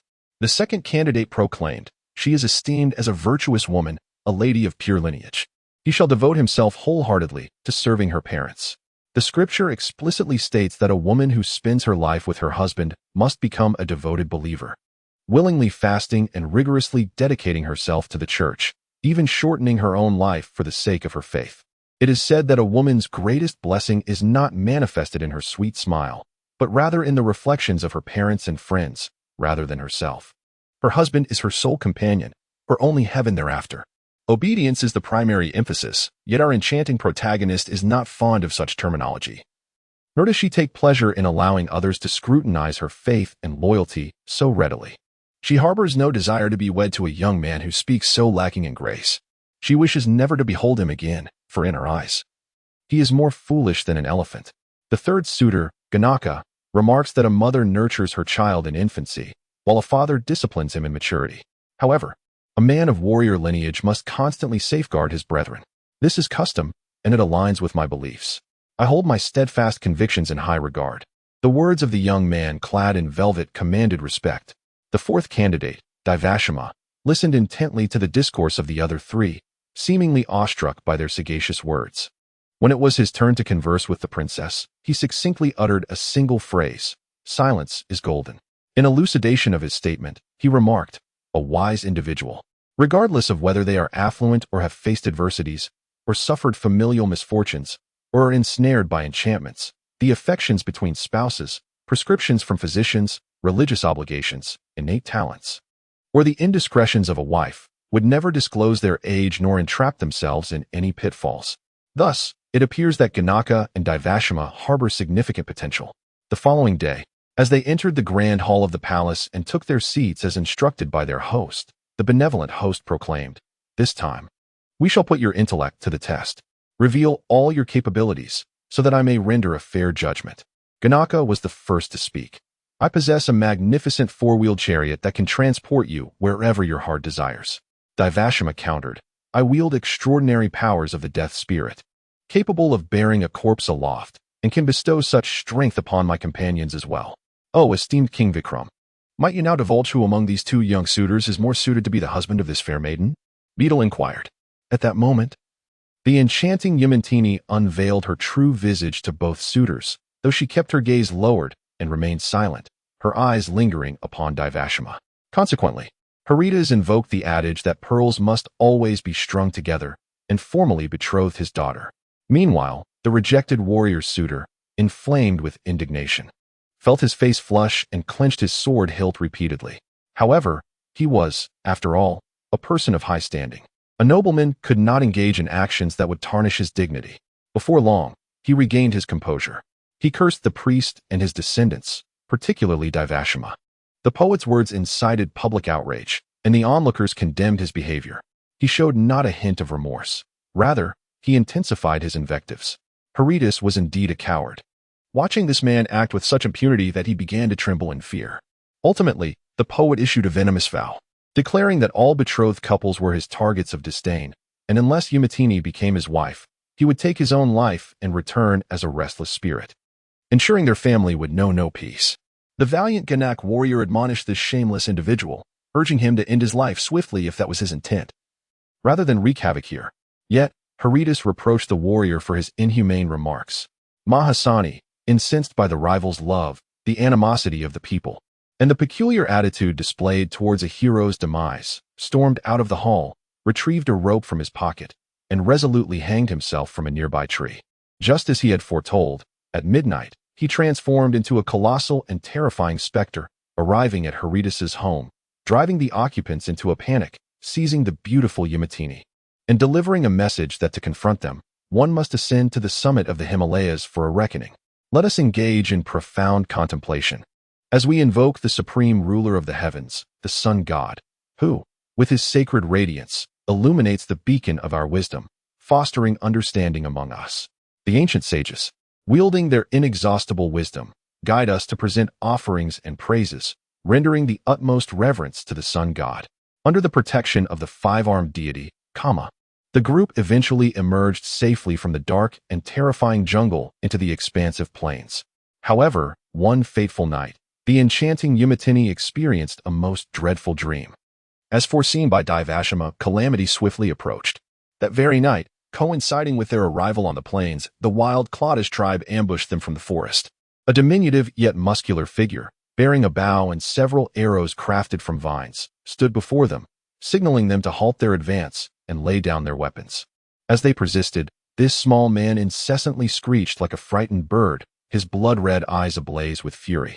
He drew back his arrow, and at that moment, the wild men, lying in ambush among the rocks and shrubs flanking the path, began to unleash a torrential rain of arrows upon them. While her husband fought against the adversaries, Yamantini, pale with fear, dared not glance outside the hollow of the tree. When the surroundings fell silent, devoid of the sounds of battle and horrifying cries, she mustered her courage and crawled out of the tree hollow. Yet, what did her eyes behold? The newlywed husband and his valiant friend lay in a pool of blood, their heads cast aside. Yamantini sat helplessly on the ground, engulfed by her sorrow. Before long, the deceased indeed revived. They opened their eyes, shook their heads as if awakening from a deep slumber, and rose to their feet, as if the preceding battle had never occurred. Yet, an unsettling sensation lingered in the air. Their garments had been stripped away by the savages. They touched their foreheads, glanced down, shook their legs, and observed their hands and feet, before turning to each other, confusion etched upon their faces. Finally, she realized the monumental error she had committed. A dreadful thought pierced her heart, leaving her nearly breathless. "She is your wife," proclaimed the head of the Brahmin affixed to the warrior's body. "No, she should be your wife," countered the head of the warrior attached to the Brahmin. "Then she is indeed my wife," the first entity exclaimed with unbridled joy. "Not a chance. She is my wife," the second entity retorted vehemently. "Then who am I?" questioned Divashama Ganaka, perplexed. "Humantini belongs to me," the head asserted. "Liar. She is mine." The body immediately shot back. "Oh, sacred Yama, hear the words of this rogue." Almost simultaneously, both declared. Their quarrel intensified, each claiming that the beautiful Humantini belonged solely to him. How to resolve the disputes between these adversaries remains a mystery. Perhaps only the divine Brahma possesses the answer. I am uncertain. Perhaps they should sever their heads once more and reunite them with the correct bodies. So, to whom does the enchanting Humantini truly belong? It is said that these two, who can barely be deemed half-husbands to Humantini, approached the just king, where an inevitable and dreadful quarrel ensued. Each had demanded that past grievances be accounted for, leading to a cacophony that disturbed even the supreme deity Yama, who incessantly drummed his fingers in agitation. Upon hearing of this absurd head-swapping incident, the young Prince Dayavashi could not contain his laughter. Like all earnest fathers, the solemn old king perceived his son's mirth as a mockery of others, which incensed him greatly. Thus, he admonished the young prince in a stern tone, invoking a common proverb to caution him. To excessively indulge in jesting at another's expense while maintaining one's lofty stature among friends is a feat reserved solely for valiant forebears. In other words, the immature young prince's loud laughter at others merely reflects his vacuous mind. Subsequently, this brave king illustrated his point with numerous ostentatious examples, claiming that in the sacred texts, "You must truly shine, your majesty. It is time to display your erudition." Surely, this wisdom was gleaned from the mouths of Ayodhya or other scholarly prodigies. Those individuals may be well-versed in poetry, yet they remain unacquainted with the scriptures. Before the king could articulate his example, Betal interjected, seizing the opportunity to lavish praise upon the ecclesiastical figure, never one to let such moments slip by. The king hesitated momentarily, contemplating whether to correct the substantial errors in the arrogant vampire's discourse, but ultimately continued with a stern declaration. It is said in the sacred text that the mother river, the Ganges, reigns as queen among rivers. That Mount Sumeru, envisioned by Indian geographers as the cosmic center, stands as the sovereign of peaks, and that the Kalpavriksha tree, the wish-fulfilling tree of Indian paradise, is the monarch among trees. Thus, the king is the finest and most esteemed. Therefore, a wife rightfully belongs to the noblest of them all. I believe, Betal interjected with a hint of sarcasm, that your majesty is likely to endorse the views of Digambara, who posits that the soul is absolutely pure, measurable like the body, and dwells solely in one place. The great philosopher Jaimini, on the other hand, asserts that both soul and thought, as well as matter, are entities of purity. Ostensibly, as articulated in his works, the brain operates under the directives of the immortal soul. Yet, in his perspective, the brain equates to thought. Thus, the brain embodies the soul, the spirit, or any appellation one might prefer. Fundamentally, the soul is but a natural entity of the body. However, this is merely a representation formally endorsed by the Brahmins. You might concur with my assertions that, as an entity residing within the human form, the soul occupies either the great artery of the chest, rests upon the thorax, or is divided, with one half in the brain and the other in the heart. In summary, a certain organ of the human body serves as its dwelling. The vampire, having spoken at length, "What is your true intention?" Vikram felt a surge of anger. "This is merely my personal opinion. You may regard it as scripture or the words of Vikram. Regardless, the enchanting unity does not belong to the head, but rather to the body. As the soul resides in the human breast, the former is merely a bony framework containing nothing but a brain with the same density as that of a calf." The demon chuckled. "You scoundrel!" The king bellowed. "Is it not through the sagittal suture that the soul and consciousness enter the body from their abode in the brain, thus endowing humanity with the capacity for contemplation and subsequently through the same means, achieving perfection? Indeed, but I must remind you, valiant king, I am presently beset by a strong desire to shift my position for greater comfort. Betal suddenly expressed his disappointment. Oh, my left eye incessantly twitches, rendering my vision a blur. My heart races uncontrollably. Truly, all has come to an end. Just as what was inscribed upon my forehead by Vitahatha, who knows how it will unfold. The deity Vitahatha inscribes the destiny of an infant on the 6th day after birth upon its forehead. Chapter 13, The Fallen Lotus. In the land of Gore, there exists a city named Vardhaman, ruled by King Ganeshka, with Abharakanda serving as the chief minister, a follower of Jainism. The king, due to his own convictions, embraced this faith. The church, in its veneration of Lord Shiva and Lord Vishnu, offered cows, grains, and land as sacred tributes. It forbade gambling, intoxication, and other immoral behaviors. Beyond the church's congregation, no one in the city dared to worship the deities in such a manner. According to tradition, the casting of the deceased's remains into the Ganges River was also strictly prohibited. By the king's decree, the chief minister announced regulations to the entire city regarding these matters. Should anyone dare to defy the king's command and engage in any of the aforementioned prohibited actions, the king would not only confiscate their entire wealth and impose appropriate punishment, but also expel them from the city. One day, the minister spoke to the king, saying, "Your Majesty, I am most eager to hear your pronouncements regarding religion. For all who inhabit this earth, the inevitability of experiencing death and rebirth is universal. Thus, they are continually born and die. Therefore, for an individual, the most correct and urgent matter is to cultivate their religious beliefs from the moment of birth. Please ponder this deeply. The various manifestations of Brahman, Shiva, and Vishnu are indeed very specific deities. However, none can compare to the cow. This noble creature embodies neither passion nor hatred, nor does it indulge in debauchery, greed, or anger. It remains untouched by personal emotions. It silently sustains human existence, allowing people to labor without excessive exertion. For humanity, its reproduction offers comfort and relief. Consequently, both deities and saints revere the cow.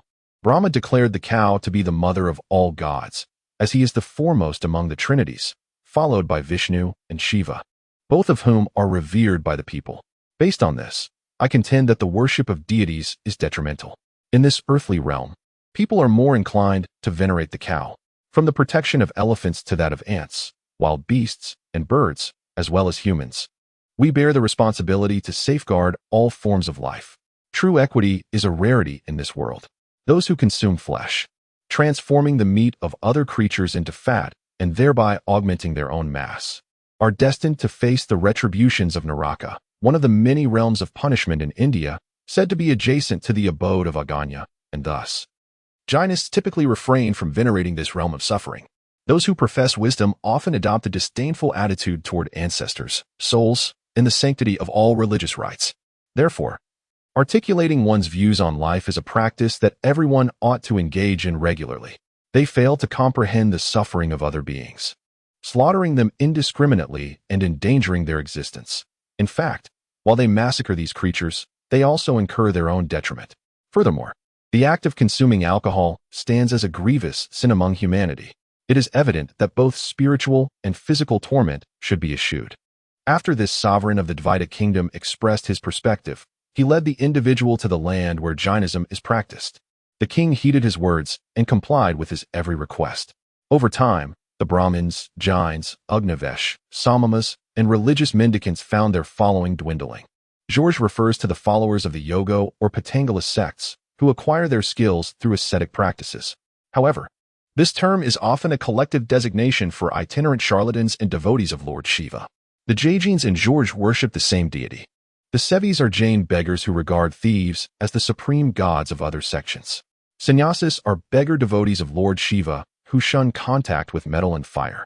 Opposing the Vampiric Shis, the worshippers of Vishnu, vehemently rejecting the vampiric deities, as Christians are inclined to denounce the veneration of malevolent gods. The state governs its subjects based on this doctrine. King Ganesheka faced the approach of death.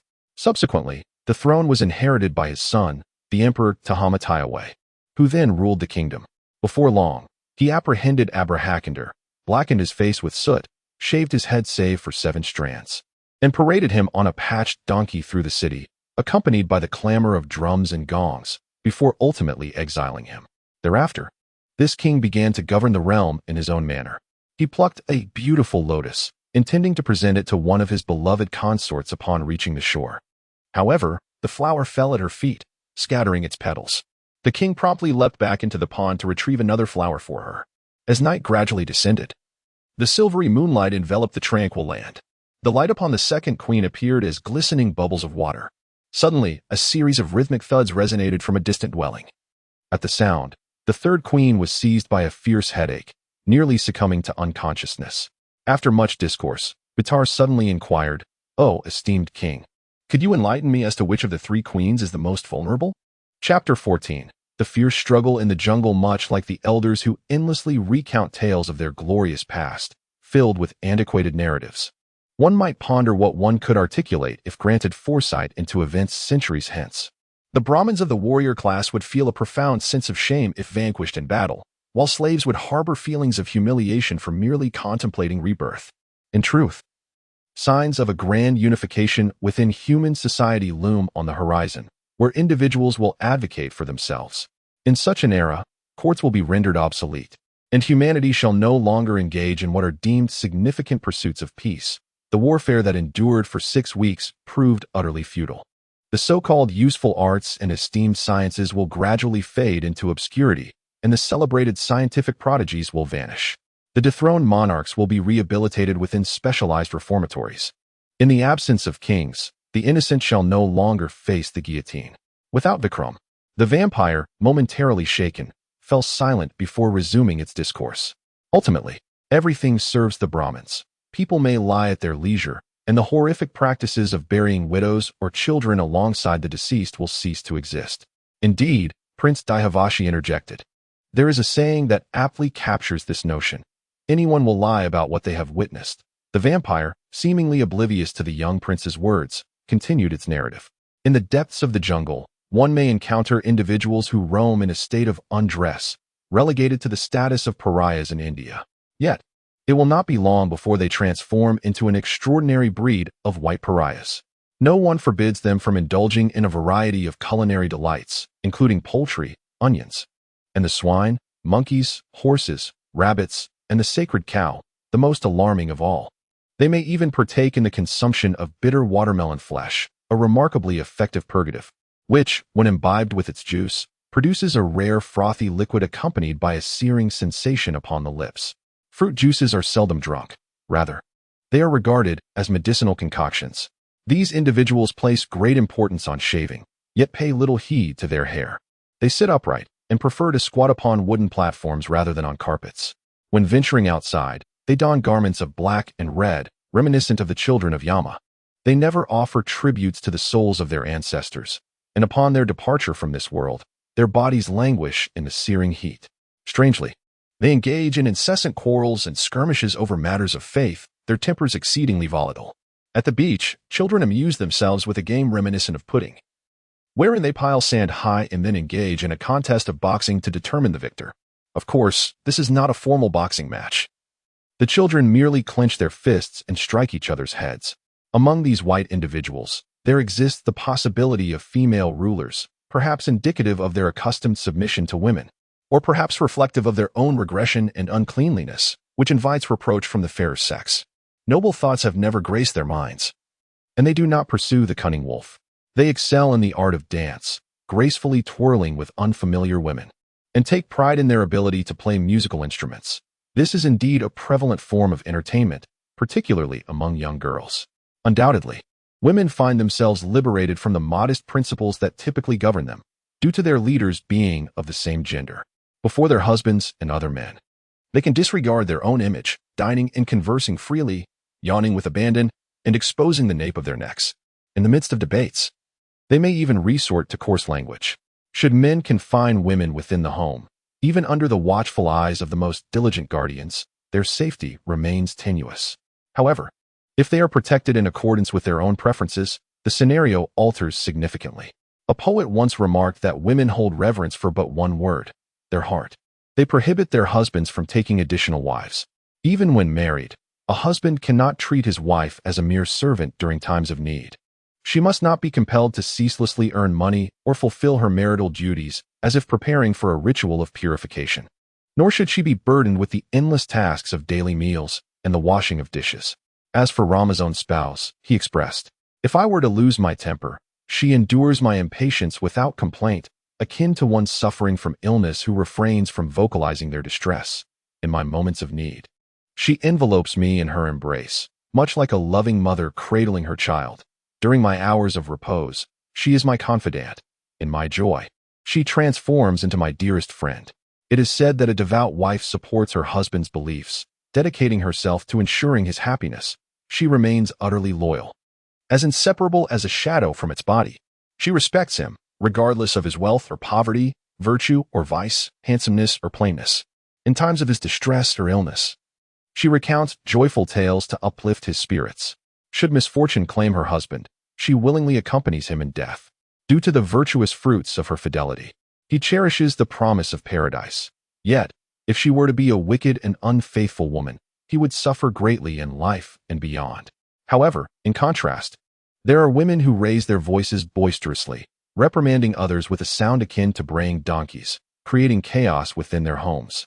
Unburdened by fears of losing their noses or having their ears severed, they converse freely with strange men, goodness gracious, laughing and shaking hands with them, accepting gifts with unabashed ease. Most astonishingly, they reveal their fair faces before men, devoid of any sense of shame. In public, they drive chariots and ride horses, taking pride in their ability to do so. In gatherings, they indulge in feasting and revelry, while their husbands stand idly by or lean against trees across the street. Mere spectators. In their eyes, they perceive themselves as the pinnacle of a grand tower, flawless and unmatched. In wisdom and self-esteem, none can rival them. They spend their days singing and dancing, neglecting their children, who are left to fend for themselves once they reach adulthood. Even if they were never to see their children again, they would harbor no lingering attachments. Should they become widows, a new husband would soon follow, with some even marrying for the 5th time. For an Indian woman, a third marriage is already considered quite unconventional. Thus, prior to the wedding, the man who seeks to wed her must lean against a great tree, allowing the sins of humanity to transfer onto the tree, which will gradually wither away. Having grasped all this, one might assume that such rites would suffice for them. However, in reality, these are far from adequate. Their ultimate aspiration is to wield absolute dominance, garnering respect and esteem.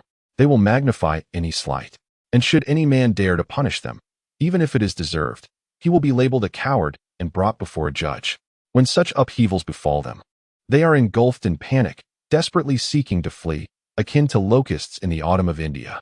Faced with hunger on their native soil, they are compelled to seek bountiful sustenance or resort to thievery. When they encounter individuals adorned in fine attire and valuable possessions, regardless of the latter's status, they will confront them, threateningly demanding to seize their wealth. Occasionally, in a bid to foster camaraderie, they engage in foolish antics, with their own allies often proving more malevolent than their adversaries. They all exhibit a selfishness reminiscent of crows, while their choice of sustenance is vast. They never permit other birds to partake of their provisions. Initially, they rented a storefront near the entrance of the Ganges, acquiring various items such as wires, silver and gold ingots, as well as coarse yet tactile woolen garments. Subsequently, they dispatched warriors overseas, recruiting soldiers in India, transforming themselves from mere shopkeepers into combatants, capable of enduring blows as well as delivering them. However, their endeavors were fraught with challenges. Before long, the tumult of the army surged like roaring waves upon the sea, and the dazzling weaponry gleamed like a dagger reflecting an ominous white light, rendering the onlookers momentarily blind to their surroundings. They scattered in all directions, and the scenes of carnage resembled gardens overrun by plankton after a torrential downpour. Ultimately, they advanced like an army of ants upon the land, swearing an oath, "In this age of chaos, may the Mother Ganges protect me unscathed and grant me success." They decimated armies, plundered cities, and laid claim to fertile lands, ruling over them with an iron fist. Their reign of terror continued as they slaughtered the populace, looted treasures, and encroached upon territories. Their influence expanded all the way to the northern slopes of the Himalayas, west of Sindhu Nadi, reaching out to the vast oceans beyond. At this juncture, King Vikram remained unusually silent. In the past, he would never have permitted Betal to speak so recklessly. Yet, Betal would occasionally pause to pose peculiar questions. only to resume his tale in his shrill voice. "Vikram, bow at my feet and listen," Betal contemptuously declared. It was indeed a time when the rulers of India faced their most unfortunate fate. "Hear me," he continued. "The red-collared leaders of the Shakas, the British, shall soon come to disturb them. In the mountains of Windahaya, there exists a city known as Dehamapu, ruled by King Mahabhar. Beside him stands a formidable warrior, well-versed in the art of archery, particularly in the teachings of Dhyanuvada. In India, the bow and arrow is revered above all weapons, embodying a sacred significance. It is categorized into 3 types: the ordinary bow, the stone or ball bow, and the crossbow or slingshot. The king himself is proficient in various military strategies and has always engaged directly on the battlefield. He possesses the uncanny ability to foresee the future through numerous omens, such as a torrential rain preceding war, tremors of the earth, weapons falling from the hands of soldiers, the shrill cries of vultures circling overhead, the thunderous echoes in a clear sky illuminated by the evening glow, moons resembling stars, blood dripping from the clouds, ominous darkness, flashes of lightning, the disheveled figure of a beggar in red, the flesh and blood beneath a general's left rib, and the sorrowful tears of steeds during a hurried march or their sudden change in direction, among other signs. He ardently encourages his soldiers to engage in one-on-one combat and partake in athletic competitions. His ranks are filled with robust wrestlers and astute pugilists, capable of striking at their foes' vulnerabilities or launching surprise assaults from behind, tearing their opponents asunder. He swears to the heavens that even those valiant souls who fall on the front lines shall be instructed in the afterlife on how to continue their battles against adversaries, teaching them the art of overwhelming their foes with sheer presence and expressing disdain and derision through their countenance.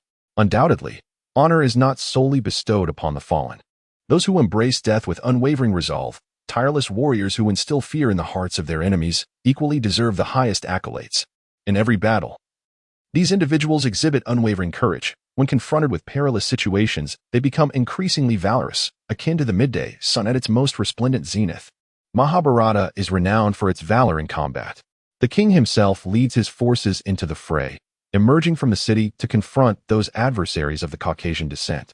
The banners of the front lines flutter proudly, and the drums of war resound.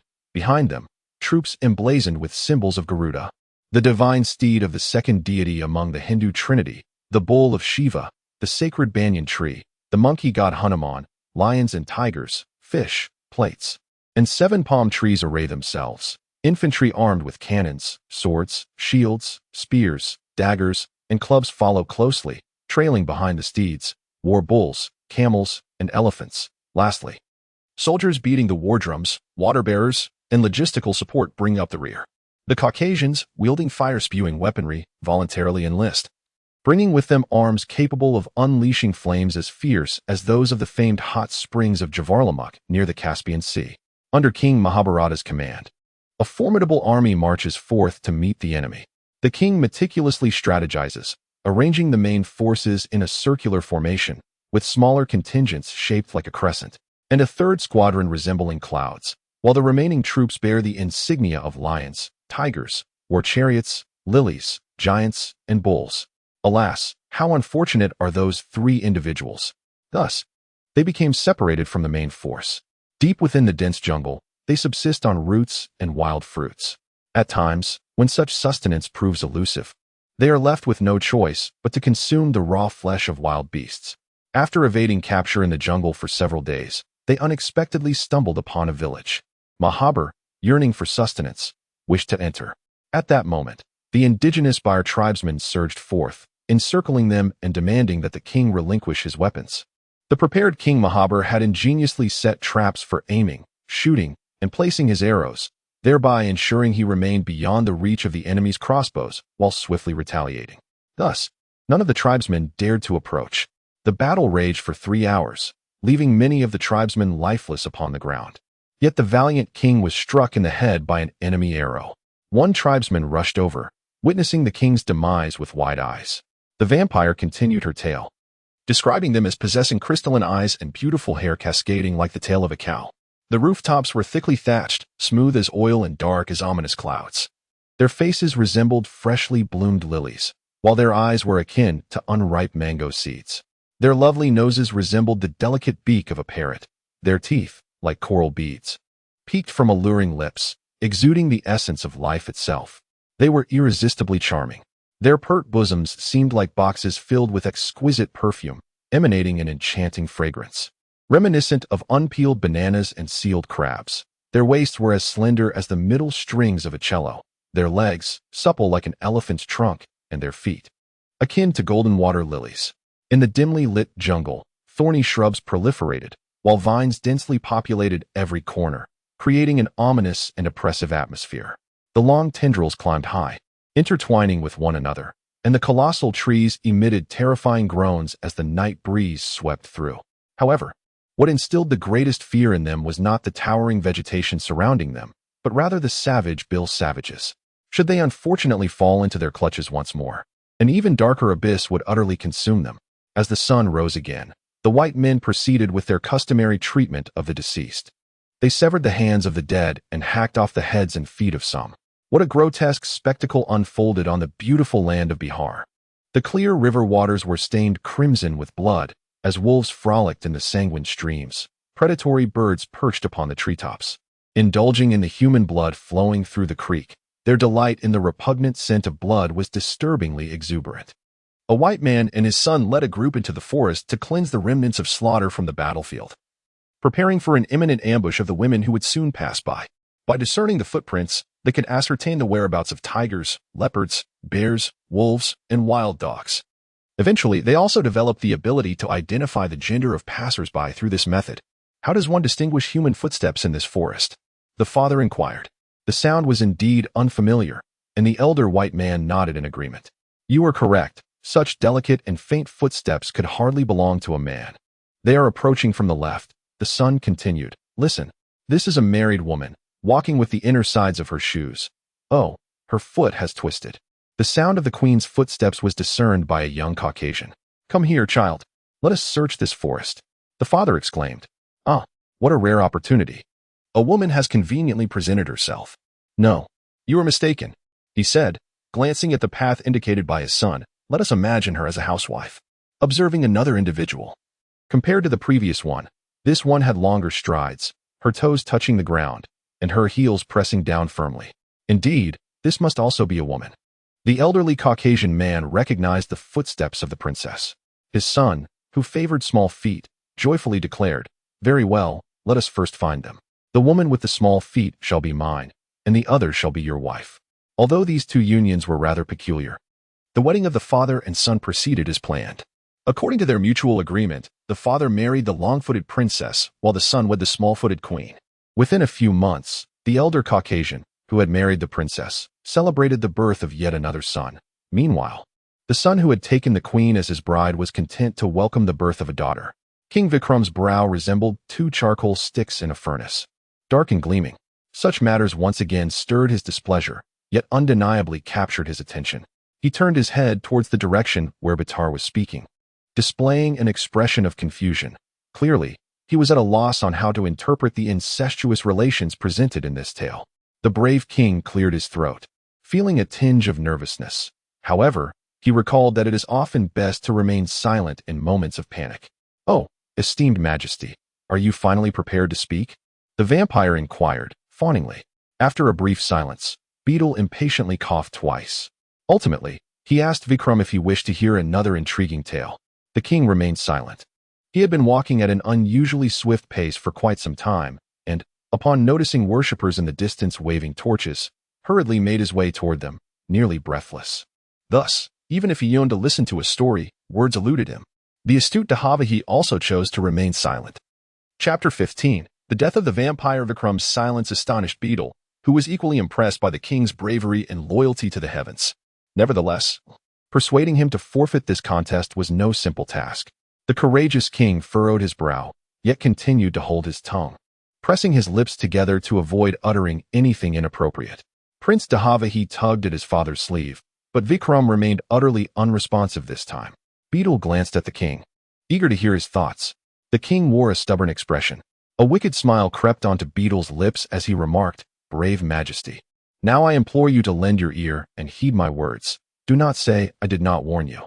The giant once proclaimed, if a man kills the one who seeks to kill him, then his actions should not be condemned, for it is an act of justice. The young merchant, Maldive, had once bestowed upon you an array of enigmatic treasures. The devout follower, Shandahil, fervently recited incantations by the banks of the Godavari River, embodying the one most familiar to you, George, who is beyond redemption. He faced retribution from your father, and his ultimate act of vengeance was to take your life. Believing that only thus could he quell the fury raging within him, he suspected I would thwart his grand designs of dominion, and thus sought to extinguish my life with the mastery he had honed over the years, leaving me suspended upside down from the Shirish tree as a snare laid for you. At this juncture, to avoid the risk of his words being intercepted by eavesdropping sprites and whispered into Shandahil's ears, the vampire leaned closer to the king and whispered a secret. King Vikram was filled with exhilaration, his strides growing more pronounced until he arrived at the site of the conflagration. At last, he beheld George. The figure retained his original garb, clad in garments of deerskin, with woven reeds adorning his waist. His disheveled hair, reminiscent of straw, cascaded to the ground. His skin bore the pallor of a corpse. It seemed as though a conflagration erupted from his mouth, a radiant brilliance rendering the golden and crimson sun pale in comparison. He sported a goat-like beard, his shoulders towering, and his arms hung low like those of a gorilla, fingers curling into spiraled talons, while his legs, fused together, resembled those of a tiger. In his grasp, he was striking a human skull, simultaneously bellowing, "Ah, Kali! Ah, Doga! Ah, Diva!" As is customary, a multitude of unfamiliar demons gathered around George to revel in the night. The grotesque giant, Azuras, stood aloof, his cold gaze fixated on the chaotic scene before him. The hideously fierce messenger of Yama, Rakshasas, the half-human, half-beast monstrosities, nags and behudas, swirling in the air, their indistinct forms barely illuminated by the faint light of dawn. The immensely powerful Daityas and the withered, leaf-like sprite, Pridas, also made their presence known. The mighty Pishachas stood sentinel over the gathering. Furthermore, throngs of goats and an array of nameless centaur-like beings roamed the land, while camels and monkeys scurried about. The souls of the gluttonous priests, steeped in spiritual filth, were infested with writhing parasites. Oh, those with a single leg and an ear, the avariciously unfortunate. The defilers of the pure souls of priests, as well as those vile blood-sucking demons, were present as well. The restless demons enamored with the base women also made their appearance. Yet, at the time of their demise, they would not be granted the funeral rites befitting legitimate couples, nor could they traverse the fabled Mantalarani stream. The souls from the terrifying realms of Tamisa, or the Yusbashavana, Swordleaf Forest, the pallid elves Alayas, Gumas, Betal, and Akashas, mysteriously converged here to partake in this frenzied banquet of demons.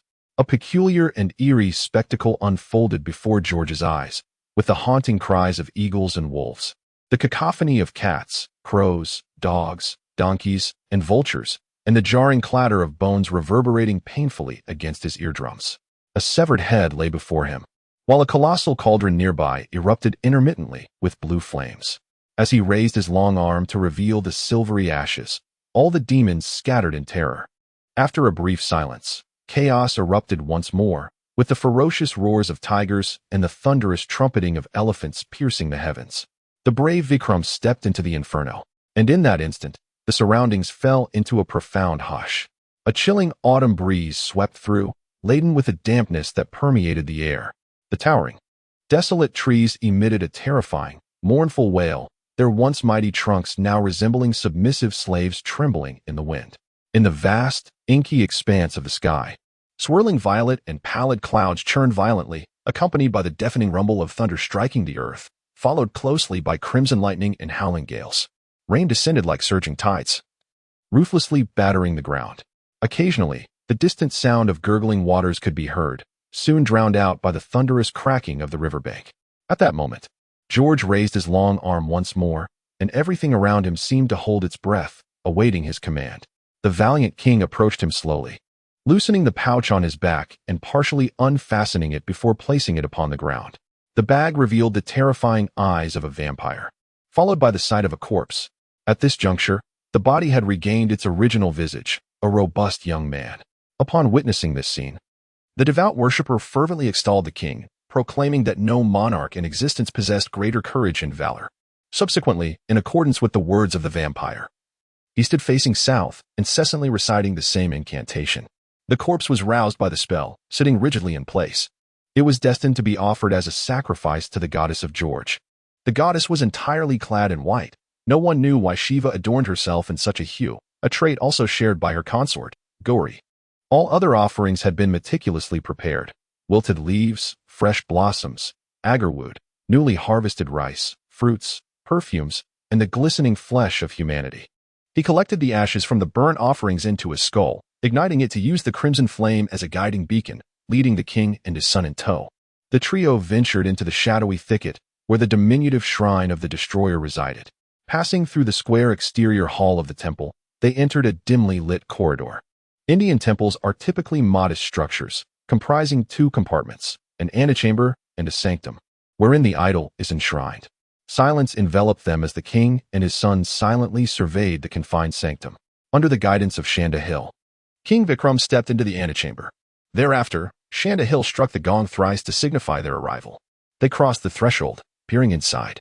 In the murky sanctum stood the fearsome goddess Smarshana, entirely blackened, her head ominously cleaved in two, one side pierced, the other adorned with paint, cascading over her shoulder.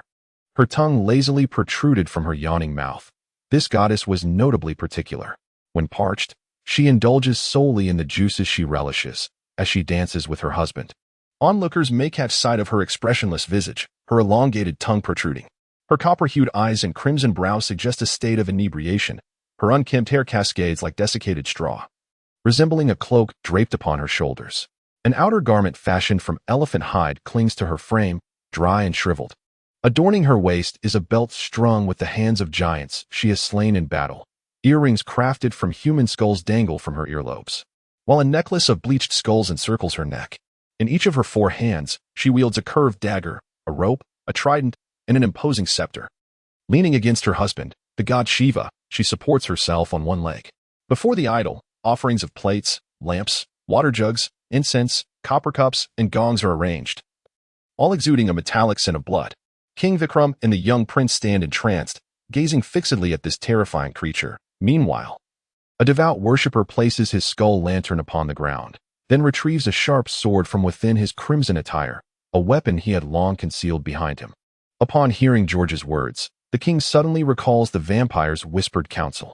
He separates his clasped hands, caresses his forehead, and runs his thumb along his brow, repeating this gesture several times before feigning humility and stating, "George has always been a cunning and treacherous individual.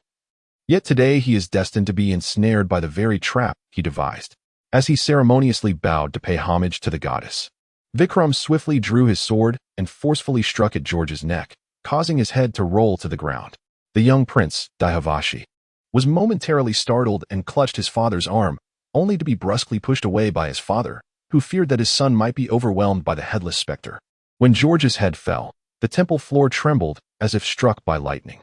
At that moment, a voice echoed through the air. "It is just to slay one who seeks to slay him." Immediately, triumphant cheers resounded from all directions, and the celestial realm was adorned with a profoundly sacred spectacle. Choirs, ethereal maidens of heaven, the divine matron, and the innocent maidens of Indra's paradise sang joyously for the hero.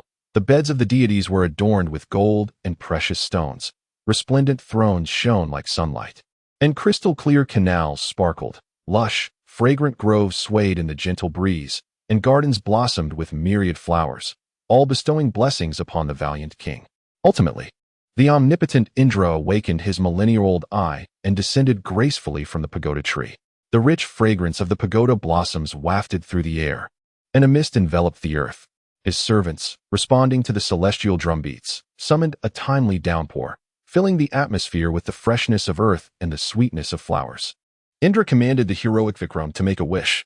With hands clasped in devotion, the king fervently declared, "O omnipotent ruler of the heavens, may my reign be the most glorious chapter in the world."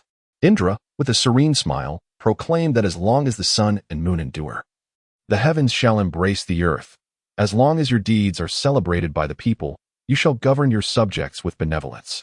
With these words, Indra retired to the enchanting realm of Amaravati, a celestial abode crafted by the architect Vishvakarma.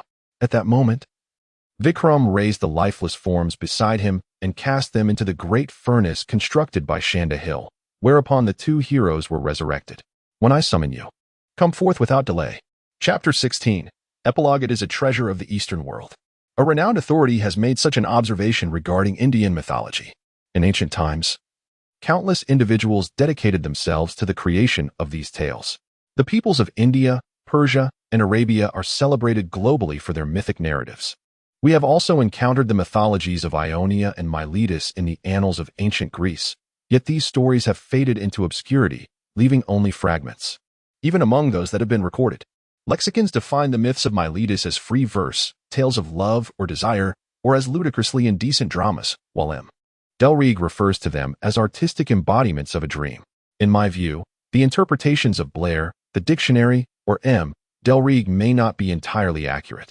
Miletus, a renowned port city on the western coast of Asia Minor, served as a confluence of Eastern and Western cultures and a hub of commercial trade during that era. The commercial exchanges between Phoenician merchants from the Baltic Sea and those hailing from the regions surrounding India unfolded here, simultaneously. Commoners from the northern territories and Nubians queued along the shore, eager for trade. Miletus served as a sanctuary of civilization in that era, nurturing the myths, fables, and narratives that reflect the essence of the human spirit from the Eastern world. The picturesque landscapes and whimsical adventures depicted in these tales often leave us spellbound. Prior to this, the historical narratives within Apuleius's works had already gained widespread acclaim. The absurdity and humor manifested in Miletus's myths resonate with the style characteristic of many ancient Eastern texts, a form of literary expression we refer to as light literature. Naturally, our esteemed ancestors would not have deemed it appropriate to record any indecorous matters. While the indulgence and satire portrayed in the text stem from depictions of carnal desires, they are by no means intentional on the part of the author. The tales we present, though occasionally lacking in gravitas, simultaneously reveal the relatively pure and elegant facets of Indian literature. The author consistently elaborates upon the rituals surrounding the wedding of a bride. In the absence of a clergyman to officiate the ceremony, he often resorts to an ancient Scottish legal rite known as Gandhabhavi, which will be discussed later. Throughout Apuleius's oeuvre, numerous references and remnants of Eastern culture are evident. Many myths bear a striking resemblance to the transformative backdrop of the Golden Ass, narrating a similar life philosophy through a fresh narrative lens. Amandeville reigns over the day, while the Taoist governs the night. In this peculiar circumstance, Gandhabha Sinha successfully persuaded King Tahana to grant him the hand of one of his daughters. However, at the wedding, he could only present himself in the guise of a donkey. Nevertheless, after a refreshing bath and change of attire, he appeared before the guests to partake in the melodious songs and music. He resolved to utter a few words in front of the assembled company. Yet, upon learning that the future husband of the ethereal beauty was indeed a donkey, the guests felt a profound sense of regret. They dared not voice their true sentiments to the king, opting instead for silent smiles that conveyed no joy whatsoever. Eventually, one bold individual shattered the oppressive silence, exclaiming, "Oh, my esteemed sovereign, is the groom a child of Indra? What a splendid match indeed. You should be elated. The wedding must proceed as planned. For to delay such a ceremony would be quite discourteous. I have never attended a celebration of this magnitude before. We have all heard tales of a camel marrying a donkey, where the donkey gazed up at the camel and proclaimed, 'I am so fortunate. What a splendid husband,' to which the camel, moved by the donkey's declaration, cried out, 'I am so happy. What a delightful and melodious voice.' In that wedding, the bride and groom were of equal standing. However, in our gathering, the divine beauty of the bride deserves a groom who is her equal, a truly wonderful prospect." Subsequently, other Brahmin courtiers began to voice their thoughts. "My beloved sovereign, what a sacred and solemn moment this is." As everyone gathered joyfully, one could hardly believe such a sound could be heard. A subtle reference to the braying of a donkey, the lady shrieked, "Oh my goodness! How could a donkey possibly appear at a wedding? How absurd! What happiness could a donkey possibly bring to a young woman's married life?" Ultimately, Gandharva Sinha addressed the guests in Sanskrit, promising to heed the teachings of his future father-in-law, to achieve great deeds, and to live with integrity. He proclaimed that a respectable appearance is merely clothing for the body. A wise individual does not judge another by their attire. As night fell, he would transform into a human, for he was undoubtedly a child of Indra. The crowd was astonished to hear a donkey articulate such fluent Sanskrit. It was remarkable that a donkey could speak in human language. Consequently, the people's perception of Gandharva Sinha shifted. They acknowledged that, despite his donkey form, he was indeed a child of Indra. Thus, the king bestowed his daughter upon Gandharva Sinha, Following this ill-fated union, a series of peculiar events unfolded, and it was not until the protagonist, Gandharva Sinha, regained his former appearance and reputation that normalcy was restored. Gandharva Sinha was a notable figure of the Christian era, and hence, the tale can be traced back to the year 130 AD, during the time of Apuleius in Africa. The Betal, also known as 25 Tales of a Vampire, narrates the mythological stories of bats, vampires, and demons dwelling among the corpses in the natural world. The book is filled with ancient Indian tales, originally recorded in archaic Sanskrit, which pioneered the genre of historical fantasy within the annals of Indian literature. The emergence of entertaining narratives akin to 1001 Nights marked a significant maturation in this literary form. The illustrious writer Boccaccio crafted chivalric romance novels that beautifully perpetuated this stylistic evolution, culminating in the modern European era where heroic chronicles reached their zenith. Among these narratives is the account of the great king Vikramaditya, whose name signifies valor and power, and who is also known as Vikramarka, meaning the luminary of heroism. He was a historical figure, a commander under the legendary Indian King Arthur, reigning over the far western territories. His father was Gandharva Sena, and his mother, Queen Dahara. Before Vikram's birth, his father vowed to endow him with the strength of 1,000 elephants. However, upon the death of his father, his grandfather Indra resolutely declared that the child should not be born, causing great sorrow to his mother. Nevertheless, 9 months later, Vikram entered the world, only to be taken away by Indra. Feeling pity for the infant, Indra adopted him and ensured he received a fine education.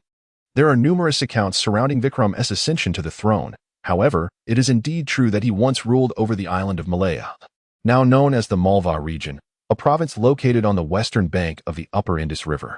Many heroic legends surround his name, extolling his bravery and depicting him as a valiant figure capable of wielding a vast umbrella that could shelter the entire earth. The Pal dynasty was the final ruling family of the island of Malaya, reigning for a remarkable span of 318 years. The ruler Pal himself governed for 25 years, but ultimately succumbed to his indulgence in pleasures, leading to the invasion of his realm by King Shakadiya from the Kumano Plateau. In the 14th year of Vikram's reign, he feigned a familial alliance with the Pal dynasty, vanquished Shakadiya, and ascended to the throne of the Kingdom of Delhi. The capital of the Kingdom of Delhi was Avant, now known as Ujjain, covering a length of 26 miles, a width of 18 miles, and an area of 468 square miles. It was but a speck on the vast expanse of India. During Vikram's rule, he subdued the local barbaric tribes, earning him the title of Shakari. In the Kali Yuga, the Iron Age, Vikram ardently championed learning among the Indian nobility, thereby gaining widespread renown.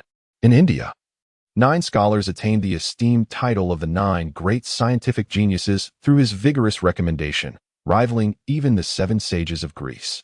At that time, these intellectuals authored works in 18 local Indian dialects, the names of which Mr. Ward cannot enumerate entirely, listing only 9: Sanskrit, Ancient Indian, Nagari, Paisaka, Gandharabi, Rakshasa, Adhamgadi, Apabhramsha, and Old Hayaka, the latter 7 being transliterations.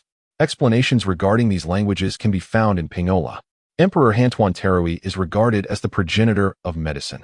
Kashyapanaka primarily delves into fundamental principles. Amara S. Han compiled a Sanskrit dictionary and philosophical treatises. Shankabetahan provided annotations and commentary.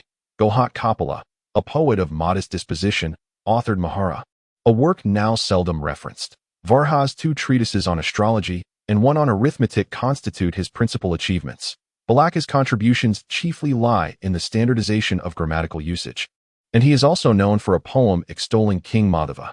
However, among all these scholarly luminaries, the most renowned remains Kalidasa. His 2 plays, Shakuntala, have endured through the ages.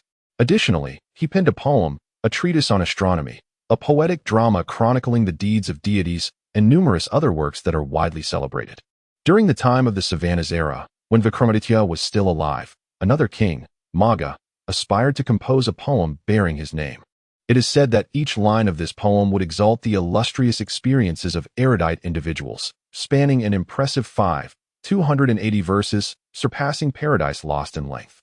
In contemporary terms, this is indeed a considerable number. Around the same epoch of Vikram's reign, Kannada emerged as the 3rd king renowned for his reverence towards learned scholars. Thihawaka, a poet of nearly the same period, received a donation of 10,000 verses from Srihasha, titled Ratnamala. Following Vikram's reign, his youngest son ascended the throne, and their lineage governed for 93 years. Ultimately, a minister named Simdalapara usurped the throne. Simdalapara reigned for a duration of 24 years and 2 months, subsequently passing the throne to 16 successors, resulting in a total rule of 641 years and 3 months. Simdalapara ultimately perished in the conflict against the kingdom of Talakachandra, whose monarch was Vahalana. Lieutenant Wilford espoused the view that there were a total of 8 sovereigns in the Vikramaditya lineage, with the final ruler's era being subject to further scrutiny. Interested readers may refer to selections from Larson's and on Vikram authored by Professor H. Wilson. The intrinsic value of this ancient tale lies in its inspirational and accessible nature. I have made some modifications to the original text and incorporated reflections on the human condition. Richard Burton.